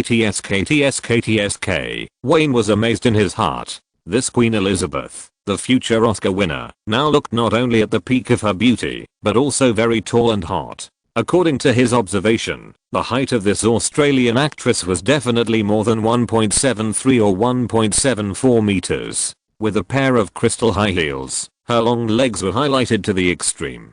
Good evening, Mr. Greenberg. I'm Cate Blanchett, and I'm a good friend of Nami. Of course, the woman noticed the man's gaze at the first time, which gave her considerable confidence, and she took the initiative to extend a white and slender palm. It's an honor to meet you. Well, it's nice to meet you. It turns out that you are Nami's friend. Wayne shook off the arm that Hallberry was holding, stretched out his hand and shook hands with the future Oscar-winning actress in front of him, with a playful expression on his face, and said, Cate, you can call me Wayne, my friends call me that. You are so beautiful tonight. Thank you, Wayne. Cate Blanchett directly ignored Hallberry's B****H lip shape and maintained elegance on the surface. She held the man's fingers, but inadvertently scratched the man's palm lightly. You know what? I seem to have a very good relationship with Australia. After feeling the movement of the woman's fingers, Wayne's smile became even brighter, and he didn't care that they were still on the balcony and began to greet each other. I went there for a vacation, a self-driving tour that was like a dream. It's really a beautiful country. Facing the woman, he began to use his skills of brazenly telling lies, just like Naomi Watts drove all the way on that self-driving tour, and he didn't mention a word. Really? Cate Blanchett was very smart and immediately took advantage of this topic to say, Australia is indeed very beautiful. If you have the chance, you should try hunting. There is also the more special kangaroo meat. Hunting, maybe you can teach me next time, if you have the chance. Wayne shrugged, not embarrassed at all. In Los Angeles, I don't have the opportunity to touch a gun easily. Of course, every Australian knows some hunting skills, and I'm no exception. Cate Blanchett glanced at Hallberry and Nina behind the man. She knew that this black beauty was the other party's official female companion tonight. Just as she was worrying about what to talk about next, Wayne unexpectedly leaned forward, closed the distance between him and the woman, and whispered an invitation with a smile on his lips. I'm very curious about hunting. How about we go to another place and discuss the techniques? The sudden invitation obviously made Cate Blanchett stunned for a moment. Before she could react, the man blew a breath in her ear very skillfully. Then he took her hand and led the way forward. As if he suddenly remembered something, Wayne stopped again, tilted his head, and looked at the two women behind him. After a brief thought of 3 or 2 seconds, he waved to Hallberry. After the black beauty came over in surprise, he unceremoniously put his left hand around her waist, held Cate Blanchett's hand with his right hand, and strode towards the elevator of the banquet hall. Damn, Wayne is a real winner in life. Bruce Rosenblum held a glass of red wine, looked at the backs of Wayne and his group, and sighed that all men understand. Wow, black and white, still with delicate faces, tall and hot bodies like models. Wayne's taste has never changed. Jeff Robinov's voice was also full of ridicule. Steven, your friend is going to enjoy the spoils. Steven Spielberg shrugged his shoulders and did not pick up the topic again. The main purpose of his coming here tonight has been achieved. The details of DreamWorks' next film distribution plan have been negotiated, which makes him more satisfied than anything else. Wayne's process of hugging the two women and walking up the elevator was seen by countless guests in the banquet hall, but he didn't care at all. He took the two women and walked directly into the car from the back door of the hotel and drove towards Greenberg Manor. There are reporters following us. Before the car left the hotel for a long time, 2 motorcycles followed up, and Serge's reminder sounded from the driver's seat at the same time. Boss, should we get rid of them? Let them be. Wayne didn't care about the paparazzi at all. He was just impatient to ask Queen Elizabeth for some hunting skills. Oh, there happened to be a ready-made prey nearby. It seemed that this Black Pearl did not object to this hunting game. Chapter 569 Hollywood, Sneer. At midnight in Los Angeles with moonlight and clear weather, the entire Greenberg Manor returned to its peaceful state. Except for the brightly lit main building of the villa, the occasional flash of lights throughout the manor represented the security personnel who were still on duty. There was no other noise, and it was completely asleep. A few light footsteps sounded, and Wayne, wearing a loose bathrobe, holding a bottle of red wine in his hand and a half-burned cigarette in his mouth, walked from the wine cellar on the first floor to the living room on the first floor. Why did you come down? Tilting his head, Wayne took the cigarette from his mouth, flicked the ash at the flower pot beside him, and looked at the black beauty standing by the fireplace in the living room with some surprise. In his memory, the impatient battle, just after returning from the Four Seasons Hotel, ended only after this woman begged for mercy. He thought that this prey was exhausted. Hallberry was also wearing a simple bathrobe, with her hair scattered casually. When she heard the voice behind her, she turned her head and shrugged. It's too awkward for me and that woman to be alone together, and you haven't come back for a while, so. You two were very ruthless to each other just now. Thinking of the battle that ended more than 20 minutes ago, Wayne immediately felt that the fire in his heart was rekindled. This black and white, taken alone, may not make him feel special, but when black and white are placed side by side, I believe that few men can remain calm. What are you looking at? He staggered a few steps behind the black beauty and found that the woman was staring at the display cabinet next to the fireplace. There were several small golden men standing quietly inside. Under the illumination of the specially designed small lights, they were always shining with dazzling golden light. This is the Oscar statuette. Ignoring the man next to her, Hallberry looked at the representatives of the highest honor of the Oscars, with a gleam of desire in her eyes, and hidden in them, there was also a trace of ambition that was not easy to detect. I thought the Academy would really make these things into gold, but I didn't expect that the craftsmanship of these little golden men is completely unworthy of the honor they represent. Leaning on the back of the sofa behind him, Wayne's mouth curled up, and with a smile on his face, he raised the hand holding the red wine, pointed in the direction of the best direct little golden man, and said without hesitation, "How is it possible? You are right about one thing.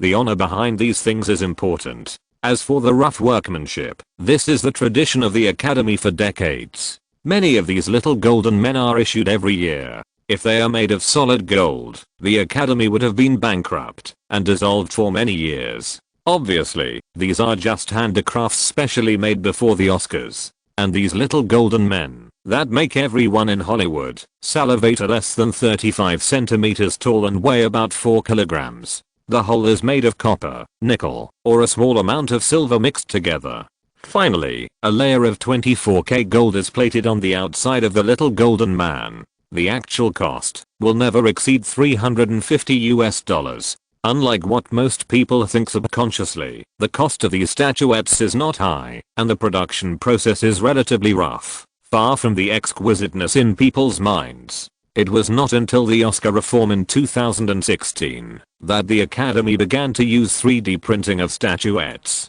Compared with the production process of this era, it is more time-saving, labor-saving, and labor-saving. The raw materials are also directly changed to one-piece bronze. The finished product is at least much better in quality, but the cost has become a secret. Before coming to Los Angeles, I always thought that the Academy of Motion Picture Arts and Sciences was a huge and solemn organization. Just as the two were looking at the statuettes in the display cabinet together, Cate Blanchett came down from the third floor at some point, apparently hearing the chat between the two. After leaning on the sofa next to Wayne, she didn't care about the gazes of the two, and continued with some emotion. After coming to Los Angeles, I deliberately walked through famous scenic spots such as the Walk of Fame and the Hollywood Hills. Of course, it also included Wilshire Boulevard, where the Academy of Motion Picture Arts and Sciences is located. It is completely different from what I imagined. It is not a huge place. That's right. Wayne nodded with a smile, stood up and put the red wine on the fireplace. While poking the corkscrew into the red wine cork with force, he explained casually, "Don't look at this organization. It has maintained nearly 6,000 members, but overall it is relatively loose. What you see is just a base of the Academy. In fact, the Academy members have always been all over North America, all over the United States." Cate Blanchett didn't care at all about the way Halle Berry looked at her, let alone the snow-white skin that was not covered by the thin bath towel on her body. She looked at the man with curious eyes and asked, "Are you also a member of the Academy of Motion Picture Arts and Sciences?" With a bang, Wayne pulled out the cork of the red wine. He turned around and looked around. He didn't find the wine glass, so he simply tilted his head back and took a big sip from the bottle. He wiped the corner of his mouth casually with his hand, leaned back on the sofa again, and handed the red wine in his hand to Cate Blanchett beside him. "Yes, in my 4th year in Hollywood, Warner Brothers helped me submit an application to the Academy, and I was lucky enough to pass it. So, I'm also one of the nearly 6,000 members of the Academy. Oh, and a member with voting rights." With his hands crossed in front of his chest, as he casually narrated, he gradually looked at the little golden man with a picture of memories.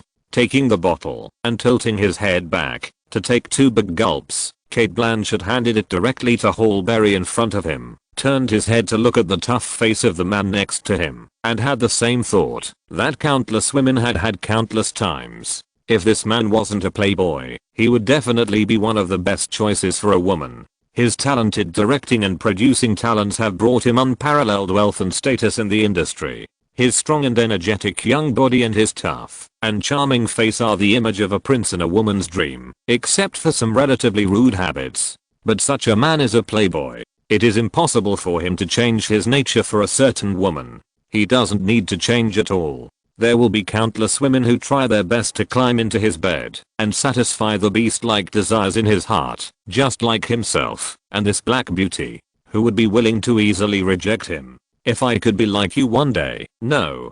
Cate Blanchett's words attracted the attention of the 2 people around her. She shook her head halfway through her words and said with a wry smile, "Even if I can achieve half of your success in your directing career, I will be satisfied. This circle is much more complicated than the Australian entertainment industry, and the competition is much more intense. This trip to Los Angeles has allowed me to see what the real world film center is like. It is too difficult to stay here and succeed. You will succeed." Shaking his head, Wayne stretched out a hand and gently rubbed the hair of the woman beside him. He pouted towards the glittering display cabinet and jokingly said, "See those little golden men? I'm sure you will have your own in the future, and it will be the most important one for actresses. You will help me, right?" Cate Blanchett's eyes changed instantly, and all the confusion and emotion just now disappeared. Her emotional change was Oscar level. She looked at the eyes of the man beside her with deep admiration in her eyes. "Wow, Cate, I have to say, your emotional changes and eye contact are definitely at the level of an Oscar-winning actress." Without caring about the face of the woman next to him, Wayne waved to Halle Berry and pointed at the bottle of red wine in her hand. He rubbed the back of Cate Blanchett's head with his palm, and even the rhythm did not change, as if he did not take the other party's request into consideration at all. With a puff, Hallberry couldn't help laughing, and while handing the red wine to the man, she also walked over and leaned against the two of them side by side. Others may still have fantasies about this man, but she will never. She met Wayne relatively early, and she participated in framing the other party at the beginning of her debut. After the matter was reversed, she cooperated with the other party in acting without hesitation, so she knew this man very well. This is a gentleman who looks sunny and kind on the surface, and even always keeps his smile on his face to the lowest level temporary workers in the crew. In fact, he is more realistic than anyone else. Once it comes to his own interests, he is more vicious than those old foxes in Hollywood. There is one good thing. Although this man is a playboy by nature, when faced with a woman who offers to pay, as long as he accepts, he will never let the woman go home empty-handed. In this respect, he is a model of reputation in the circle. However, if you want this man to support you regardless of the cost just by sleeping with him and satisfying his little habits, then you are just thinking too much. The principle of equivalent exchange has probably been deeply imprinted in the blood of this young Jewish capitalist. He will never make a deal with unequal principle and return. Okay, you will all have the opportunity to stand on the Oscar stage in the future, even if you don't need my help. Wayne smiled and shook his head, patted the backs of the two women in turn, and took the lead to walk towards the stairs. Okay, what we just shot is not enough. I have some other ideas. Come on. Do you want to accompany me to try it? Believe me, I'm a professional director, and this will definitely become the most beautiful visual memory of your youth. Looking at the man's back as he went upstairs with interest after obviously regaining his energy, the two women in bathrobes looked at each other and sighed secretly almost at the same time. Do they have any other choice? I'm afraid that it has been gone, since we tacitly agreed to get in the car together. There is no man on the big bed in the master bedroom. On the other side is a sleeping blonde. The black beauty leaned against the head of the bed, shook her still confused head vigorously, reached out and picked up Wayne's cigarette, took out one, and faced the sunlight shining in from the balcony, lit it skillfully, and took a deep puff. Maybe she was not used to the strong smell of men's cigarettes, and then coughed a few times. Sorry, I woke you up. The fingers holding the cigarette swayed gently. Hallberry didn't care at all about Cate Blanchett's look at her upper body. Anyway, facing that man last night, the dignity that a woman should have, was thrown into the dust. Isn't it the same for the woman next to her? What time is it now? Cate Blanchett covered her mouth and yawned. She also rubbed upwards without any hesitation, and leaned against the head of the bed. Where's Wayne? I don't know. Maybe he got up for morning exercises. Hallberry tilted her head, looking at the side face next to her, which is definitely beautiful even in Hollywood, and smoked silently one after another. I heard that you and Naomi Watts are friends? Huh? Friends? Cate Blanchett paused as she looked out the balcony, opened her mouth, and silently said B***H, then turned her head expressionlessly, and the two women looked at each other. Don't ridicule me, no one is much better than anyone else. Huh? What was unexpected was that Hallberry suddenly grinned with a cigarette between her fingers and slowly laughed forward and backward. The finger holding the cigarette was still pointing at the woman next to her in the air. Seeing that the other person's face was getting uglier and uglier, this process lasted for nearly 2 minutes. Until Cate Blanchett exploded. Hallberry wiped the tears of laughter and waved her hand and said, yes, you are right. But I don't know if you have thought it through. What does it mean to walk into this manor? Or, the news that you were taken back to Greenberg Manor early this morning will spread all over North America and even the world. Have you thought about what it means? The black beauty put the cigarette in her mouth elegantly and exhaled a large cloud of smoke. Cate Blanchett waved the green smoke in front of her, stared into the other person's eyes, and asked curiously, what does it mean? What do you mean? Okay, don't worry, okay. Hallberry sighed, put out the cigarette in the bedside ashtray, gathered her hands in her hair, and let out a long breath. You should probably know the benefits this will bring. Now all the entertainment media should be full of our photos. These photos will make more than 90% of the troubles you will encounter in the circle disappear. You should know the reason. No one wants to offend Wayne for your face. The higher the status of the people in the circle, the less likely they are to do so, because they don't know whether Wayne, a madman who will retaliate against darkness with his teeth bared, will suddenly go crazy for a woman. Wait, not only will there be less trouble, but there will also be a lot of inexplicable care for his face. But what? Cate Blanchett knew all this, of course. She even leaned into Wayne's arms when she left the back door of the hotel last night, just to let the paparazzi take clearer photos. But, do you think the price you have to pay is just to roll with that man in bed and try to please him in bed? Holberry pouted, unceremoniously and with a sarcastic tone. I'll tell you what you'll lose next. You'll become an independent woman. If you want to maintain this effect in the circle, you can't have a boyfriend, you can't have passionate indulgence after drinking, you can't fall in love, and you can't even have scandals with men. Of course, believe me, in the short term, there will be no men pursuing you in the circle. Even if you take the initiative to pursue, it will be difficult for those smart people to accept it. Note that based on my understanding of Wayne, he will never admit what I just said, but if the above situation happens, he will never continue to maintain a relationship with you, so some opportunities you may get in the future will also disappear. Scary, right? Ha ha ha. Looking at Holberry, who was laughing unscrupulously, Cate Blanchett has already believed most of these words. It's very simple. If you carefully recall the information given to her by the agent, you can find that over the years, the so-called friends who have been exposed by the media to have relationships with Wayne have all remained single. This is definitely not because no one pursues them, but these women are very clear-headed and obviously understand what they will lose once they cross the line. And it is not difficult to find that it is very simple to break up with this man. Just have a relationship, or even take the initiative to stay away from him.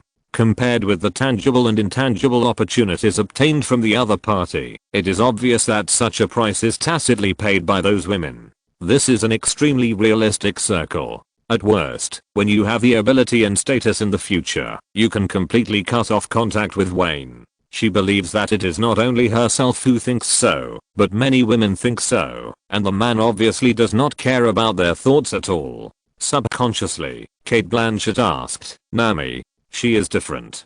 Holberry's tone was obviously jealous. Since she first moved to this manor, she has fantasized about becoming the hostess here. Obviously, she still remembers what happened that year very clearly. Naomi Watts accompanied Wayne from being worthless to becoming the big boss of Warner Brothers, becoming the most inimitable director in the industry, winning the Oscar for Best Director at the most grand award ceremony in history, becoming the industry's leading billionaire, and even gave birth to a child for him. Don't fantasize. No one has a chance to become the second Naomi Watts. If Wayne will really give up some interests, it will probably be for your Australian fellow countrymen. Be prepared to be chased by paparazzi. From the moment you take a step out of this manor, you will experience unprecedented media attention. I'm hungry. I'm going downstairs to eat. Do you want to join us? After Holberry finished speaking, she didn't care what the woman would think. She lifted the quilt, and under the gaze of the other party, she got out of bed swiftly and walked towards the cloakroom skillfully, leaving the other party with a chocolate-colored graceful back. Hollywood, TSK.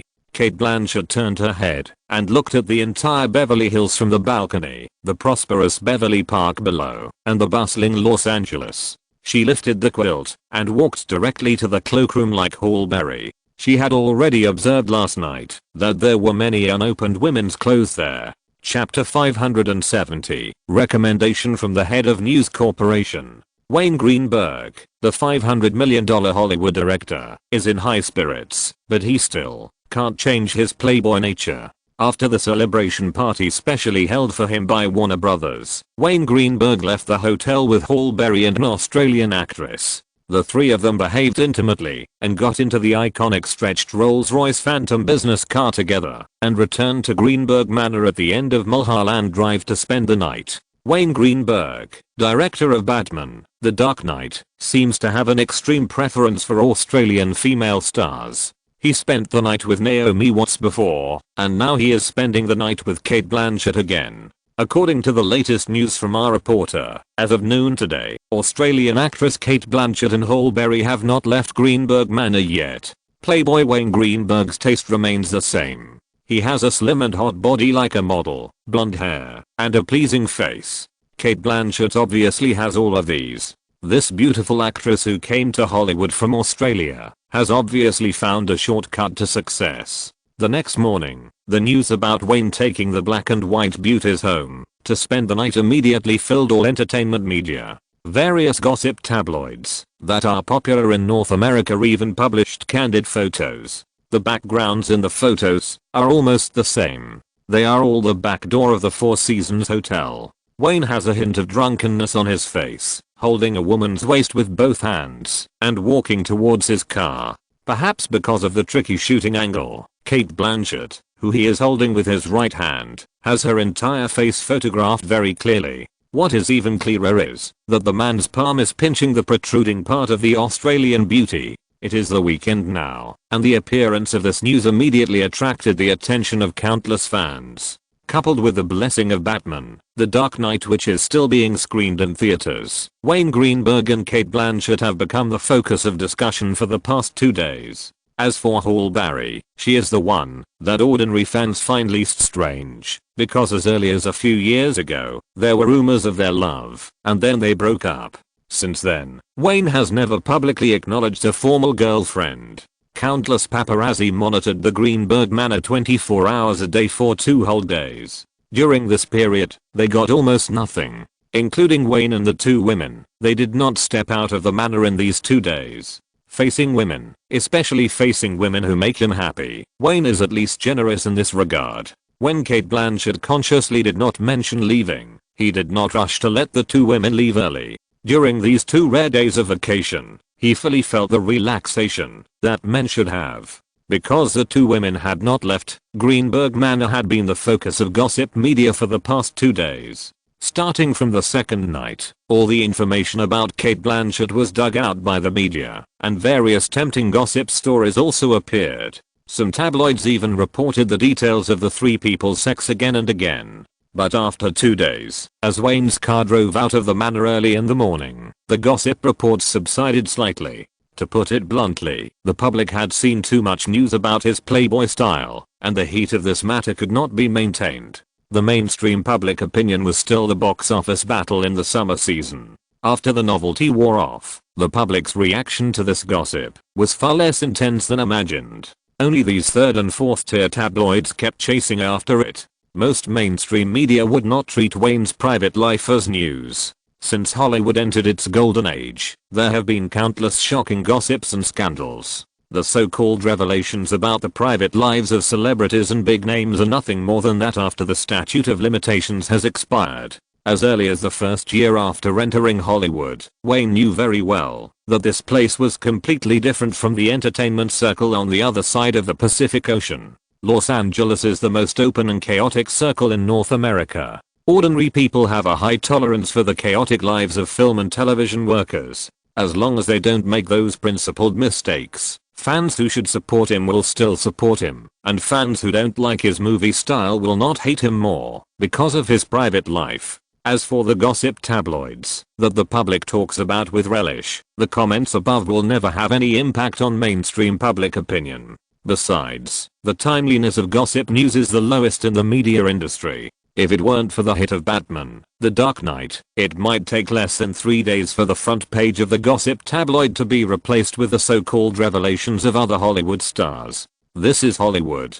Basically, there will be more fresh, more eye-catching, and more surprising celebrity news every day. It's just a simple chaotic private life. In this circle, it can be regarded as clean. In a large conference room on the 4th floor of the 20th Century Fox building in Century City, Beverly Hills, several staff members were setting up cameras quietly. Even their actions of arranging the tables were extremely careful. While the staff were busy, they would secretly look at the man sitting in the corner from time to time. I found out that there is such a project. The production company is HBO Cable Network, and it is now in the preparation stage. Nina ignored the staff in the conference room and bent down to report to Wayne, who was sitting on the chair. In the interval of speaking, she deliberately glanced at the open notebook in her hand to confirm the information she found. What a coincidence. With a slight smile, Wayne threw the X-Men information in his hand aside and tilted his head to look at his assistant. Yes, it's a coincidence. Nodding, Nina also sighed softly. According to the information I found, the director of this project is an Indian named Shekhar Kapur. This can be regarded as his first official work to enter Hollywood. It meets all the basic conditions you mentioned. The production cost is not high. The main story revolves around Queen Elizabeth I, from her teenage years to her legendary life experience as an iron-fisted queen. If nothing goes wrong, it will be correct. The investment and production of HBO television network provided Wayne with considerable convenience. This top-level theater, known as the Yellow Violence Channel in the hearts of TV fans around the world, has always been one of the most important assets of Time Warner. The business strategy of this TV station is very different. Since the day it was born, it has never sold advertisements, but relying on its unique business strategy, it has firmly occupied more than 90% of the North American pay channel market share, which means that for every 100 North American residents who have the habit of watching TV, more than 90 subscribe to watch HBO. When thinking of this TV station, the first thing that came to Wayne's mind was The Sopranos, Sex and the City, Game of Thrones, Westworld, and countless restricted midnight American dramas. The influence of the pornographic TV station is irreplaceable, at least in the hearts of male viewers. This way, taking out a cigarette and lighting it, Wayne thought for a while and told the assistant, "Please call Kevin Tsujihara for me and tell him that I want to recommend a heroine for this project about Queen Elizabeth. Tell him that I owe him a favor." "No problem." Seeing that the staff had already arranged the meeting room, Nina took the initiative to get up and took out her mobile phone, dialing the number while walking out of the meeting room. In fact, this project went around in circles until the beginning of 1998, and the heroine was still Cate Blanchett. It can be said that this woman's film industry foundation work also made her, a legendary Australian actress, completely start her Hollywood career. Whether it was to go with the flow or to deliberately show Cate Blanchett how hypocritical a man can be, when Wayne heard that the main investor and producer of the film was HBO, it was destined. This matter was very simple for him.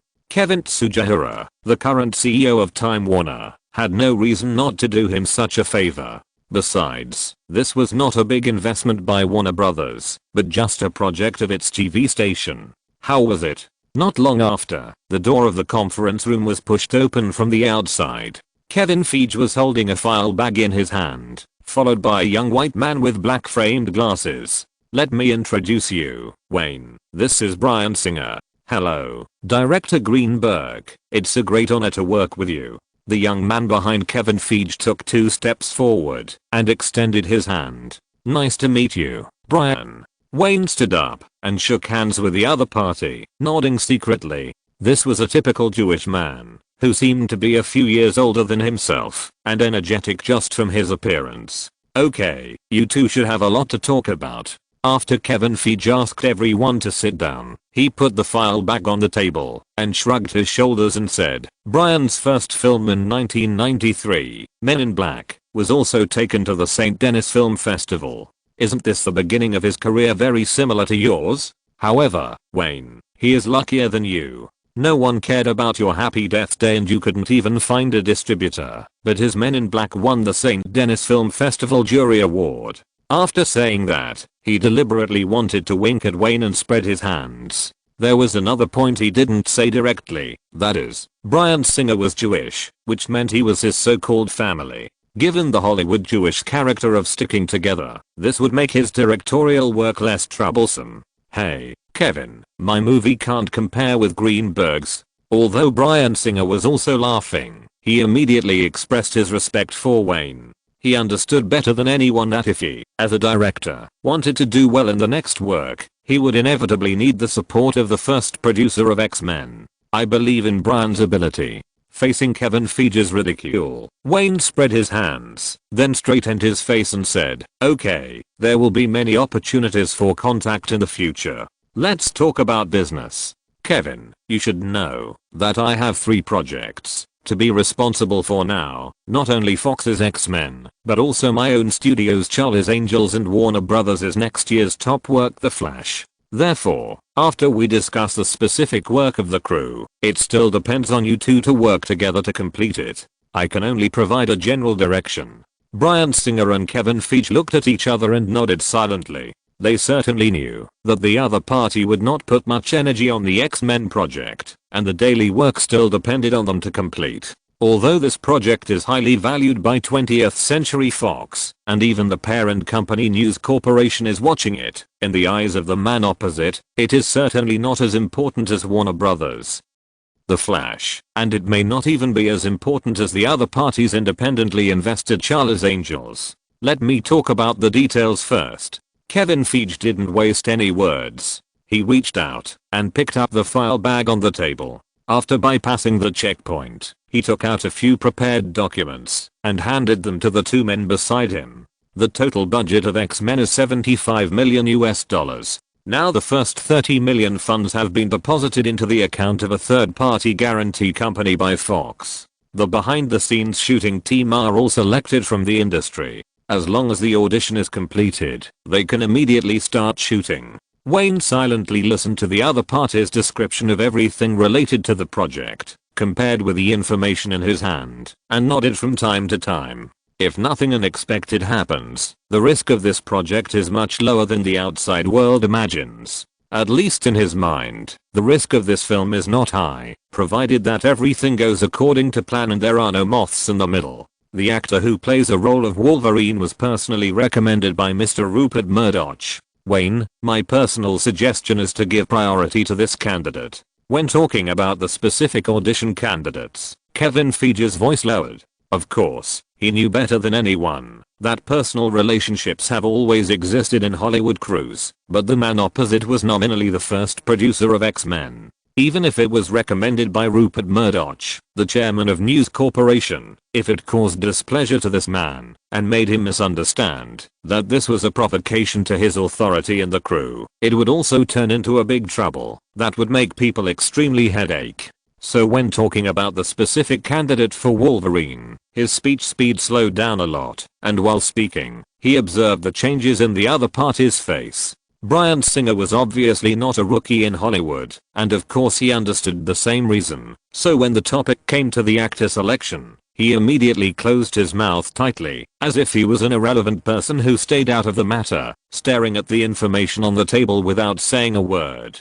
"Go on." Wayne tilted his head, his voice without any emotion, motioning Kevin Feige to continue. X-Men was produced 3 years in advance, and he actually had no obsession with the original actors. If the reasons were sufficient and the acting skills were up to standard, he didn't mind giving the head of News Corporation a face.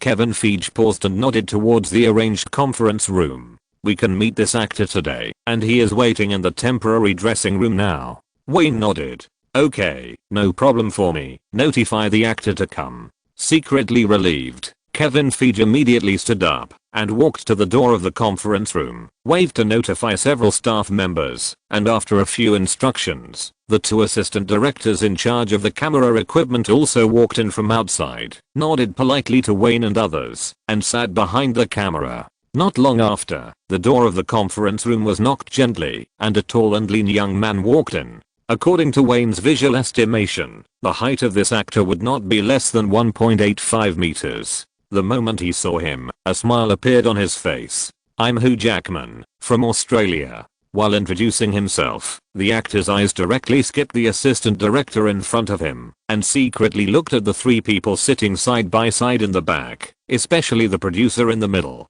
He knew better than anyone that whether he could play Wolverine and officially embark on the dream journey of Hollywood depended almost entirely on the producer sitting in the middle. He knew Hollywood, and knew that, even if Mr. Rupert Murdoch recommended it, it was not necessarily safe. In the crew, it was always the producer's private territory of power. Ding, ding, ding. Unexpectedly, Hugh Jackman had just finished introducing himself, and before the assistant director in charge of the audition in front of him could speak, Wayne stretched out his hand and gently knocked on the table, attracting the attention of everyone in the conference room. "Mr. Jackman, please take off your shirt. I want to see your figure.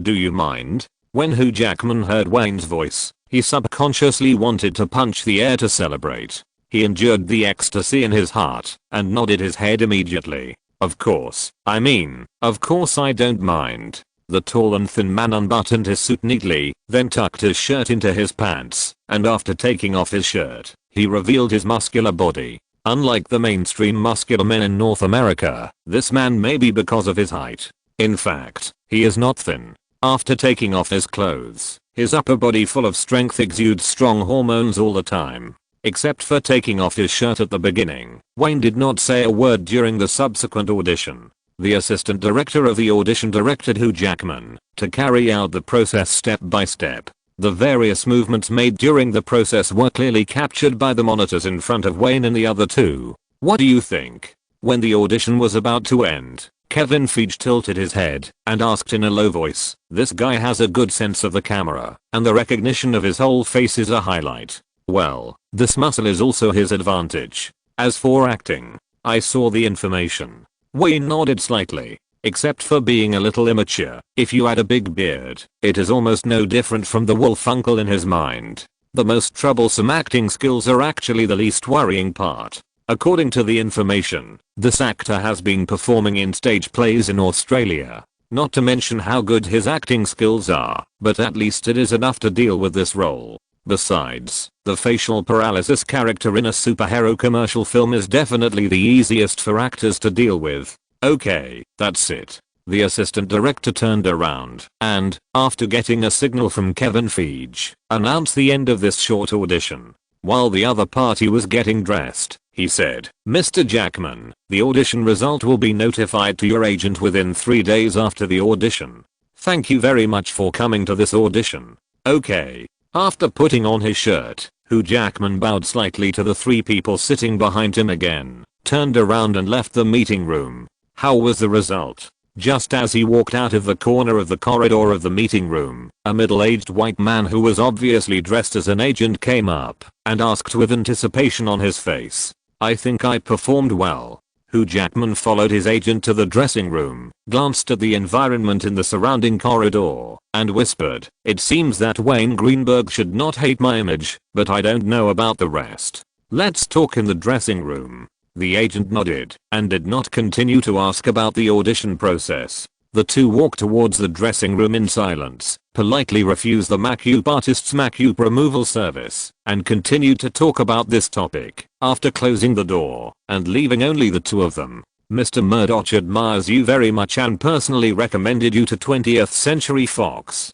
This is your biggest advantage. Even Wayne Greenberg should give Mr. Murdoch some face. The rest depends on whether your image fits the character setting in the script." The room was quiet.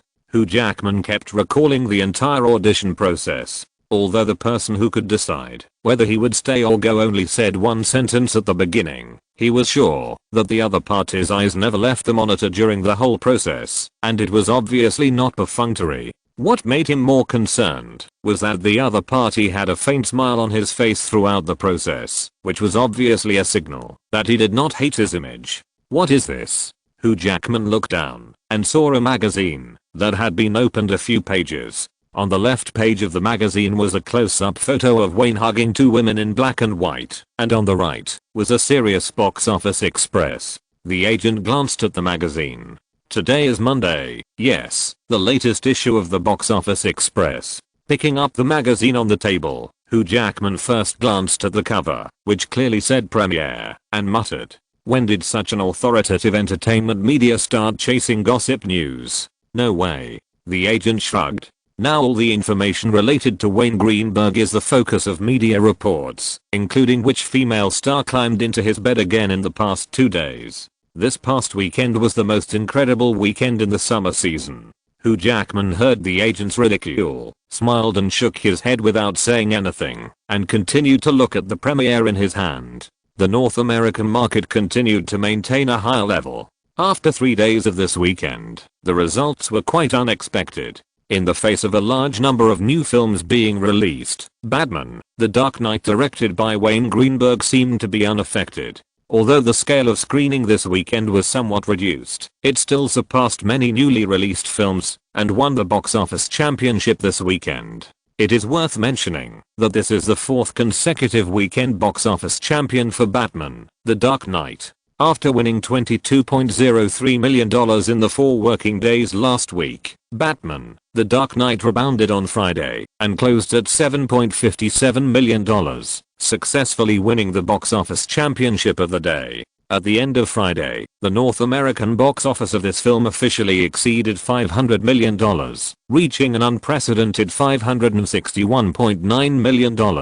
Wayne Greenberg is still creating his own box office miracle after 3 days of the weekend. According to the latest box office statistics, Batman: The Dark Knight still won $7.57 million, $10.52 million, and $8.03 million respectively last weekend, even if the scale of screening was reduced, with a slight advantage in the 3 days of the weekend, winning the single-day box office championship and the weekend total box office of $26.12 million, making it the weekend box office champion for the 4th consecutive time. So far, the North American box office of Batman: The Dark Knight is $524.74 million. Although the trend of harvesting box office has obviously slowed down, it is still firmly pulling the record to an unattainable height. Ranked second in this weekend's box office rankings is the new film My Best Friend's Wedding, produced and released by Sony Columbia Pictures. This romantic comedy starring Julia Roberts has received good reputation as soon as it was released. The box office closed at $21 million in the first 3 days of the weekend, and it has been announced to break the debut record of romantic love films. It is worth mentioning that Cameron Diaz, another main actor in the film, has some kind of relationship with the great director Wayne Greenberg. Just some time ago, many media reported that this hot female star stayed overnight at Greenberg's manor. And ranked third is Steven Spielberg's Jurassic Park 2. The box office of this film is strong, and it has earned nearly $200 million so far. See. The agent saw Hugh Jackman put down the magazine in his hand, reached out and patted his shoulder, with a sigh in his tone. This is why you must work hard to join the X-Men project. As long as you participate in the project led by Wayne Greenberg, success will become a matter of course. I understand. Hugh Jackman now has only the number of $524.74 million in his mind. Such a terrifying box office means that all participants will be firmly engraved in the history of film. X-Men will not reach half of this number. Even if it can reach 1/3 of this number, it will be enough to make himself completely famous. What they don't know is that a good news is about to come. At the door of the 20th Century Fox building, Wayne was having a final exchange with Kevin Feige and Bryan Singer.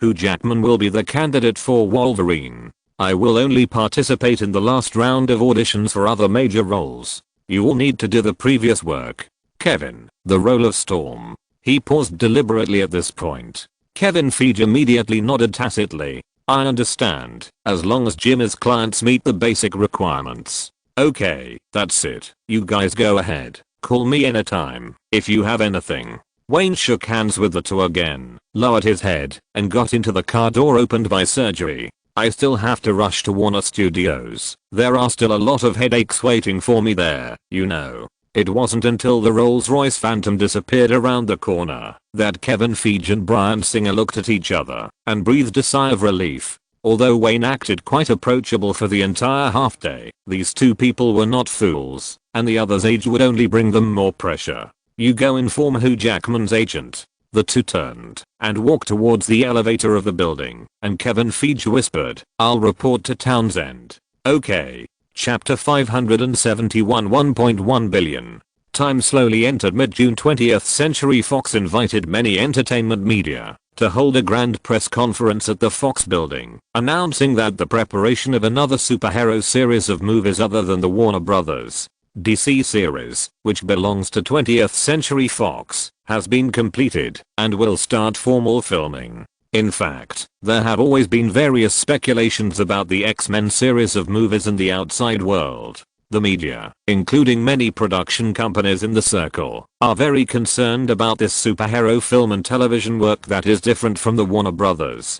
DC series. After all, the previous amazing first-line hero the Hulk, produced by Universal Pictures with a big budget, blood pounds to, needed at least 10 years to recover the production cost. Now the outside world is still full of doubts about this amazing superhero. No one dares to be sure whether superheroes other than DC can be favored by the market. But when Wayne sat in the press hall of the launch conference to show his importance to X-Men, he gave the media considerable confidence. As we all know, as long as he is involved, at least it can be guaranteed that this superhero film and television will not go astray like the Hulk. The main purpose of this launch conference is still for 20th Century Fox to promote the film in advance, which is the most commonly used marketing method in Hollywood. When the filming officially starts, the crew will occasionally release some news to maintain the popularity of X-Men and constantly raise the expectations of fans. The first producer of the film is Wayne, which has almost been reported by the media.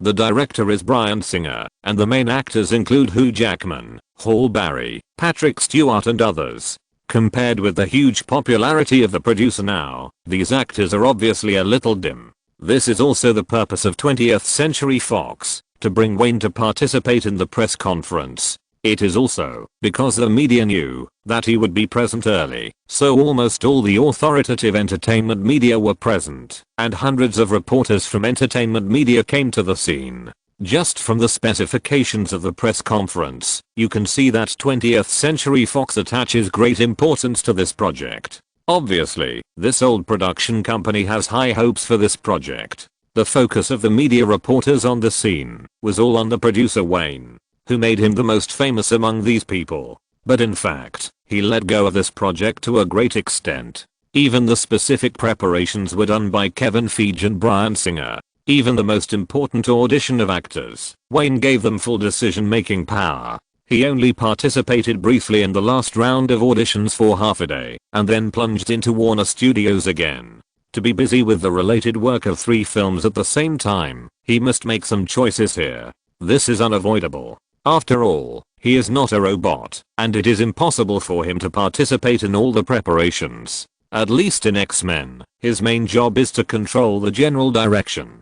Just like after the noisy launch conference, he did not participate in the next specific work. After confirming that the second sum of funds needed for the filming of the film was allocated by 20th Century Fox, he disappeared from the sight of the core team of the crew again, and continued to be busy with the preparations for Charlie's Angels. This is inevitable. Now that the filming of X-Men is about to begin, he must ensure that there will be no unexpected situations in the filming of Charlie's Angels. This project, which is based on the perspective of an absolute female protagonist, is expected to start formal filming in July. By then, Wayne will withdraw most of his energy and start the relevant work of The Flash. In the huge studio of Warner Studios, Wayne sat in the rest area, tilting his head to look at the improvised training ground. The 3 women were sweating profusely. With the help of the action guidance team, they occasionally let out 1 or 2 painful groans. The 3 of them must be able to meet the action requirements on the big screen in less than a month, so don't be polite to them in the early training. Director Joseph McGinty and producer Luke Simmons, who was responsible for the main work, were sitting in the rest area, watching the 3 women who seemed to be competing with each other in training, and listening to Wayne's whispered instructions to the action guidance supervisor. "No problem, Mr. Greenberg." The action supervisor was an old black man, as silent as usual. He nodded and answered. Seeing that he had no other requests, he stood up and walked towards the 3 female protagonists who were suffering. This old black man was not the first time to work with Wayne. He was first introduced by Brandon Lee and participated in the action guidance of the Batman series of movies, so he knew very well what he wanted from the actors. To put it bluntly, as long as they could show the fancy kung fu in front of the camera lens, it would be enough. His requirements have always been like this. F***K. No, no, no. God. Hearing the strange cry of the woman, some other staff in the studio almost cast curious eyes. Wayne, Cameron Diaz is fine, no matter if she was a model or learned to dance before. Luke Simmons frowned, raised his elbow and poked Wayne, as if watching these 3 women split their legs and bend their waists. His face also had a painful expression. But Naomi has just returned to Los Angeles, and she immediately participated in such intensive training. Isn't it a bit too much? At least let her rest for a few days, right? There is no time for her to rest and adjust. Wayne shook his head, not showing any emotional changes because of Naomi Watts' painful groan. Unless she is willing to give up the project and go back to the manor to see the child. Otherwise, this is the most basic professional quality of an actor. Just after the global promotion of Batman, The Dark Knight, it can be said that, as soon as the crew was disbanded, Naomi Watts only hurriedly took a look at the child. The next day, she couldn't wait to join the preparations for Beer Machine Girls. The initiative was beyond everyone's expectations. You know, even if you only need to put on a flower stand with kung fu element on the big screen, it is definitely a painful process for ordinary people who have not been exposed to these things. But Wayne knows her very well. This woman has a very high tolerance for her career goals, and the 3 women who are undergoing painful training know in their heads that there are many women in Los Angeles who are willing to line up for such an opportunity to suffer. Especially Angelina Jolie, faced with those inhumane exercises of crossing legs, bending waist, and performing difficult flexible movements in high heels. Naomi Watts groaned continuously, and Cameron Diaz, who had some basics, sometimes frowned, but this woman was very straightforward and said nothing.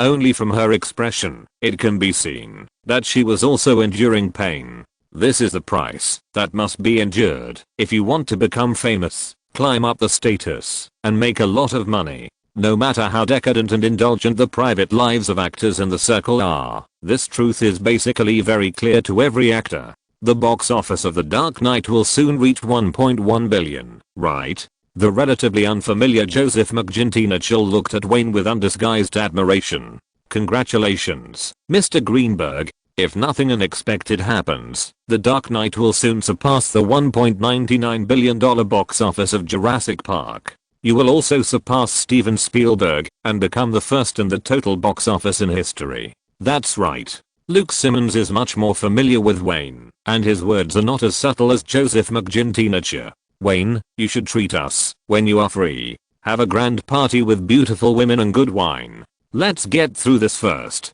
Wayne nodded, looking at the busy staff in the studio. He turned his head and looked at the 2 people around him seriously. Listen, the main person in charge of the work here is you 2, especially for these 3 women. You don't have to consider my face. Just ask for what you should do at work. If they make trouble with each other, then let the contract speak. At this point, he deliberately looked at his senior brother Luke Simmons. His voice was as strict as always at work. You should understand what I mean. If anyone affects the normal filming of the project, you, as a producer, have the right to ask her to take her things and get out, including Nami. Looking at the 3 sweaty women, Luke Simmons nodded silently. Since the start of the training, although these 3 women have been groaning and cursing, everyone can see that they have been competing with each other, and no one is willing to lose face in front of the other 2. This seems to be a good thing for the time being, but after the official filming begins, Wayne can't always stay in the crew. Just like the X-Men that is being filmed, he can only take time to go to the filming site to understand the progress of the work and the financial situation. It is impossible for him to spare a lot of energy to ask specific filming questions. And the ability of actresses in the circle to stir up trouble is well known to everyone. If these 3 women compete with each other after the filming starts and something happens that affects the progress of the work, it will definitely give the 2 main heads of the crew a headache. As we all know, there is no harmony in the crew of the circle. Various troubles will never stop, especially in a crew with a large number of actresses. The small actions caused by mutual comparison are commonplace. Luke Simmons has already thought about it. As long as the 3 of them don't do anything bad that affects the work, he will patiently push the project forward. Now with Wayne's guarantee, he is more confident. If there is a problem, he will speak with the contract at the first time. Similarly, facing the preparations before the official shooting of Charlie's Angels, Wayne still fully delegates power. Basically, just like X-Men, he will only control the general direction, and the specific work will be done by Luke Simmons and Joseph McGinty Mitchell. After the last exhortation, he turned and entered the office, and continued to be busy with the preparations for the Flash. Damn, I feel like my bones are going to separate. After the time to get off work came, Naomi Watts changed her clothes, hugged Wayne's arm, and walked out of the studio together. Oh, I don't know if little Fendi missed me today. You can have a day off tomorrow. Ignoring the Australian actress's low complaints, several people got on the tram, and Wayne shrugged and said, "Wrong, it's half a day. You will accompany me to the premiere of The Matrix tomorrow afternoon." "Aha, are you sure I want to accompany you?" Naomi Watts rolled her eyes and pouted at him with a clear tone of sarcasm. "Black and white, huh? Are you sure you don't want to continue to invite those two B** H to go with you?" Although it was promoted overseas, the news that the famous Hollywood director Wayne Greenberg took the black and white beauties home to spend the night after the party had already spread to North America. For such celebrity private life gossip, the performance of overseas fans is no different from that of North American fans, and they are also full of inquisitive spirit. However, Naomi Watts only complained a few words. Seeing that the man began to close his eyes and rest, just like countless times before, he turned around and talked with Nina about the dresses and jewelry that needed to be sent tomorrow, as if he had forgotten what he had just said. Wayne had to interrupt his work because he had to attend the premiere of the second part of The Matrix. He had been running between X-Men and Charlie's Angels during this period and had almost no time to do anything else. Tomorrow, at the premiere of The Matrix, a group of Warner Bros. Executives will also be present to discuss issues related to The Lord of the Rings. As director Joseph McGinty said, the global box office of The Dark Knight is about to exceed $1.1 billion, and countless media are waiting for the arrival of this new global box office champion. After winning the box office championship for 4 consecutive weeks, The Dark Knight finally lost the throne last week. The North American box office has officially entered the stage of accumulation over time. The market potential has basically exhausted 90%. In North America, it has only made $15.2 million in the past week. At the same time, the Theatre Alliance has once again reduced the screening scale of The Dark Knight. Now there are only about 1,900 theaters still showing this film, and the remaining screening resources have been evenly distributed to all the films currently being screened. This is a normal market rule. After all the film scheduling plans of theater companies are based on market performance. Over the past week, My Best Friend's Wedding has gradually shown the fan effect brought by its strong reputation, and has suppressed the extremely strong box office trends of Batman, The Dark Knight and Jurassic Park 2 to become the new weekly box office champion. Compared with the already weak North American theater market, the overseas screening of Batman, The Dark Knight is still at the tail end of the hot period. As more regions join this dark journey sweeping the world, the latest overseas box office released by Warner Bros. Has reached $558 million. The total box office worldwide has reached $1.097 billion. Although the North American daily box office of Batman, The Dark Knight has gradually slipped below $1 million, it is still contributing to the box office in many overseas markets. If there is no accident, it will most likely reach $1.1 billion after one night, becoming the new number 1 in film and television box office. Wayne knew better than anyone that his Batman, The Dark Knight could achieve the current results. On the one hand, it was because this era was a desert of superheroes, and there were far fewer superhero movies for fans to choose from than in later generations. On the other hand, the entertainment resources in this era were relatively scarce, and movies were still the first choice of entertainment consumption for most ordinary people. Even if the North American box office of Batman, The Dark Knight could only rely on time to grow, and it was foreseeable that there would not be much growth, but in his heart, it had indeed exceeded the results that the movie should have had. More importantly, overseas, it was now the golden age, when Hollywood dominated the overseas theater market.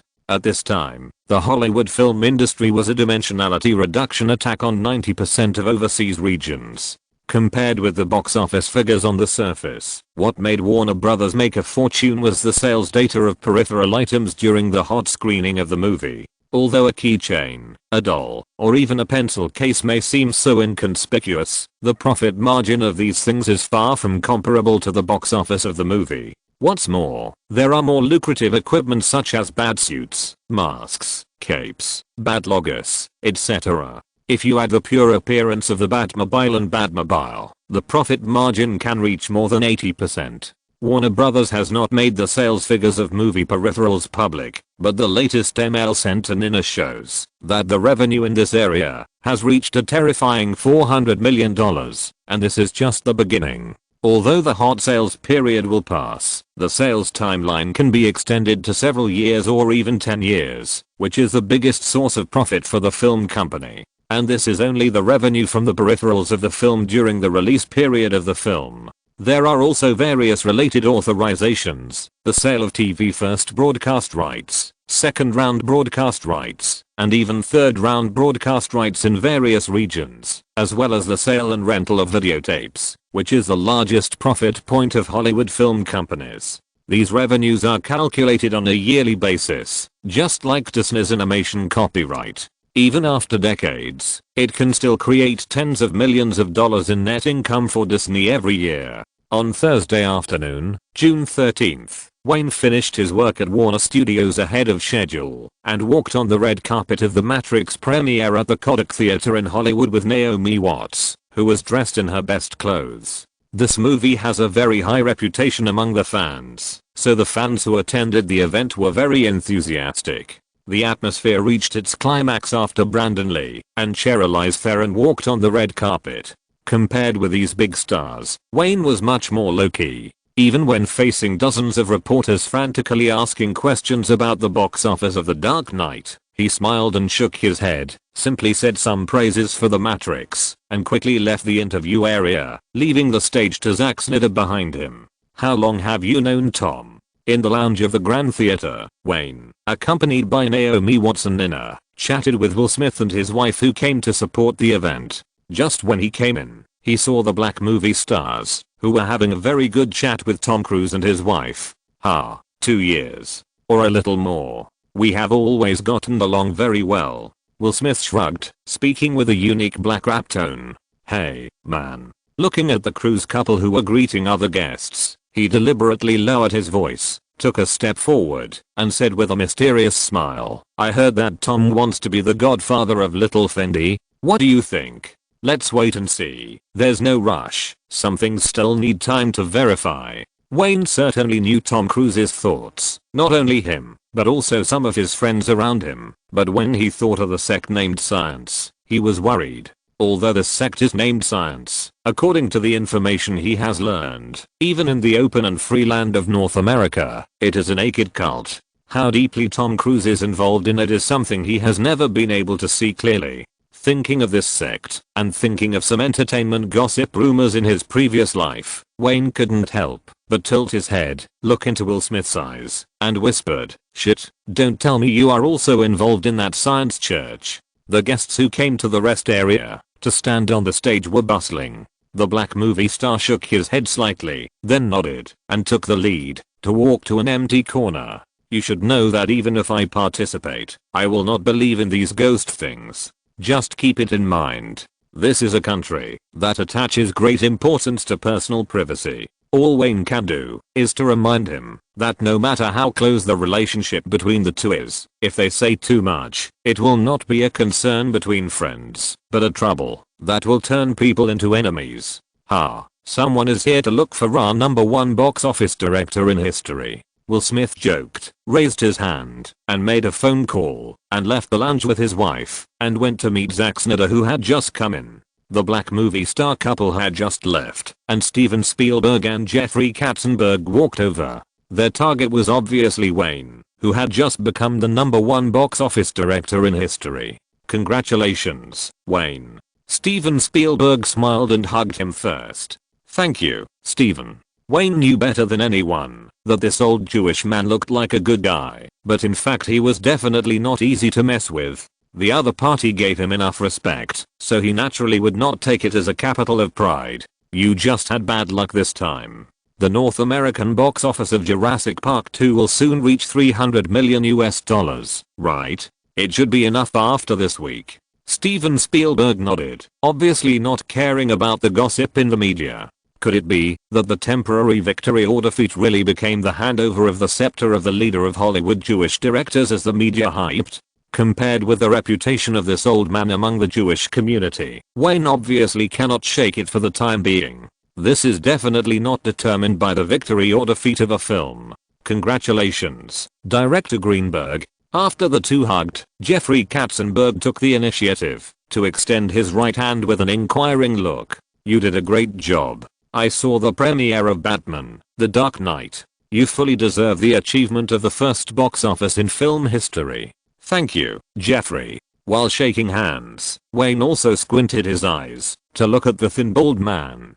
This is the boss who created DreamWorks Animation Studio after leaving Disney Animation, but at this point in time, it is clear that he has not had a big conflict with Steven Spielberg. Everything has to wait until Shrek the Monsters has achieved unprecedented success. DreamWorks Animation Studio has truly determined its own style, crazy spoofs, but with truth, goodness, and beauty. With this style of continuous success, this animation industry boss will gradually drift further and further away from the Jewish good guy. Let's play golf together when we have time. Jeffrey Katzenberg patted Wayne's shoulder from behind, with a smile on his face with glasses. I heard from Steven that your skills are very bad. Let's talk about it when we have time. I may be able to tell you some tricks. No problem. I'll make an appointment with you when I have time. Nina handed Wayne's personal business card at the right time. The two sides quickly ended the brief exchange. Looking at the backs of the two DreamWorks bosses walking towards the theater, Wayne is now very sure that the most golden years of DreamWorks have been completely tied to the big ship of Warner Brothers because of him. The Matrix is a key project of Warner Brothers. Since they came to attend the premiere, it means that the cooperation between the two parties is about to enter the honeymoon period. Seeing people coming up to greet him one after another, Wayne shook his head helplessly and took the lead to walk towards the theater. Today was Zack Snyder's home court, and he didn't want to steal the limelight from his student at all, so he simply entered the theater in advance and waited for the movie to start. Chapter 572. Does the protagonist of this movie look like a superhero? Maybe I should really stay in the training ground this afternoon, endure those shitty tortures, and fight those two damn HS. It's better than being ignored. I thought that, after entering the screening room, I could wait quietly for the movie to start and no longer be disturbed by the crowd. But since I was led by the staff to sit in the middle seat of the second row, people began to come over one after another to keep chatting. These were not the reasons for Naomi Watts to secretly complain about Nina. What made her feel uncomfortable was that Charlize Theron, who looked very proud, ignored her directly and invited Wayne to spend the night together without hesitation. When she heard the man's decisive refusal, the Australian actress rolled her eyes at the South African diamond, silently pouted and swore, and didn't give him any face at all. After finally seeing off Charlize Theron, under the reluctant gaze of this woman, she returned to the first row, where the main creators of the crew were. The next development of the matter almost made Naomi Watts go crazy on the spot. The Italian woman, whose name she had only heard of, was wearing a revealing evening dress that showed off her mature figure to the extreme.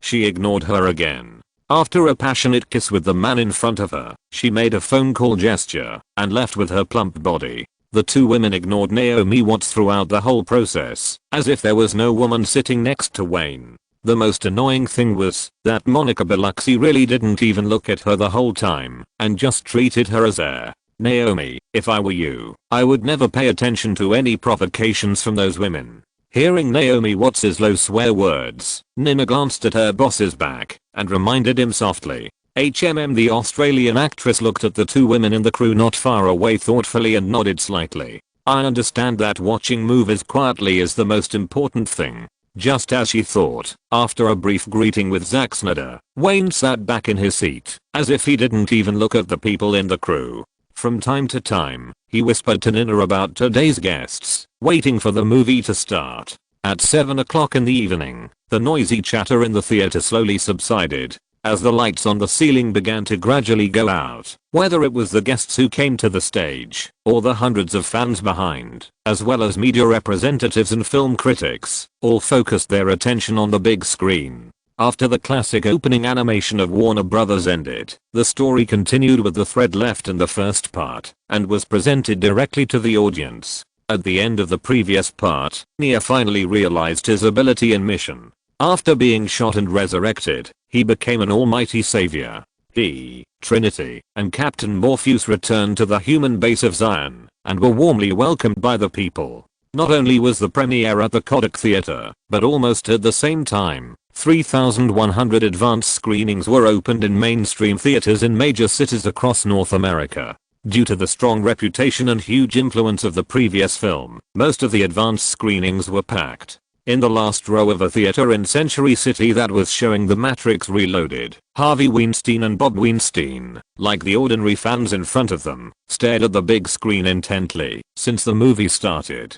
Except for the occasional call from the fans in front of them, the two brothers couldn't help but frown. There was basically no communication since the movie started. This movie was written by Wayne Greenberg himself, right? After a long while, Bob Weinstein relaxed and leaned back in his chair, turning his head to look at his brother. Harvey Weinstein nodded, his eyes not leaving the big screen, and whispered, "It should be written by him. This one is consistent with the first step in style and continues, and even the element that made the first one successful are there. I have to say, he is a genius in this industry." Bob Weinstein sighed, feeling a lingering sense of escaping death. While following the style of the first film, it is more like a black feast. Well, it is inseparable from technological innovation. It seems that director Zack Snyder has really learned something from Wayne Greenberg. Having entered the industry with his brother for many years, Bob Weinstein can certainly distinguish the quality of a commercial film and its rough market prospects. Although this film has only been screened for about half, in his opinion, as a sequel to a successful film, the quality is more than enough, and naturally, the market prospects have become predictable. Especially when he thought about the troubles Miramax had encountered this year, and the fact that Warner Bros. Immediately announced that The Matrix Reloaded would be released on the same weekend after they announced that Good Will Hunting would be released in mid-June. He felt deeply malicious. "You're right, it's a good thing we changed the release date of Good Will Hunting to December." At this time, Bob Weinstein looked at his brother with undisguised admiration. Based on the quality of this film, the films released at the same time will be squeezed out. Looking at the scene of Neo fighting against 100 identical Smiths on the big screen, as well as the action scenes and car racing scenes that would appear every once in a while, Harvey Weinstein shook his head silently. This film was designed to tease the visual nerves of movie fans from beginning to end. Remove the outer layer of those mysterious philosophical questions, and you will find that this is a commercial science fiction blockbuster, which has nothing to do with the art that film critics talk about. It is precisely these arrangements that extremely stimulate the visual experience of moviegoers and tease the audience's emotions that are the biggest guarantee for the success of summer movies. Listening to the call that is not appearing in the theater, it shows that this R-rated movie has a large audience group at all. At least because of the brilliant first film, the influence of this one will only be greater. Wayne Greenberg really has enough confidence in this film. Harvey Weinstein turned his head, looked at his brother, and muttered in a low voice, "I know that he dares to use it to snipe our film. It won't be that simple." He knew what he did at the beginning better than anyone else, and he could guess the means of the young Hollywood tycoon. The other party didn't bother to play some disgusting tricks. It was the greatest revenge on him to directly prevent him from earning the money he should earn. Obviously, the sequel of such a high-quality hit movie, The Matrix Reloaded, is not comparable to Good Will Hunting in this special period. Even if the preview of Good Will Hunting has received praise from many critics, it certainly cannot face a big-budget commercial science fiction film head-on. "You say," Bob Weinstein whispered to his brother while watching the movie. "Wayne Greenberg, that madman, didn't snipe us this time. Will he continue to keep an eye on Miramax's movies in the future?" "Maybe." Harvey Weinstein smiled bitterly and shook his head. He felt that he could take the initiative to withdraw Good Will Hunting and let The Matrix Reloaded dominate this precious summer season for a week, which had already sent a very obvious signal of concession to the other party. According to normal rules, the other party should not pursue it. However, Harvey Weinstein had no confidence in this young man, who was unpredictable to him. "I'll find a time in a few days to talk to him. It's been a tough time. He just beat Steven Spielberg and became the #1 box office hit in history." When Bob Weinstein thought of the media coverage today, he felt it was very difficult to get a date with him. The number 11 that was so dazzling that it made people feel incredible represented his strong position in the industry. Just like the film that is being shown now, no one will put all the credit on Zack Snyder. Almost everyone will subconsciously think of Wayne. Since entering Hollywood, this young man seems to have never tasted the taste of failure. Whether he is a director, producer or screenwriter, he has the power to turn decay into magic. As long as you want to find an opportunity, you will always find a way to find it. Harvey Weinstein understood Wayne's general personality through the collaboration on Blair Witch. He knew very well that, if he didn't try to do something, the madman who had a dark mind to make money might come to him again. Being lucky enough to escape this time does not mean that you will be as lucky next time. With the other party's important position in Warner Brothers now, he does not need to do too much. He only needs to slightly influence the senior management of Warner Brothers and let the big productions that are ready to be released at the same time as Miramax's films, which will make him miserable. Especially in the past few years, since Wayne joined, Warner Brothers seems to have found the secret of success in operating films. Most of the big productions released are sequels or adaptations of well-known novels and comics. The success rate and profit rate are outrageous. Basically, among the 6 giants, it shows a trend of dominating the market.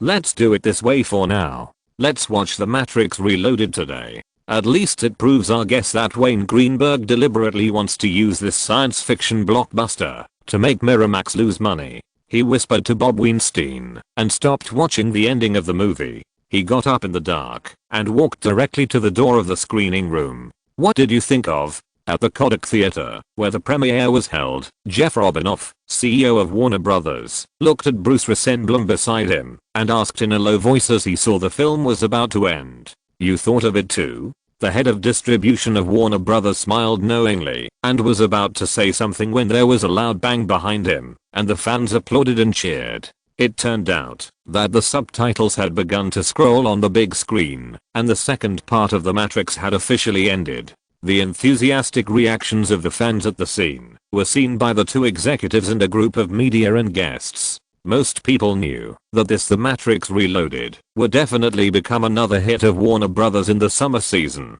The only question was whether the box office would exceed the first one. As the saying goes, this is an R-rated film after all, and it is naturally disadvantaged in terms of audience groups. The applause lasted for 5 minutes until the core members of the crew, led by Zack Snyder and Wayne, bowed to the audience twice, and then these excited fans lined up to walk out of the theater. Looking at Wayne, who deliberately stood behind the crew, Bruce Rosenblum took a deep breath and did not leave his seat in a hurry. Instead, he sat down and wanted to continue the topic he had just finished. For this film, I can only say that it is a textbook classic science fiction epic. Zack did a good job. Just looking at the effect of this film, he can join the DC plan immediately after directing the 3rd film. In Wayne's plan and script, there are a lot of black culture, kung fu, cyberpunk cool mechanical sense, and frequent action scenes and special effects shots for commercial purposes.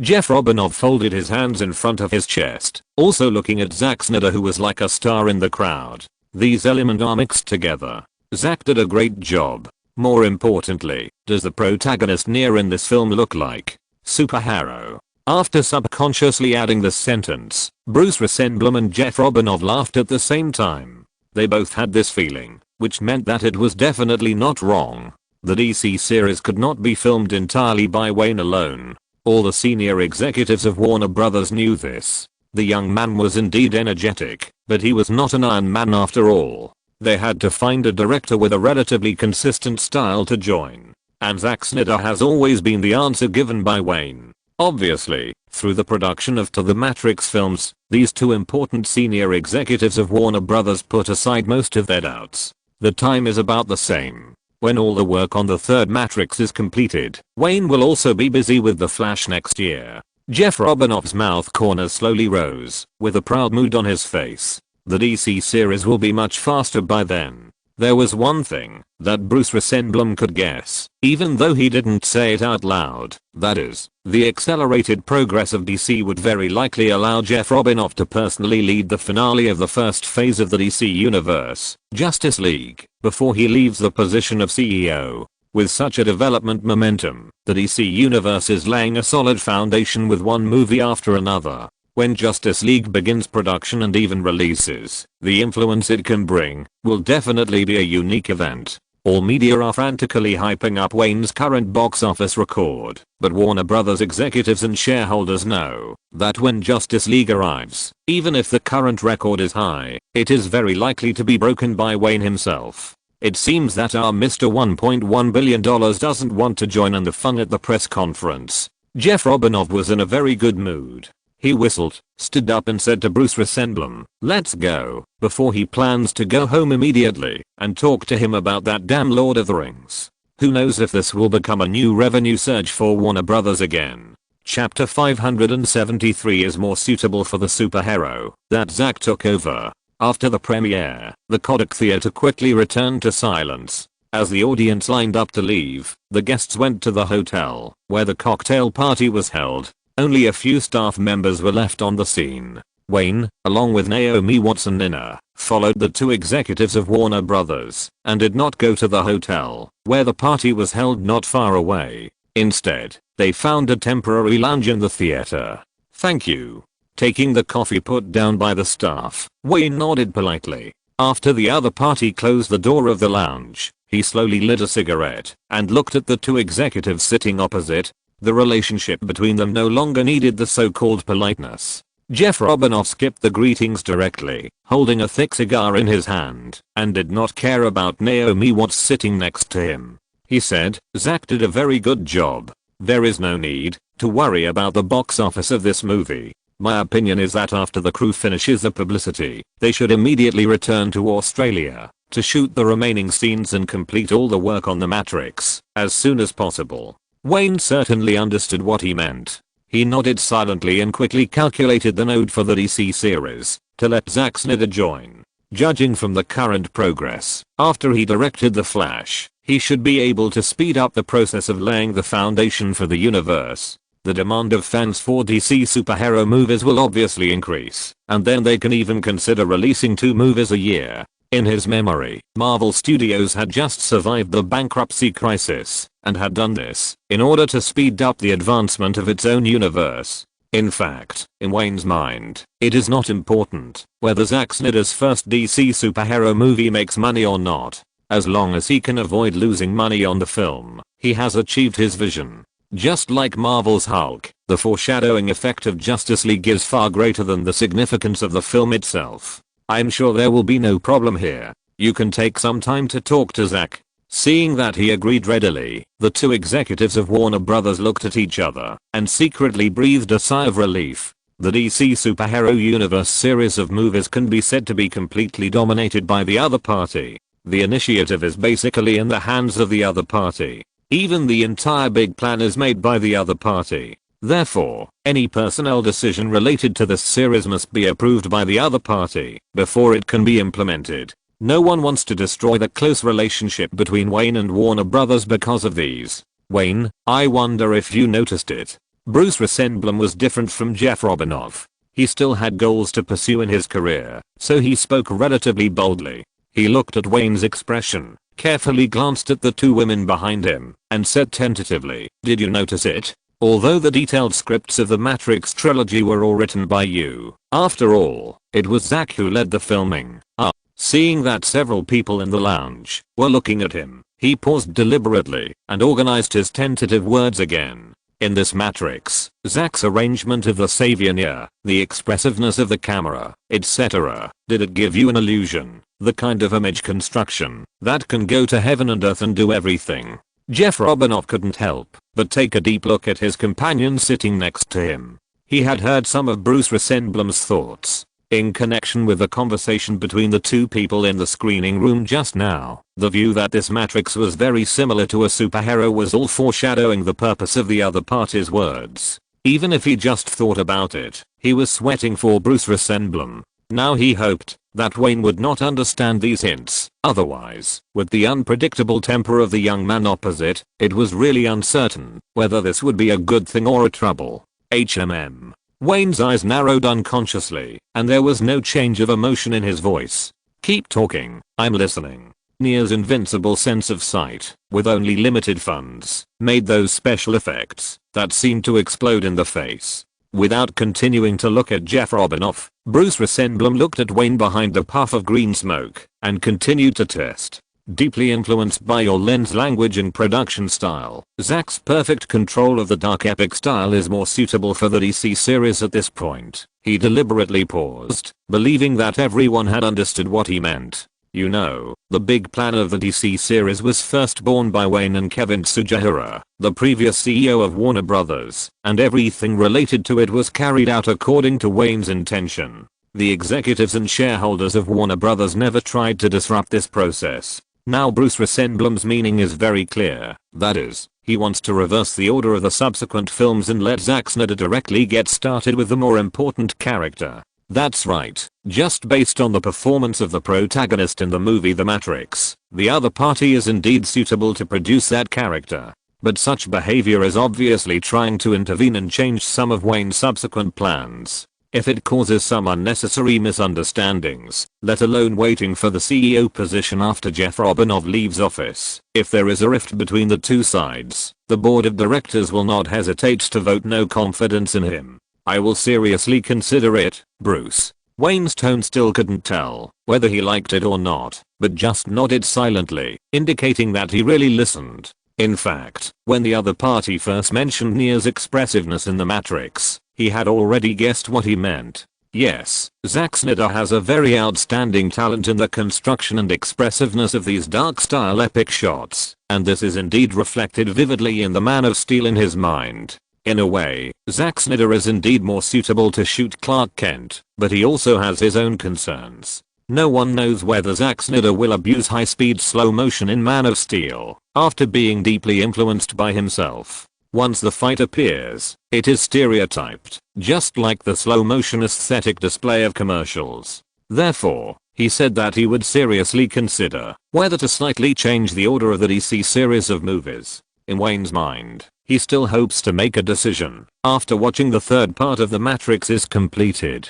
If Zack Snyder really does not have those problems that are criticized by fans, it is not completely impossible to let him take over Superman directly, although this character is very difficult to shoot. Wayne's character design was different from Clark Kent's in the comics. He tried his best to subtly increase the combat power of Batman Bruce Wayne in the film. For this, he introduced the Flash and used it by changing the timeline. When it comes to Clark Kent, he must be pulled down from the altar and transformed into a human being with the joys, sorrows, anger, and happiness that normal people can feel. On the one hand, it is to balance the gap in the screen, combat power of the three giants, and avoid the sense of deja vu of the big super with a small trumpet. On the other hand, of course, it is for the market to narrow the distance between the audience. Only a protagonist who can make the audience empathize with his joys, sorrows, anger, and happiness can gain more favor from the audience.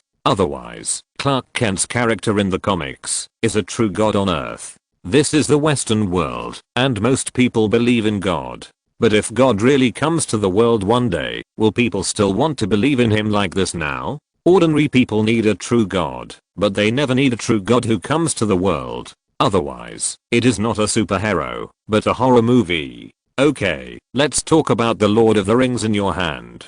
Jeff Robinoff interrupted the topic at the right time. In his opinion, it was too early to talk about all this now. As far as I know, this epic masterpiece has always been regarded by the industry as the most difficult to adapt into a film and television adaptation. What's more, you have handed this project, which is destined to be a huge investment, to a novice director. In fact, Wayne is not the first person to have his eyes on The Lord of the Rings. There have been more than one film and television adaptations related to this masterpiece, but as he said, everyone knows that this is a great treasure, but no one dares to open Pandora's box easily. There is no other reason. The financial risk is too great. If you want to perfectly show the Middle-earth world on the big screen, it means the use of a large number of special effects, as well as the terrifying number of characters, the production of costumes and props in the early stage, which is a very complicated and huge project. Let alone shooting, the early preparation will consume a huge amount of funds. As long as you consider the huge amount of funds that need to be invested and the uncertain market response after the filming is completed, the risk ratio of such investment is too high. Hollywood film companies never care about so-called art. Their only purpose of making movies is to make a profit. Such a project with a large investment, high profit risk and uncertain prospects has always been the type that Hollywood film companies are most reluctant to touch. Wayne, if the actual director of this project is you, I can make the decision now. No matter how much money you need to invest, Warner Brothers can pay for it. Jeff Robinov first talked about the biggest concerns of shareholders and executives. Unfortunately, this is obviously impossible. You can't squeeze out a lot of working time before the finale of the first phase of the DC universe. My style is not suitable for making The Lord of the Rings. Wayne shook his head directly, looked seriously at the two executives sitting opposite, and said confidently, "But Peter Jackson is suitable. You should believe in my vision for film projects. This project will be produced in the form of a trilogy, without any pause in the middle, and will be completed in one go, by taking a set of shots. My estimated production investment will require $350 million US. If you're listening to this novel on a channel other than Fanfic World, it means they downloaded and uploaded it without effort. We cordially invite you to visit our channel, Mundo Fanfic Novelos. There you'll find the original version of this story and you can explore many other novels of various genres. We're waiting for you to immerse yourself in a world of incredible novels. Chapter 574, Greenberg Studio doesn't mind independent production. $350 million US. Without any market testing, the film was directly shot in a trilogy. Hearing these premises mentioned by Wayne, the two executives of Warner Brothers frowned deeply at the same time. Apart from the terrifyingly huge investment, this is not the DC superhero series that Warner Brothers cannot compromise on. The funding problem can be solved by financing. As long as Wayne Greenberg's name is properly put on the stage, there are film funds willing to pay for it. However, without testing the market, the risks of shooting a trilogy will increase exponentially. The normal practice of film companies in the Hollywood circle is usually to plan according to the design of a trilogy, but will shoot the first parts first to test the response of the theater market. If the response of movie fans is relatively good, and the reputation and box office of all aspects meet expectations, the production company will often start the subsequent plan after a rigorous market survey. Only in this way can the risk be reduced to a minimum. Of course, if the first part does not meet the expected goals of the film company, the plans for the next two parts will be shelved without hesitation or even permanently cancelled. In the near future, Peter Jackson will submit a complete project plan to Warner Brothers accompanied by Jimmy. Wayne's voice was as calm as ever, as if he did not see the expressions of the two people opposite him. Of course, if Warner Brothers is really not optimistic about this project, Greenberg Studio will raise funds and produce it independently, and Warner Brothers can only do the distribution work. Just like this Charlie's Angels now. When Jeff Robinov heard that Greenberg Studio raised funds and produced it independently, his pupils suddenly shrank to the size of a needle tip. Through various conditions, he certainly did not trust the New Zealander named Peter Jackson, but he trusted Wayne, because since he entered this circle, he has never had a movie that lost money. This is a young man who always keeps a clear mind about film projects. If he said that the other party would joke about $350 million US, he would believe it, even if he was beaten to death. Let the New Zealander bring the plan to the company as soon as possible. I need to increase my persuasiveness in the high-level meeting, Jeff Robinov said without hesitation under Bruce Resemblem's surprised eyes. I will try my best to promote the relevant review of the project. But, Wayne, the result is uncertain. Wayne nodded and smiled. He certainly knew that, even if the other party was the head of Warner Brothers, he was not qualified to decide on a project worth hundreds of millions of dollars on his own. This is a Hollywood movie giant with complete operating rules. The investment and production of each project will inevitably go through a lot of meetings and market surveys.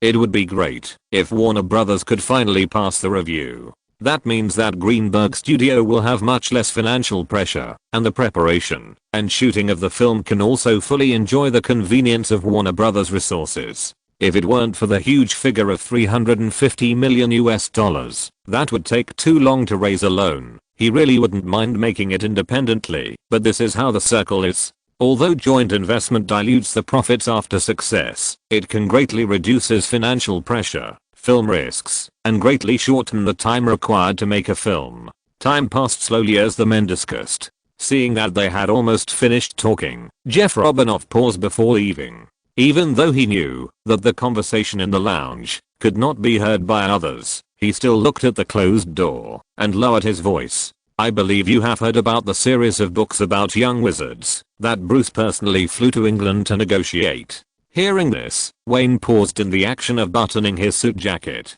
All the plans and information of this project should be the internal secrets of Warner Brothers. He didn't know why the other party suddenly brought this up. Well, whether you know it or not. Jeff Robinoff shrugged, not caring about Bruce Resemblem's opinion at all, and continued, this series of books, under the operation of Warner Brothers' huge media resources, has shown incredible sales potential. Similar to the copyright of Lord of the Rings in your hands, this series of books has shown amazing market potential. But if you want to smoothly make film and television changes, it must be a huge and complex work that takes years to prepare. I understand. After looking at Nina, who was also surprised behind him, seeing the assistant lady shook her head imperceptibly, Wayne nodded, answered in a muffled voice, buttoned up his clothes, and took the lead to walk out of the lounge with the two women. This involves the conversation in New York. To a certain extent, both Jeff Robinoff, the current CEO of Warner Brothers, and Kevin Suhara, the current head of Time Warner, are firmly tied to Wayne. If these two people want to hold power in the big ship of Time Warner for a long time, they can't do without Wayne's potential support. You know, Colin Howard, as Wayne's shareholder representative, has always raised his hand unconditionally for all of Jeff Robinoff's proposals on the board of directors of Warner Brothers. This is the main reason for the close cooperation between the two parties. Jeff Robinoff knows very well that the more shares Wayne holds, and the greater his voice in the company, the greater his support for his work. Obviously, this simple reminder is to tell Wayne clearly that the main profitable projects in Warner Brothers are still his DC Universe plan and various sequels produced by the company itself. But in the near future, there will inevitably be new profit growth points again. The projects jointly invested and produced with Greenberg Studio are also gradually increasing in the revenue share of Warner Brothers, which is a result that both parties like to see, such as The Matrix Reloaded, which just premiered. It can be expected that, if this method continues to succeed one or two times, it will become another key source of revenue for Warner Brothers. But if you observe carefully, you can find that the reason why Wayne has more and more say in Warner Brothers is because most of the company's revenue focus is closely related to him. This is also what Jeff Robinoff and Kevin Suhara want to see most. They all know that Wayne has a large number of unproduced project plans and an unknown number of various adaptation copyrights. What they want is that the importance of Greenberg Studio will become higher and higher, which will not only bring a large amount of revenue to Warner Brothers and Time Warner. As we all know, since the 1980s and 1990s, the 6 major Hollywood giants have been acquired by media groups one after another. The chain reaction brought about is that the outstanding medium-sized film companies and even outstanding small film companies in the circle have been quickly divided up by the 6 giants with ample funds. This process will inevitably continue over time. It can be said that any film company that shows a little potential cannot escape this fate. Wayne knows better than anyone that, although DreamWorks has been in great glory in recent years under the leadership of the 3 giants, it will not escape this fate in the end. Then, it means that the Greenberg studio under his control is the same, even if there is no distribution business. As the copyright library in his hands becomes more and more abundant, and more films are co-produced and distributed, the film library that can bring a lot of income to the studio will become more and more attractive. In the end, it will only become a deformed small film company that relies entirely on Warner Brothers distribution channels. The result is quite obvious. Warner Brothers and even Time Warner must personally acquire this studio and incorporate it into Time Warner's media system no matter what. This is Wayne's purpose. He is far from wanting to enjoy a large amount of cash, so before the time point in his mind comes, if he wants to acquire this studio with unlimited potential in his hands, Warner Brothers and Time Warner can only offer a large number of shares. So, don't look at him now shooting DC superheroes and only getting top director's remuneration, but what he thinks in his heart is that he is working for himself, and the money he should earn will eventually become his potential asset to become the richest man in Hollywood in another form. Jeff Robinoff's casual reminder was to let him pay attention to relevant news. It would be best if he could use all his capital before the young wizard's film potential fully exploded and become a major shareholder of Warner Brothers and even Time Warner, who could decide the direction of the company. This was also the reason why Wayne, who actually only had about 7% of Warner Brothers' shares, was not in a hurry to continue to increase his holdings. He had been trying to hold back a big move. Little wizard, a market of tens of billions of dollars. This was what Wayne muttered before he went out, using only his own voice. No one knew better than him that it was this project with a market scale of tens of billions of dollars that had been dragging down the footsteps of the brainless management of Warner Brothers in the previous life. It was not until the project was completely completed that Warner Brothers ushered in a real decline. You are too impatient, Bruce. When only two Warner Brothers executives were left in the lounge, Jeff Robinoff sighed and looked at his companions. Yes, we have all seen Zack Snyder's potential and ability, and his lens language is indeed suitable for taking over Superman, but this should not be proposed by you and Wayne. Who knows if he will misunderstand in his heart that this is your attempt to interfere in the DC series. In fact, as early as a few years ago, there have been rumors within Warner Brothers. What should you do if you want to become the CEO of Warner Brothers? Fully support Wayne Greenberg's project and establish a good personal relationship with him, which means that you have already stepped one foot on the throne of CEO. Look, Jeff Robinoff did this back then, working hard to lead and promote Wayne's project, and then naturally there will be amazing results delivered to his hands, and then with his status as a major shareholder, he will fully support it on the board of directors, and everything will come naturally. Wayne should understand that my proposal is the most reasonable. Bruce Rosenblum shook his head slightly and was actually a little annoyed in his heart. The DC series is a project led by Wayne, and no one can easily reach out to this series. This is a recognized principle within the company and the best guarantee to ensure the success rate of related projects. Naturally, he does not want any misunderstandings. In Hollywood, people are mostly sensitive, otherwise there wouldn't be all kinds of weird shit happening all the time. In fact, he didn't know if Wayne would think too much about it. Okay, don't think too much, go back and wait for the advance box office of The Matrix. Jeff Robinoff patted his companion on the shoulder, stood up and led the way out of the lounge. Chapter 575 News from the other side. Due to the temporary withdrawal of Good Will Hunting this weekend, the only movie that is eligible to hold a grand premiere on Thursday night is The Matrix Reloaded, which also indicates that this movie basically has no competitors of the same level this weekend. The only new movie that can be regarded as a little bit of a volume is Kingsman, The Golden Circle, co-produced and released by Buena Vista Pictures and Touchstone Pictures. However, no matter whether it is the media or film critics, insiders or ordinary audiences, no one would be stupid enough to compare this film with the popular sequel The Matrix Part 2. Even Buena Vista Pictures and Touchstone Pictures have no such idea. This is exactly the case. After the advanced screening of The Matrix Reloaded on Thursday, it received a box office of $13.06 million on the same day. The previous Matrix left fans with a deep sense of expectation. Countless fans chose to stay up late on Thursday and couldn't wait to watch the advanced screening. When the advanced box office was placed on the desk of Warner Brothers senior management, it further strengthened Warner Brothers' confidence in publicity and distribution. Since Friday morning, major media have been constantly reporting on The Matrix Reloaded. With the strong guidance funds of Warner Brothers, film critics' columns have presented a rare scene of unanimous recommendation of this film. Television, newspapers, magazines, large billboards on the roadsides of major cities in North America, advertising spaces on buildings in bustling commercial centers, etc., almost overnight, were replaced with movie posters headed by Brandon Lee and Charlize Theron.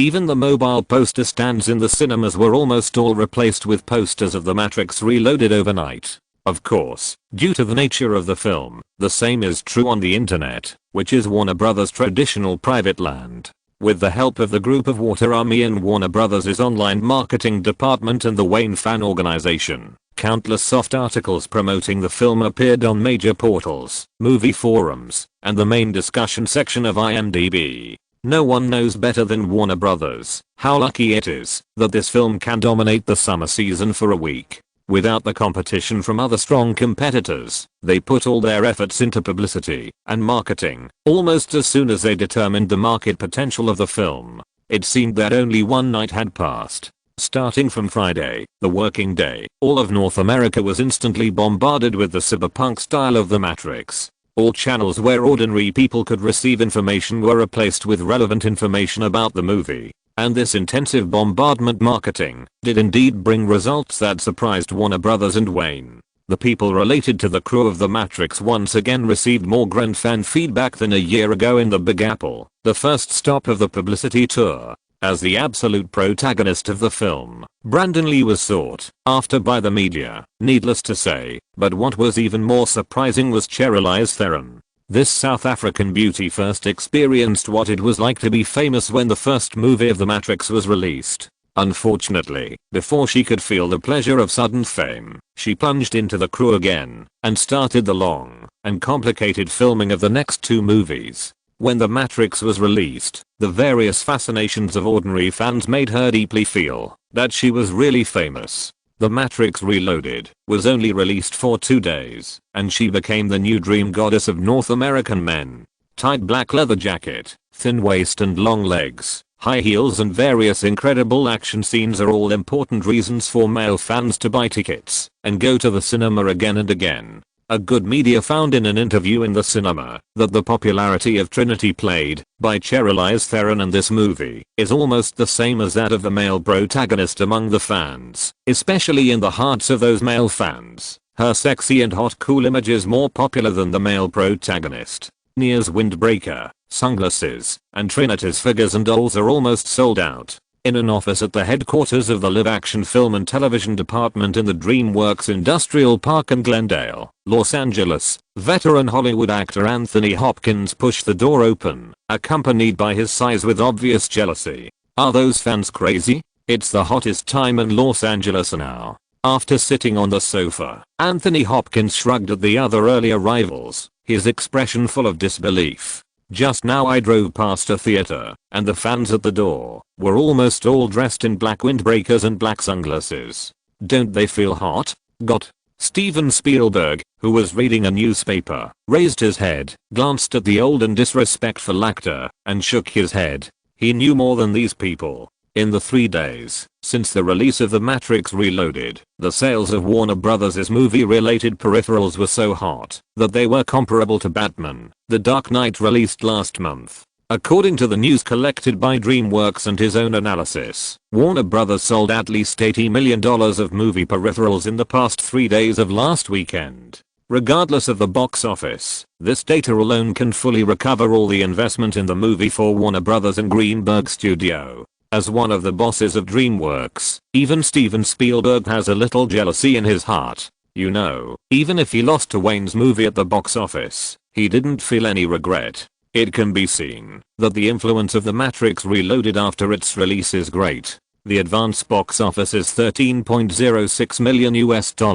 which almost broke the advance box office record of R-rated films created by Wayne Greenberg. Zack Snyder, the advertising film director, has really started to walk on the road of mainstream commercial directors this time. An old black man who had been sitting aside and reading the newspaper silently did not take his eyes off the newspaper in his hand.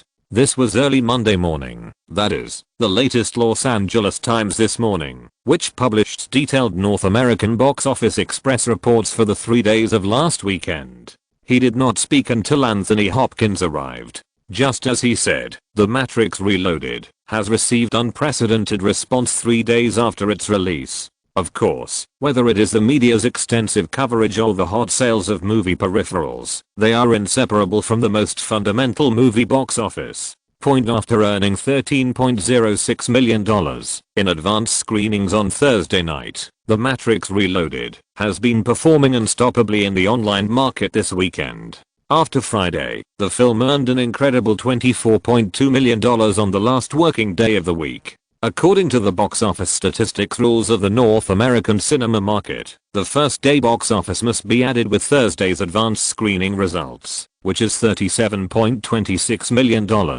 This is the first day box office result of The Matrix Reloaded in the North American cinema market. When Friday passed, and the rest day Saturday arrived, the enthusiasm of moviegoers exploded even more thoroughly. The Matrix Reloaded closed at $34.38 million again on that day. What's even more surprising is that the film's drop on Sunday was so low that it can be completely ignored. Even if the next day was, because it was a weekday, it still grossed a terrifying $31.33 million in the North American theater market. The Matrix Reloaded was launched on a large scale in the North American theater market in 3 days, and the total box office was reported to be $102.97 million. It took it to the throne of the weekend box office champion without any suspense, and became the second movie in 1997 to gross over $100 million in the first 3 days of the weekend. It is worth mentioning that the producer, behind-the-scenes investor, screenwriter, etc. of this film are Wayne Greenberg. Even the director of this film, Zack Snyder, came from Wayne Greenberg's behind-the-scenes core team. Influenced by the box office explosion of The Matrix Reloaded, the total number of North American theaters once again saw a strong rise last weekend. According to the latest survey data obtained by our reporter, this film after the screening, the box office share of the cinema market in the 3 days of last weekend averaged 62%, showing a trend of monopolizing the market. Ranked second on the box office rankings last weekend was My Best Friend's Wedding, produced and distributed by Sony Columbia Pictures. It grossed $15.32 million in the 3 days of last weekend, and the total box office in North America has reached $102 million.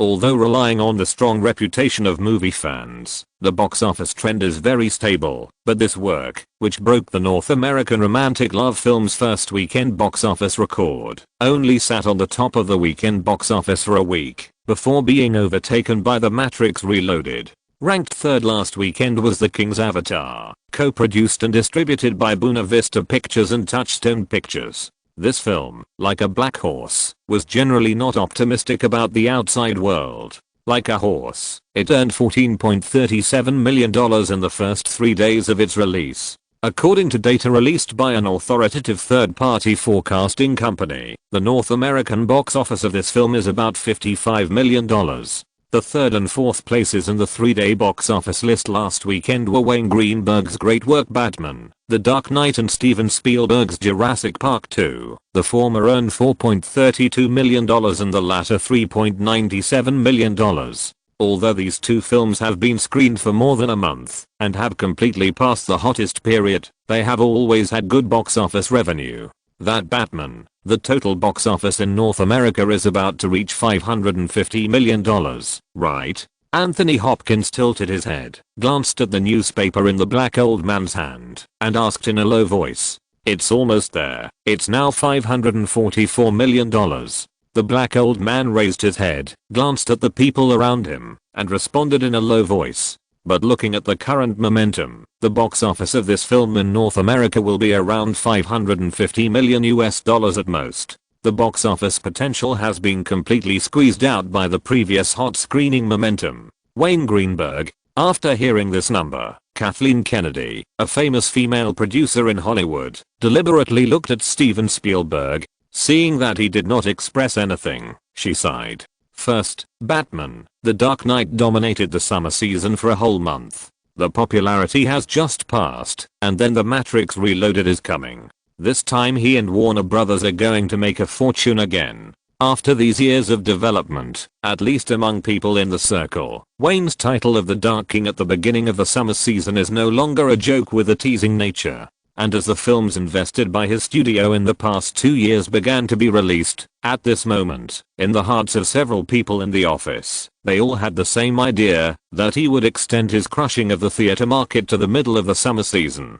This was basically the unanimous thought of several people. On one hand, they held the DC movie series with increasing profitability every day, and on the other hand, they continued to develop commercial films under their film studios. In addition, the Academy awarded him the Best Director Golden Man, which was an unprecedented high standard treatment. Steven Spielberg looked out the window at Glendale, smiled and shook his head, and sighed. Unconsciously, Wayne almost painted most of the Hollywood heyday in the 1990s. It is foreseeable that, at least in the next few years, he will go more and more smoothly on this road. After saying these words, he immediately turned around and looked at the black old man holding the newspaper with a serious expression, and the sharp emotions in his eyes were not concealed. "Listen, Morgan." Steven Spielberg's voice revealed a strong warning. "The reason why I'm willing to help you in The Breakers is because of our friendship for decades. However, the distribution of this film will be handled by Warner Brothers in the future. You should understand what I mean, right?" After several years of decline, Morgan Freeman's gentlemanly temperament seemed to fade away. He nodded gently, looked into Steven Spielberg's eyes, and said, "I understand. Don't worry, I will never talk nonsense to the media." Just like most stars who have been forgotten by Hollywood for a short time because of some bad things, as long as you still have surplus value and some connections left in the industry, after a few years, someone will still give you the opportunity to return to the stage. Just like Robert Downey Jr. was imprisoned several times, and after he came out, Mel Gibson strongly recommended him and kept selling him to the crew. And Mel Gibson also disappeared from the public's sight for a few years because of his inappropriate remarks about Jews, and came back again with Hacksaw Ridge. These old guys who have been in the circle for decades have more or less the capital to make a comeback. The same is true for Morgan Freeman now. North American movie fans are quite rational about Hollywood stars. Even when he had an affair with his granddaughter and was sued by several female victims, he only paid a large sum of money and disappeared from the circle for a few years. The main reason why Steven Spielberg used this old man again in The Untamed is that he is cheap enough now, so cheap that he only needs less than $1 million for the film, and the second is some previous affection. "I have a good relationship with Wayne. As long as you don't talk nonsense, believe me, he and Warner Brothers will not target you again." Steven Spielberg nodded, looked around at everyone in the office, and said, "Okay, let's talk business." Regarding the issue of cooperating with Warner Brothers in the publicity and promotion of the Breaking Bad, this is an attempt to start cooperation between the two sides. Try to follow the plan of Warner Brothers' publicity and promotion department. Bruce Rosenblum is an expert in film marketing. It can be said that, whether the cooperation between DreamWorks and Warner Brothers can enter the honeymoon period from the beginning, this film has a tentative effect on both parties. And facing the schedule scheduled by Warner Brothers at the end of July, Steven Spielberg also fully recognized it. In May, the beginning of the summer season, Batman: The Dark Knight is Warner Brothers' top project this year, and its importance is undisputed. Then in mid-June, a period of more intense competition, The Matrix, which has a more guaranteed success rate, was put in to continue the gap after the hot screening of Batman. At the beginning of July, the last big investment of Warner Brothers in the summer season, Contact, was released. This film continued the production concept of Warner Brothers in recent years. It was adapted from the famous science fiction novel Contact by Carl Sagan, a famous North American astronomer, astrophysicist, cosmologist and science fiction writer.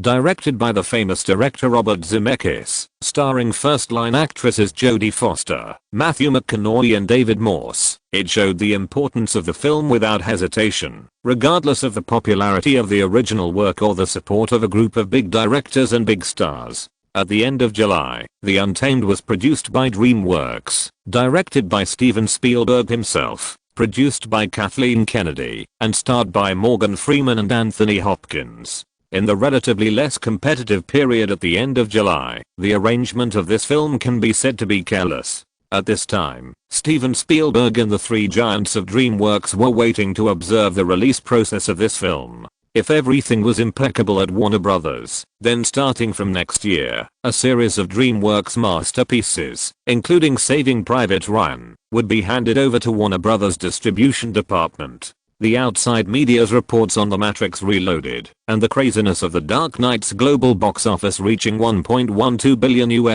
were temporarily thrown behind Wayne's mind. Throughout June, except for attending the premiere of The Matrix in the middle of the month, his time was spent in busyness. In addition to the busy preparations for the final work of Charlie's Angels, he also had to pay attention to the progress of the shooting of X-Men from time to time. The crew had moved to Montreal, Canada. Almost every week, he would go to Canada for a day or two to watch the film that Bryan Singer had already shot. At the same time, he also had to take time to care about the box office and movie-related data of The Matrix Reloaded. Of course, this part of the work has always been Nina's responsibility. Every few days, the assistant lady would take time to report the recent trends. After the release of this film, although it has gained a lot of box office in a short period of time, as well as terrifying peripheral sales figures, even Zack Snyder, who has maximized the commercial attributes of the film according to Wayne's requirements, has not been able to change the disadvantages brought by the film type. After the first 3 days of the weekend, as an R-rated film, it has earned $102.97 million.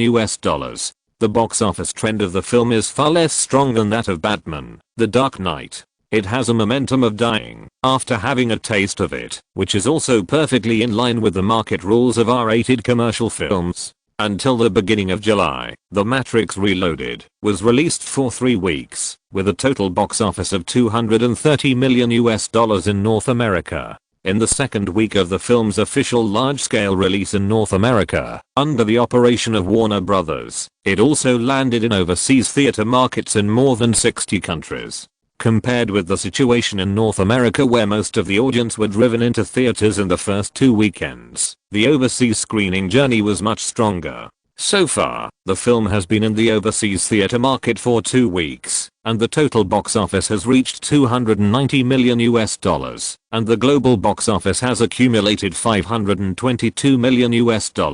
No matter from which aspect, for a commercial science fiction film, this result can be regarded as a great success. Obviously, there is still great potential for box office in overseas regions, and North America has entered a stage that requires time to accumulate. According to the survey report sent to Wayne by the marketing department of Warner Bros., they expect the global total box office of this film to be no less than $700 million.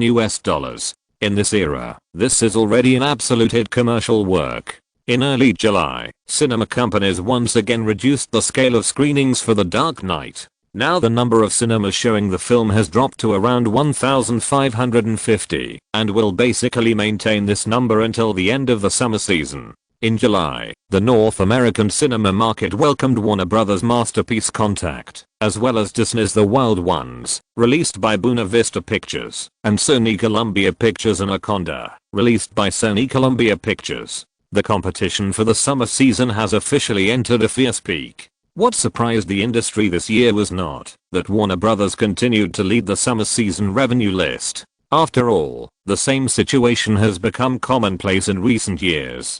Instead, Sony Columbia and Disney's Buena Vista Pictures have quietly made many small and medium-sized investments that have achieved success. For example, Sony Columbia's My Best Friend's Wedding, Air Force One, and I Really Want to Marry You, as well as Sony Columbia and Warner Bros. Joint investment in Absolute Power, etc. Buena Vista Pictures is in a similar situation. Although the films it released are not those eye-catching hits, they have quietly achieved many successes with a good number of films. The fiercest competition in the summer season is still going on, but Warner Bros. Suddenly sent a message to Wayne, which interrupted the preparations for The Flash, that he had just called back the core behind-the-scenes creative team. The moment he heard the news, Wayne took Nina and left the Warner Studios and rushed to the Warner Bros. Headquarters building in Burbank, because he really didn't expect that the country on the other side of the Pacific Ocean, which he had been thinking about, had rarely approved the release of Batman, The Dark Knight in the local theater market. End of this chapter. Thank you very much for reaching the end. Don't forget to like. Looking for more exclusive content and immediate access? Subscribe to our Patreon. Remember, every like, subscription, or donation encourages us to continue. Thanks to everyone. See you in the next video.